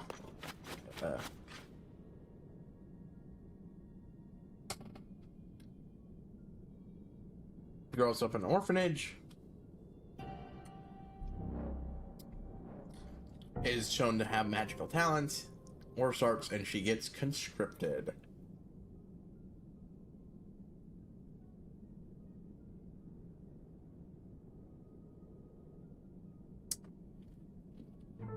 Tanya, who is fundamentally, as she's known in this life, is fundamentally incapable of understanding other people in any real capacity, and is just convinced that everyone above her, below her, and around her are bloodthirsty monsters who are on the edge of slaughtering everyone they encounter, and that includes shooting her for cowardice, combined with the fact that she wants to She has the ambition of getting ranked high enough that she can get a nice, cushy, off-the-field position. Some monsters there have been waiting for the war for this. He had them working in large numbers around mineral hunts, even carrying those orders. Why could he have some subjects? Glory to Master Koga.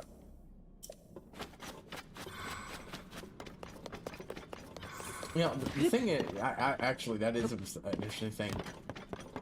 Like, we never see them use this shit.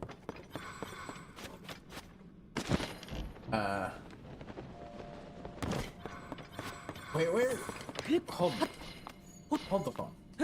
Hold the phone. Oh, it's terrorist. Like, what? Where did I fucking leave this thing?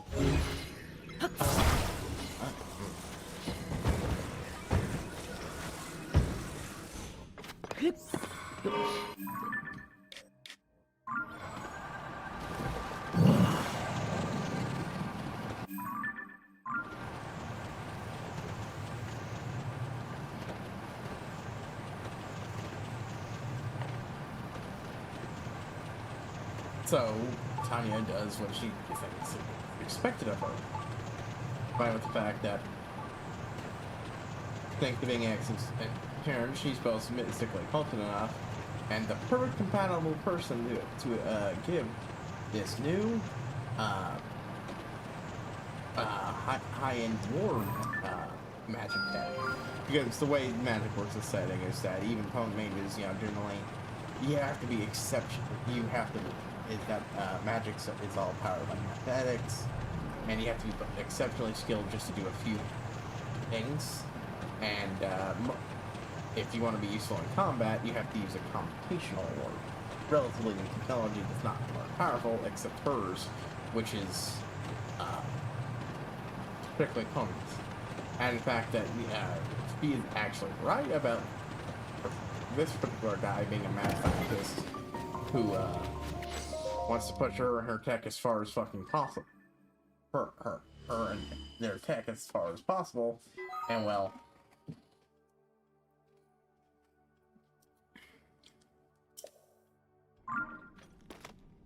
yeah.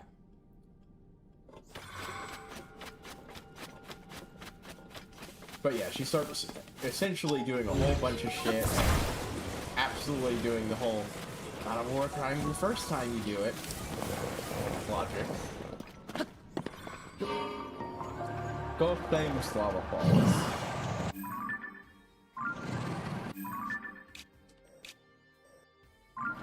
Makes sense, there's a hot spring up there, and there's a lava fall I didn't fucking even see from that end.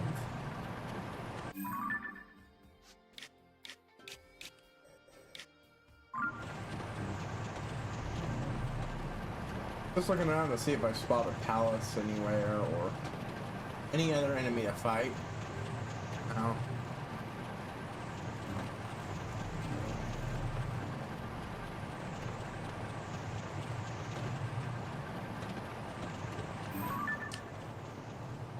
Anyways, I'm gonna take care of that then.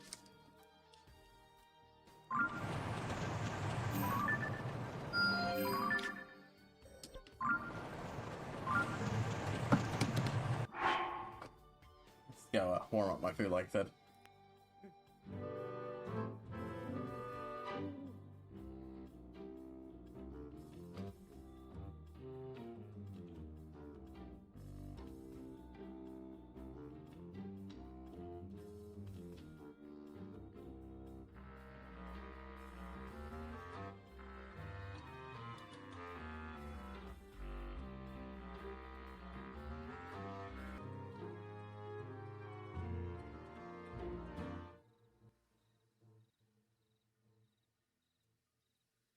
Yeah, I forgot to mute the playing music. Anyways.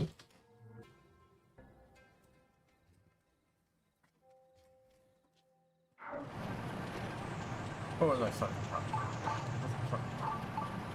Right, yeah.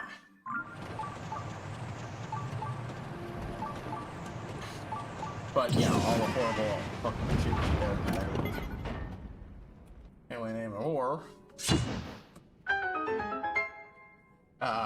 Is effective and it works, but also terrifies the shit out of her superiors and inferiors. So everybody thinks she's the evil observer, not just think everyone else is. Not helped by the fact that due to a combination of adrenaline, the high battle magic, just like that shit out. You also do shit that enhances your physical shit. And that absolutely does that. Especially in conjunction with sort of the experimental computational orb. Oh, excavator. I think I remember seeing that somewhere. That's what it's called.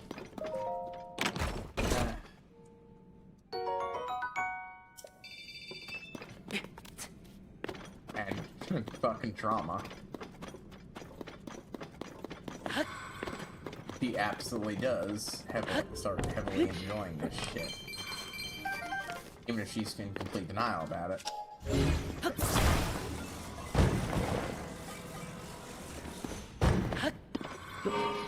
This loops in and back and forth until eventually it ends up falling apart for her and going badly, and you know.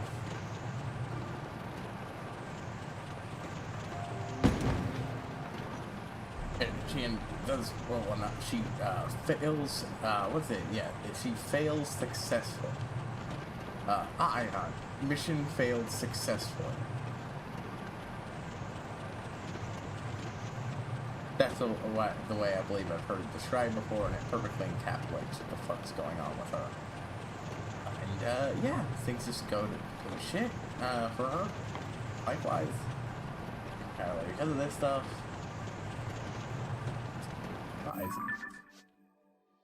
Compensate for it, for all his stuff, you know, does it so on and so forth, back and forth, more horrible shit, because she seeks to protect her, you know, it just makes her superiors continually want her out there because they're terrified of fucking her, and so on and so forth, until of course she ends up killed by a person literally called Mary Sue, I think, who is the direct agent of this fucker who has gotten tired of her shit. But yeah, things don't go well. I'm more familiar with the fanfics. And it should be known, I actually have not done the source material, but everything I've known and interacted with makes me not interested in it. And this isn't criticisms of it, it could work perfectly well. I know the anime is generally considered as screwing it up, but you know, because of decisions like, amping up how awful she is, because, like, the key is, you know,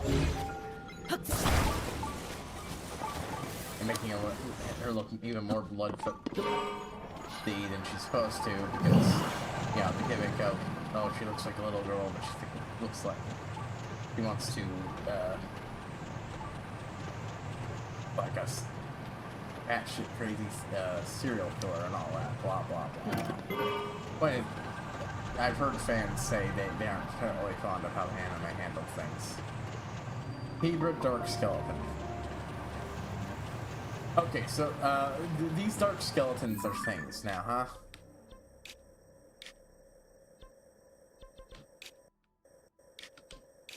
Elven Dark Skeleton. I can't wait for an analyst video of these guys, because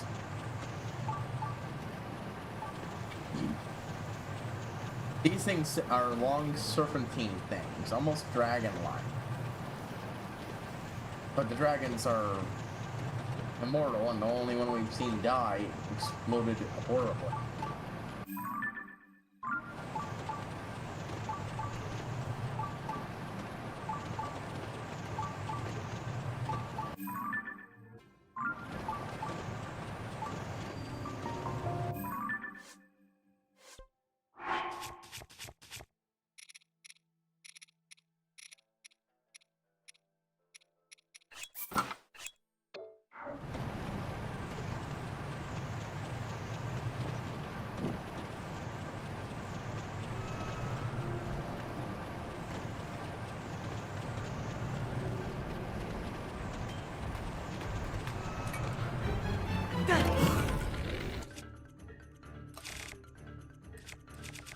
That's there.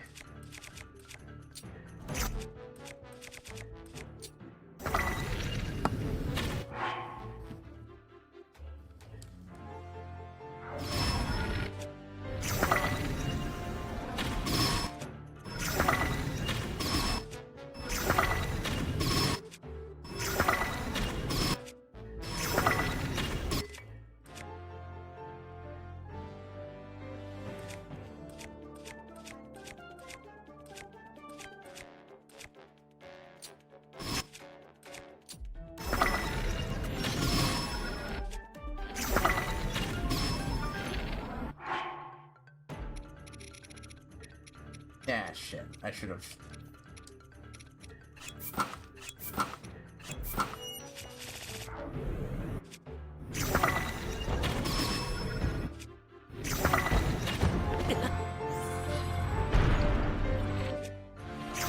There we go. Ah.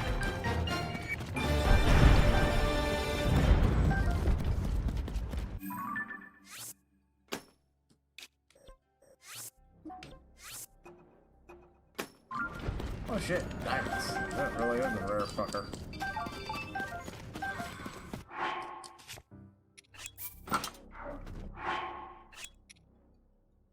Extra glowy would be fun, but rares are rare for a reason.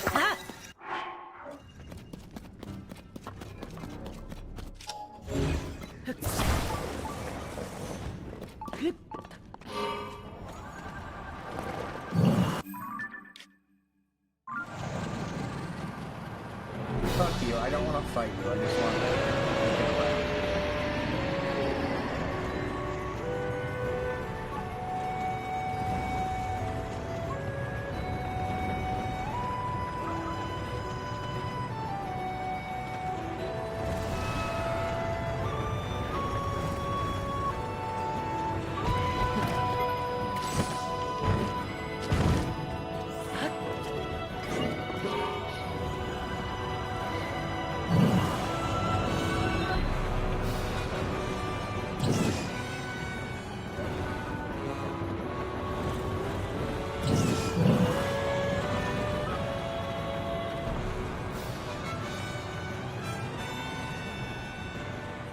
I'll go check out that thing I just saw.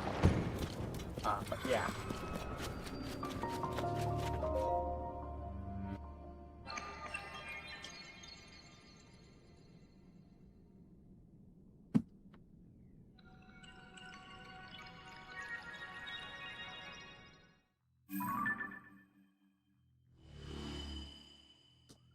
That looked like a very different pristine something or other.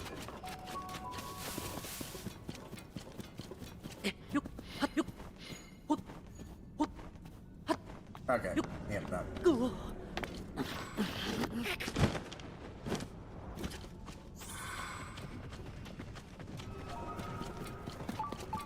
Nothing to do with you, motherfucker.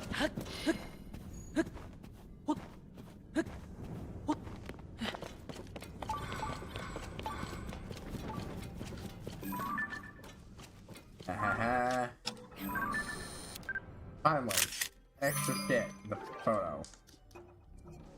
Huh. How am I at there? Weapon-wise. Still a lot of them, but it means a little less money spent. To get Robbie's collection.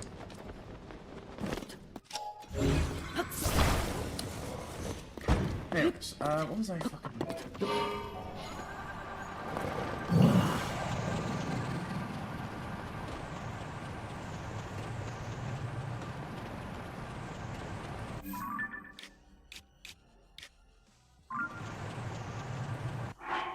I wish I had swapped over immediately, it would have saved me some shit.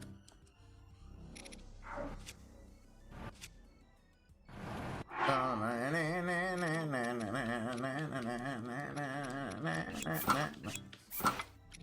gonna go ahead and swap out for my fireproof gear, because...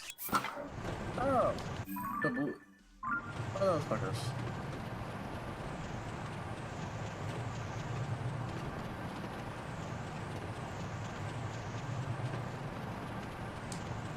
Anyways, dum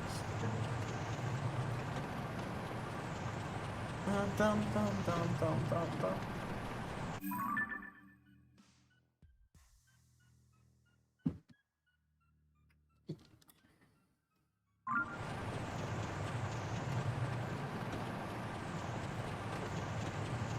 I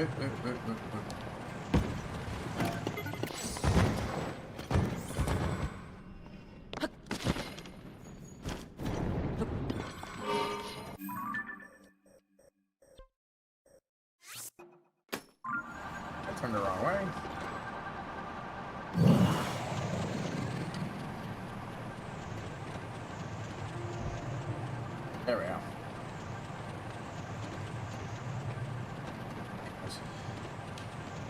Yeah. But I've read a couple fanfics crossed up with it and such. Most of them don't turn out very good, because they take the misunderstanding, well, I've heard it described as misunderstanding failed, and Tanya has, you know, like, she misunderstands, the other person misunderstands her, and back and forth, back and forth. And they generally overplay it to complete and total detriment of the fucking story.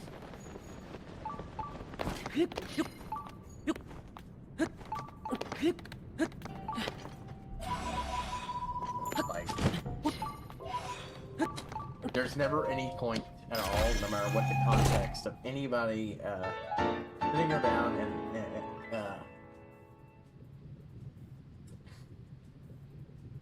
hashing out, and honestly, it stops being super entertaining. Because I understand, even people who like the source material, it's way overdone.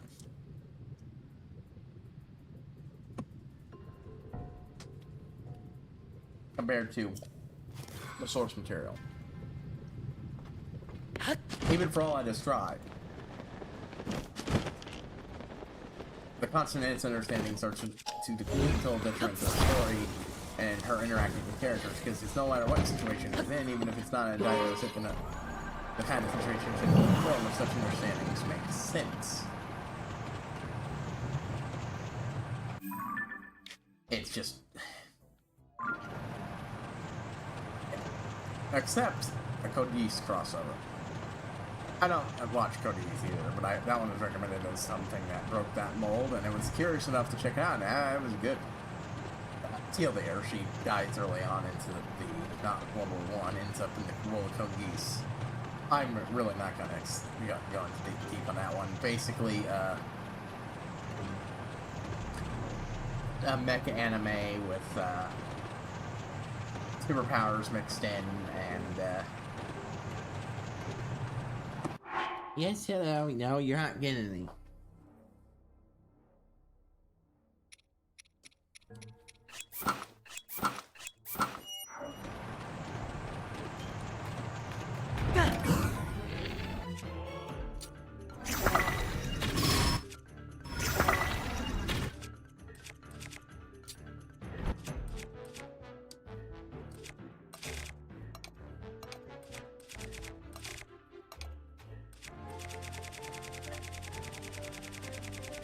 And here, reach down and pet you, Gog, because I need to keep moving this over until I get to a thing I've never used before on my arrows. Give me blunts. Give me blunt object to shoot. There we go.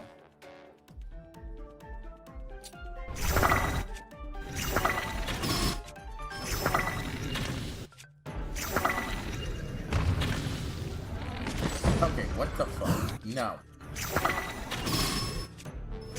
I should have been instantly. Yeah. Okay, I'll pay you. You ain't getting no food though. Okay.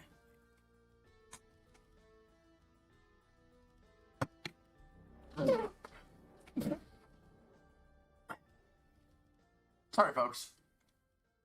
Couldn't mute it fast enough.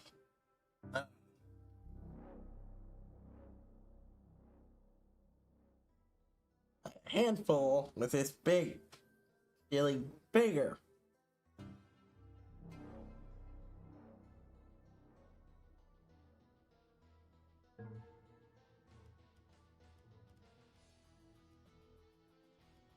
Anyways.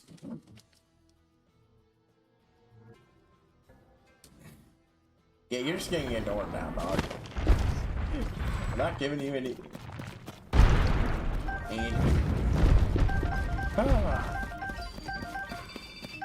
It's hurting us for fucking diamond like fucking thought. God damn.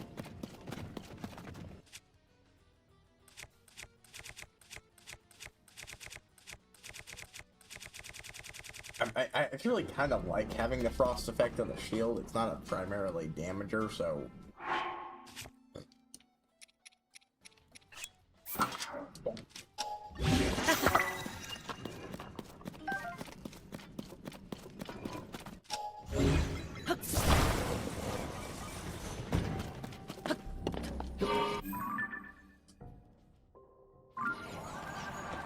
Anyways, where are we going?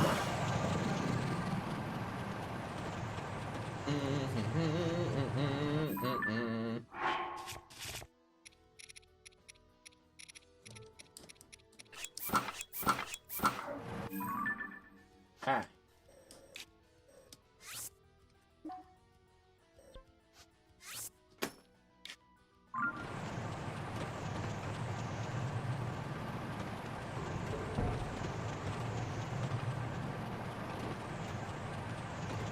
That one, anyways, so she reincarnates the next life, cookies.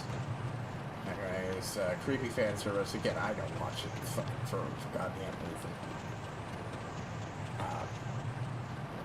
I believe it's fairly not well known that the whole,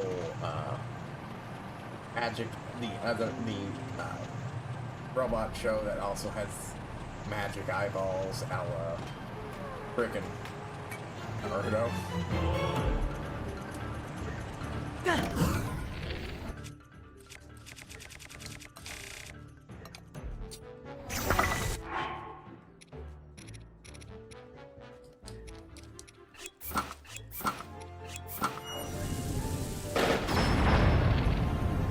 But the basic shit takes place in a world where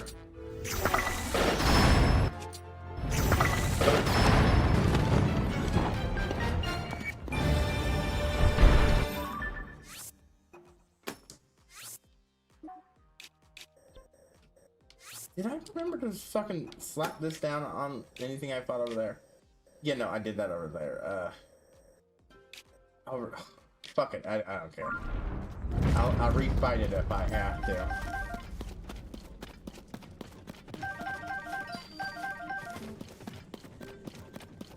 Anyways.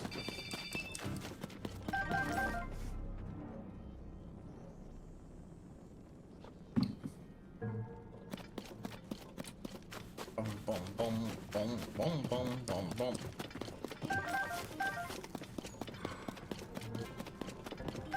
Where, anyways, the general setting is this. A little bit, America failed its little revolution.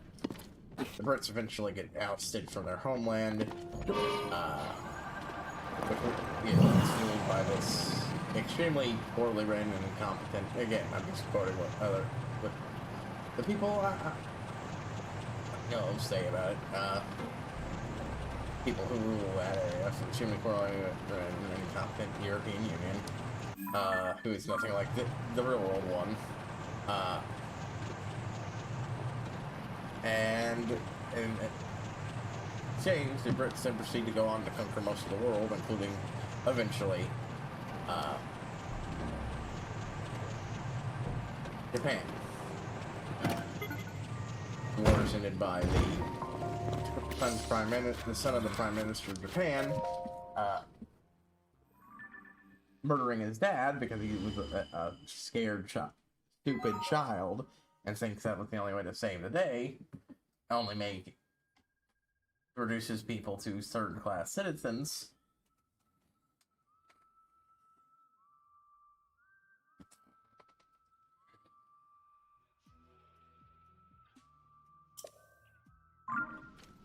And then to join up with, and then he grows up to join up with the military because he somehow thinks being a full-scale collaborator within the very military of these people will somehow magically make things work out.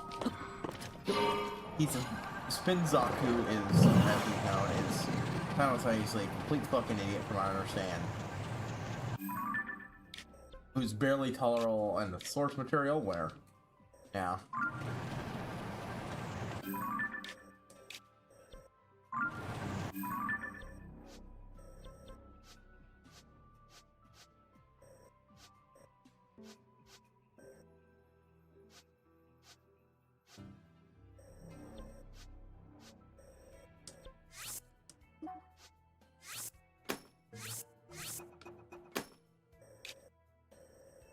Anyways, barely tolerable. The source material. Again, everything I've heard described from other fucking people. He's very, very. Literally, his only redeeming factor is he's super fucking good at piloting that robot. But an old childhood friend of his, the son of the current emperor, survives his own family's attempts to kill him, probably because he mouthed off to his dad after her mom died.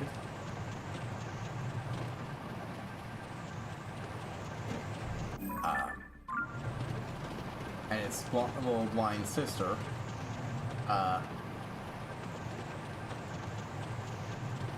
have barely survived all lives and are doing their best to blend in stealth while he's plotting his revenge. Gets magic eye powers, takes over a cell of fighters who have no idea what the fuck they're doing.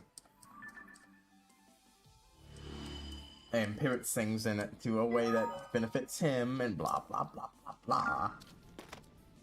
Eventually, he successfully kills his dad, who, as it turns out, was actually doing every horrible thing he'd ever done in the series, doing all of the get going on kids, and had his own magic eyeball powers in an effort to kill God. Yes. Yeah, this fucking thing goes places. Very strange in places.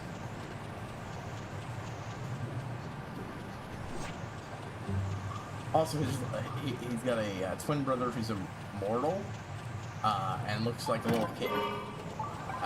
And is in fact the one responsible for giving him zero powers. Notably in series, that's, yeah.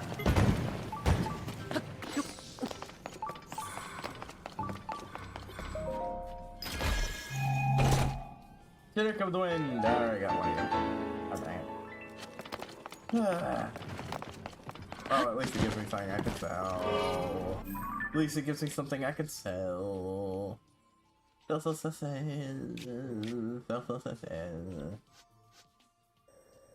Ah! That's where I need to go.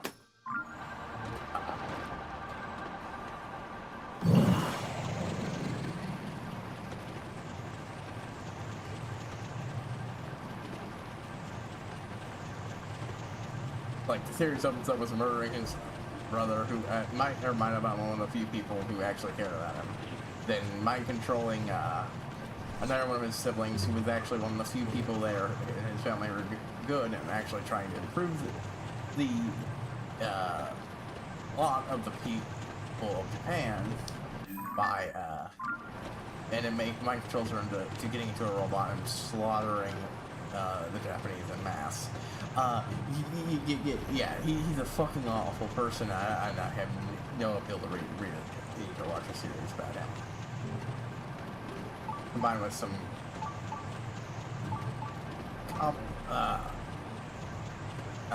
bunch of other shit and so on and so forth. Pointed.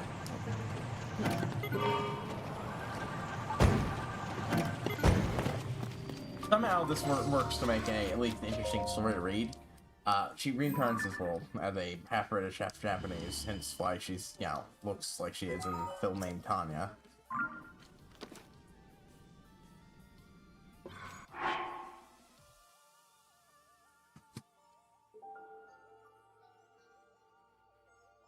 She gets to keep her magic powers without a computation, or can't really do much with them. Outside of minor battle enhancements, which mostly involve sort of makes it clear, compensating for mostly just acts as a form of compensating for malnutrition and poor sleep and shit like that.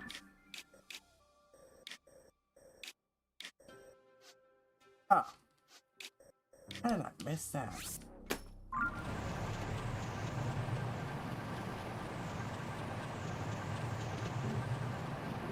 Anyway, she was a kid before this all happened. Well, child. Invasion happens.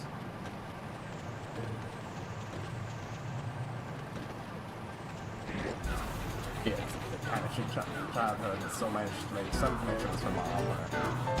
Sacrificed a shit ton to get her to school, but it doesn't really matter. You know, the schools are run by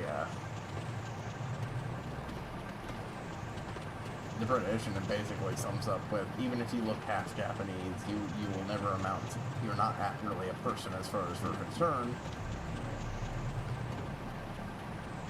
Let me see.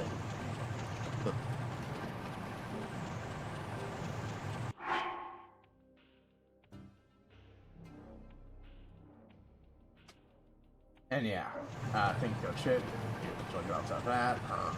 And then one day she comes home from the work cruise, and well, I go, and her mom's dead.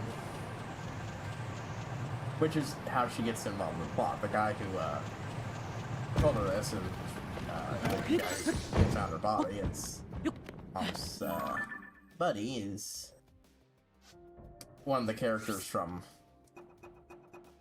This is not where I was going, but I ended up going here anyways. Whoops.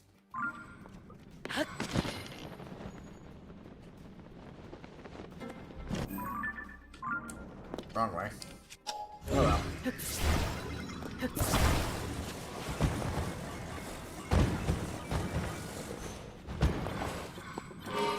Oh my god.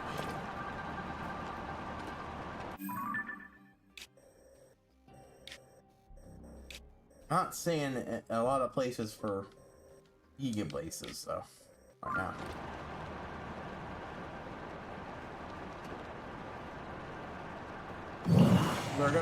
I'm gonna wrap up after this, so we might be able to find get that other one, but yeah, I'll light it up, see if there's anything around. If there is, I'll mark it, but I won't do anything with it.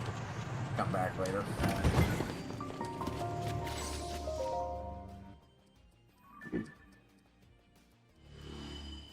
Oh, yeah, hey, there's the Yiga base. I'll go ahead and mark that.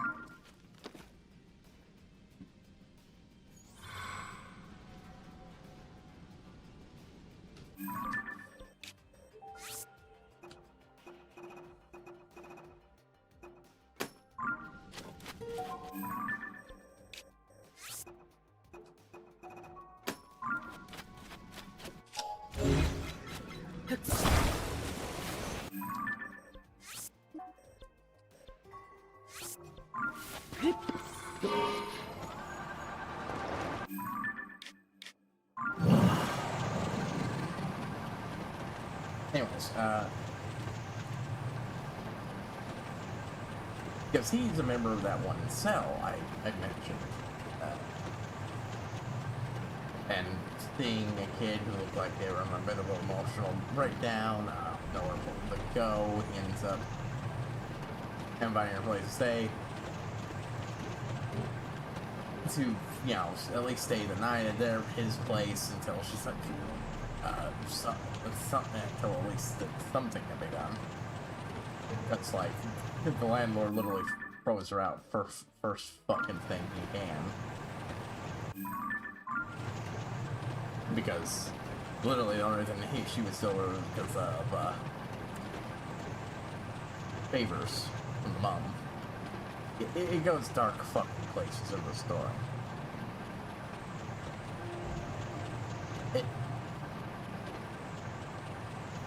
Yeah, and like, even the original source material goes into dark.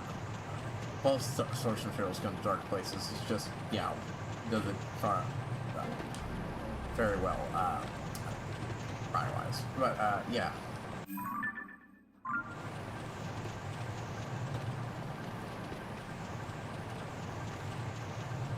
There we go. That's where I should have been going.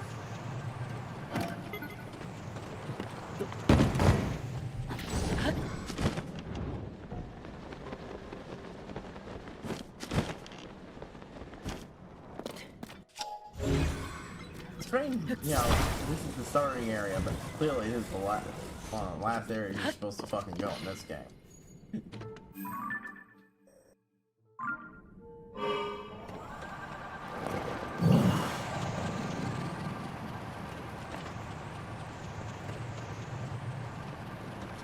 And, you know, misunderstandings happen, but nothing too bad. And then, and I remember the cell walks in, and probably the player goes, "Yo, man, I managed to get a bunch of guns."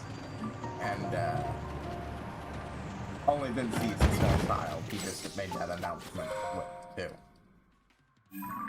She quickly comes to the conclusion there are a couple of bloodthirsty killers, and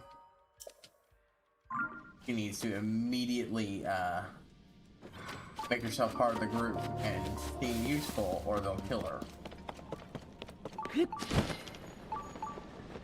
Like, I'm not even going on to this. It does interesting things. Even if I think, even if I'm not a fan of either of the source materials, I think that the author doesn't quite do a great job in some of that. I checked that. The author's one of those people who's writing it. My opinion, look, here's my opinion. If you're writing a fanfic based on say, a mecha anime series, don't spend a shit ton. Don't be one of those people who go, mecha are actually awful, and you're an idiot for using it. Now, something about it makes it worked in the source material, so something about it in your fic should reflect that make it. I don't care whatever fucking explanation you have to pull out of your ass.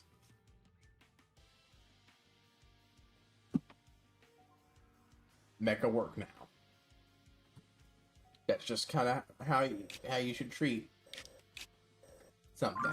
Even if I don't like the source material, if there's something like that, that's a core aspect of it.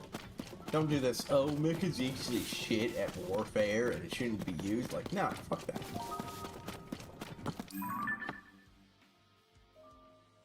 And I think that this skates a little close to that line, but isn't quite as bad. Anyways.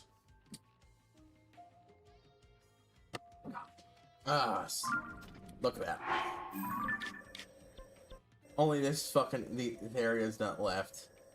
This, through here, and then these 3 dots of to do. And we'll be done. One more session. Absolutely one more session. I might need to hunt down. I might not even bother going for the medals on screen. I'll probably do it off screen. I like hunting these guys down and such. In fact, since we're gonna go ahead and get a report on where I'm at number-wise with both of these guys.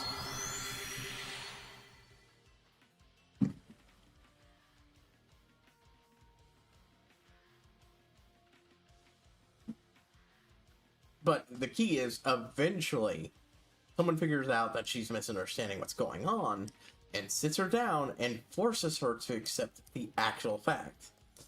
I'm going to kill her. That's a bloodthirsty monster. He legit cares about her and wants to help, has been trying to help her this entire time. And it actually breaks through and allows actual character progress. Still gets that stuff wider overall, but someone gets fed up with the nonsense and actually pushes it, and that's fucking great. That's really what should be doing in a lot of these cases. Oh.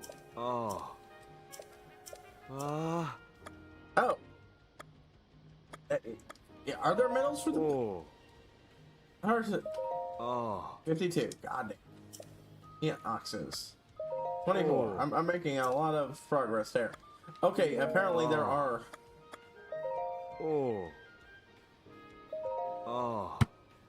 Apparently I should have been kind to kill these guys. There's medals for them. 3 Gleox remain? Goddamn. Okay, that's a lot less bad.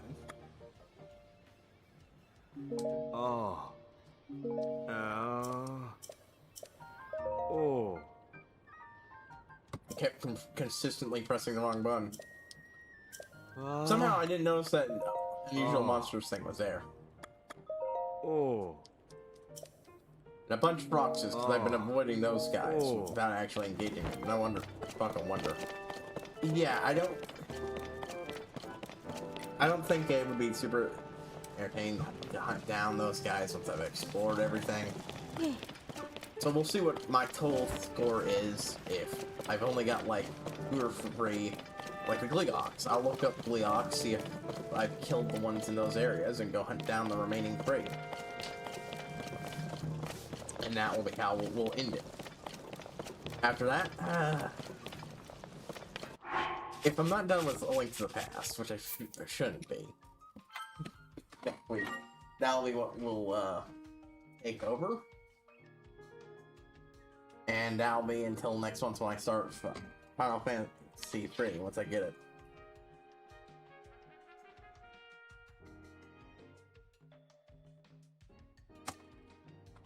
Then we'll just, you know.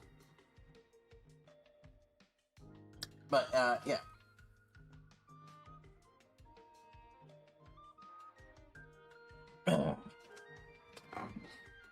Once we're done with that, we'll focus on free entirely. I might start another one at some point, just for the hell of it. As long as it's successful, but yeah. Or I might just play them on my own. Only then it took me 2 attempts with the others because I was an idiot. Right, yeah.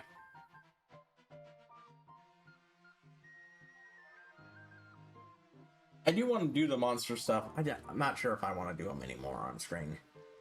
Just because I think this... The problem is, this is something I could do. It's just something I could do while listening to something else, chilling and not... Yeah.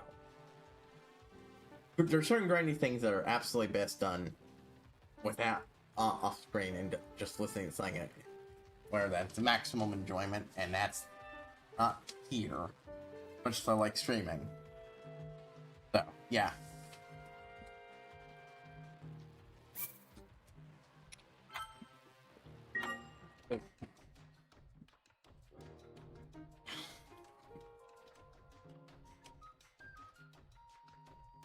I didn't even see those there.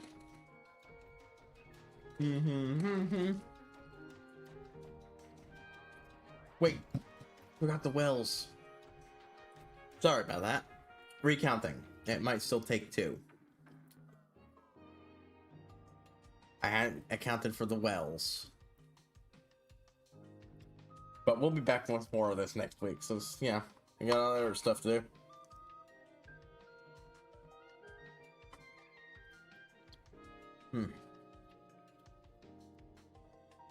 I forgot to mention what I was reading. It was a homophore.